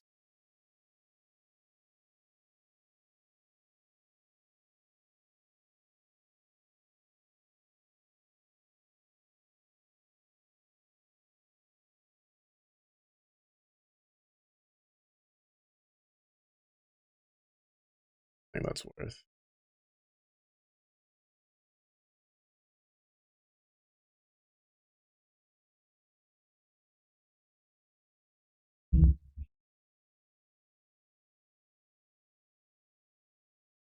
This kind of sucks that I don't have those gloves. That glove. Well, it's kind of like twofold because it sucks for the. Hopefully, it's a prefix. If it's a suffix, we're kind of fucked.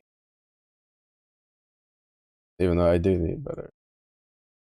But since it's a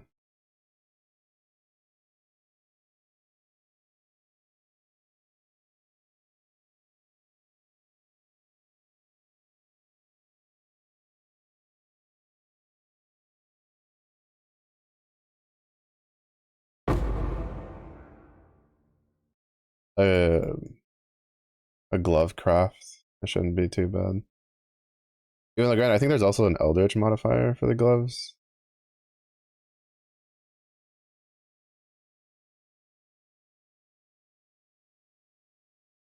Yeah, I went back to the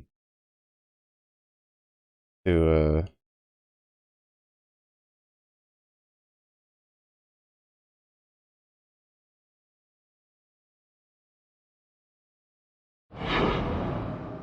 like I took off I think it was a bad choice.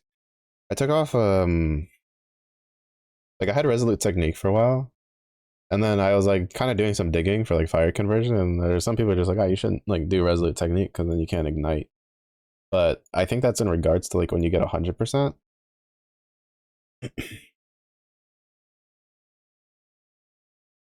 which basically won't be until we get the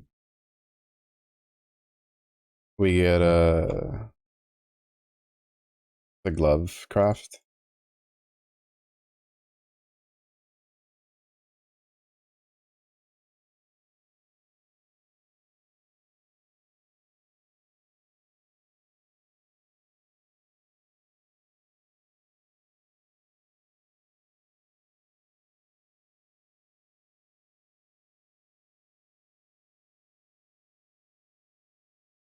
And even then, a lot of that stuff is before the current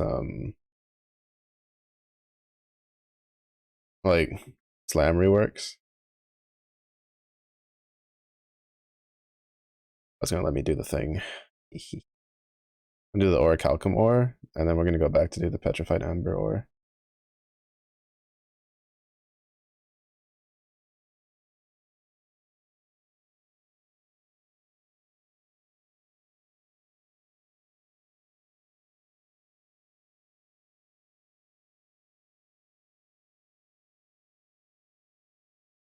Because then we can double dip and use the buff from.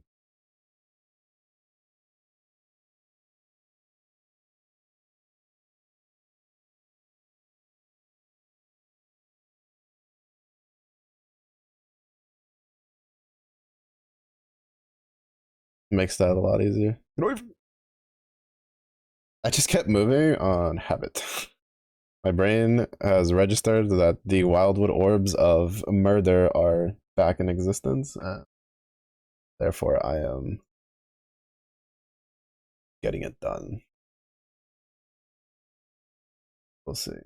Another.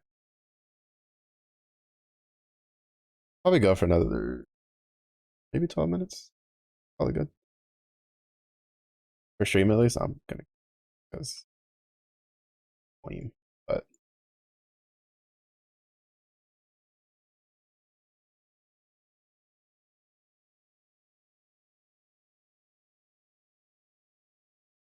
elements resistance, chaos resistance.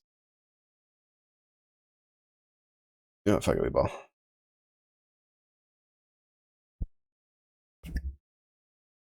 I think this build can handle it.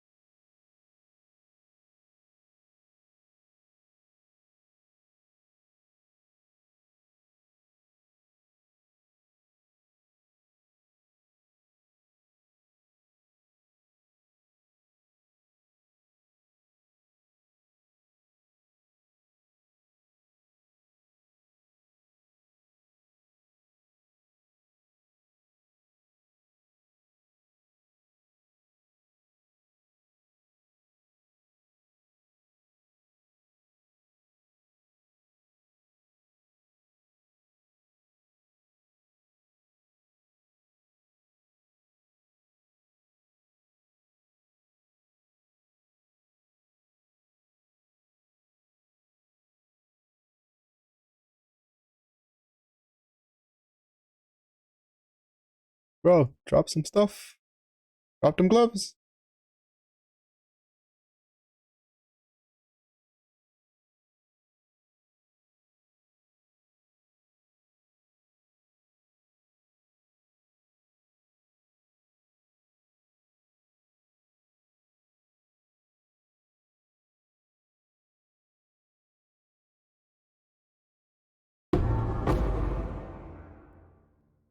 Oh, and we got some gloves. And we get the veiled mod that we want. Por favor.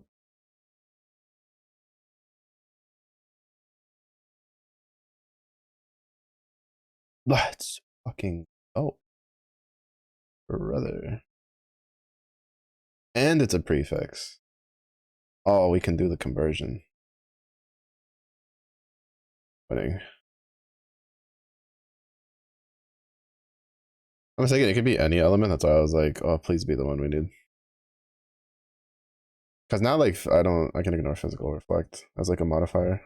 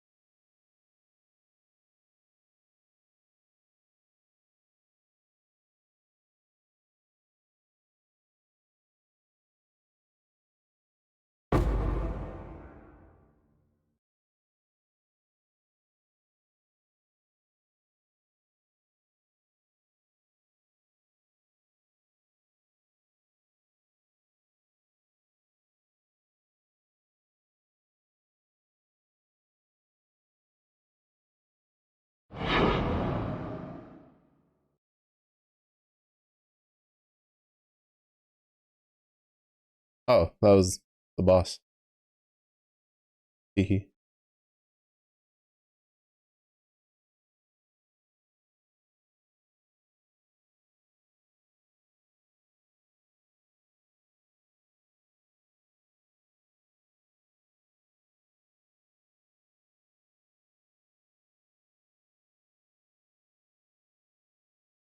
Oh, wait, so we missed one?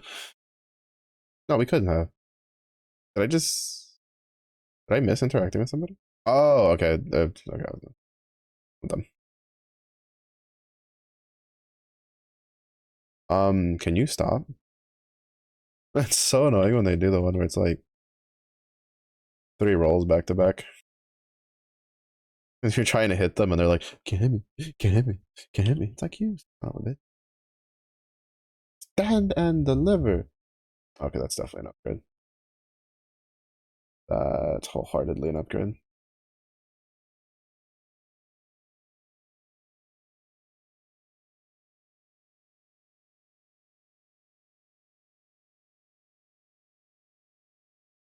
Um,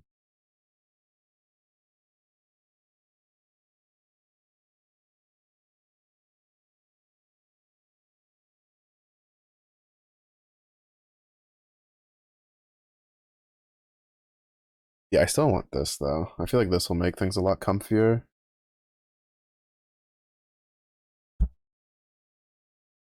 That point came in at the right time though.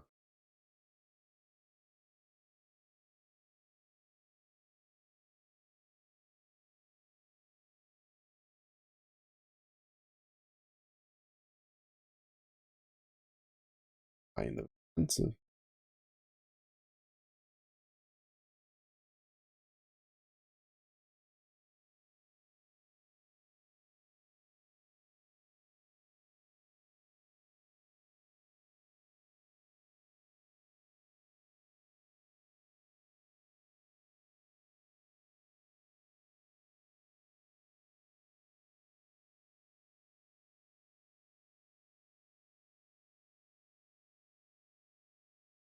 What was it?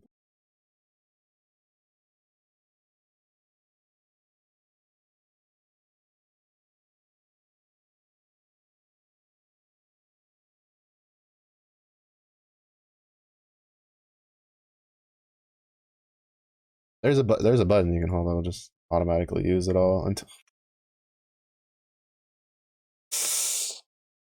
such a big drop Defiance man. Defiance man.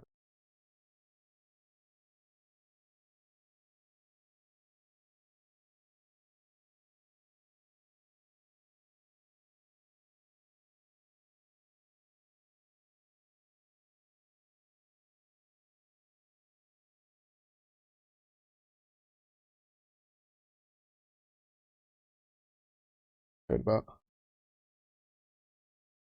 Um,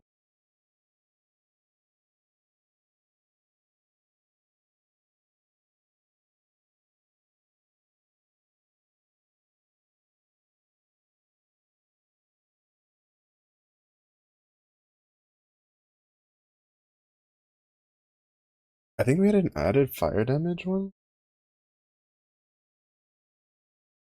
6K. I think that's enough to upgrade our dogs.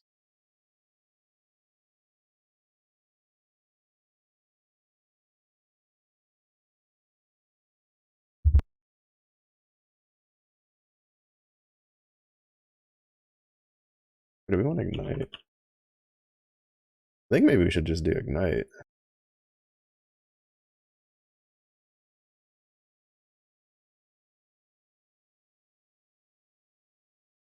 I think for now that's pretty good. Addition, then we'll go this way. Probably grab this just on the way up. If we go this way, then we come back down and grab the betrayal nodes.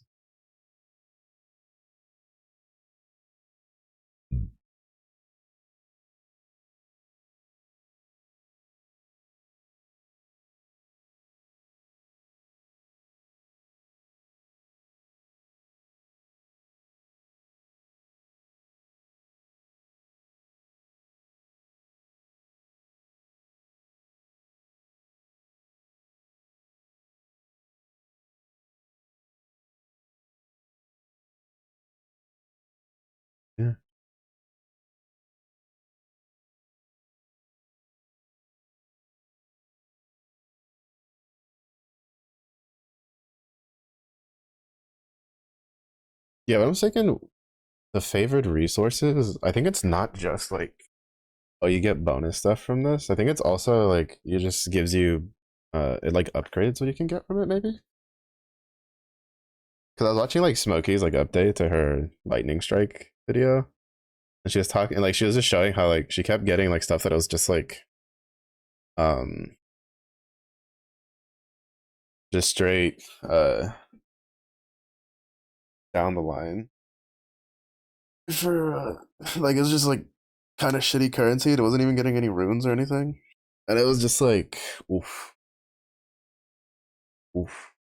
I put a little air. Yeah, I think that's where I'll wrap it up. So got a good little stream, and we got all the red transfigured gems I cared about. So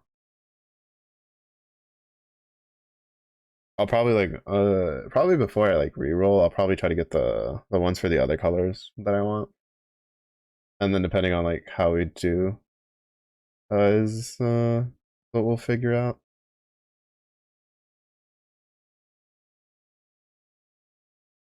Let's say out of rook. But yes, that is going to be it for stream. Everybody for watching. I appreciate it. If it will be early in the day for you, have a good day. Late in the day for you. Hope you rest well. Stay safe. Stay hydrated, and I will see you all again. One, which will probably be First Descendant tomorrow. Crying in the corner to grind my stuff. But yep, bye.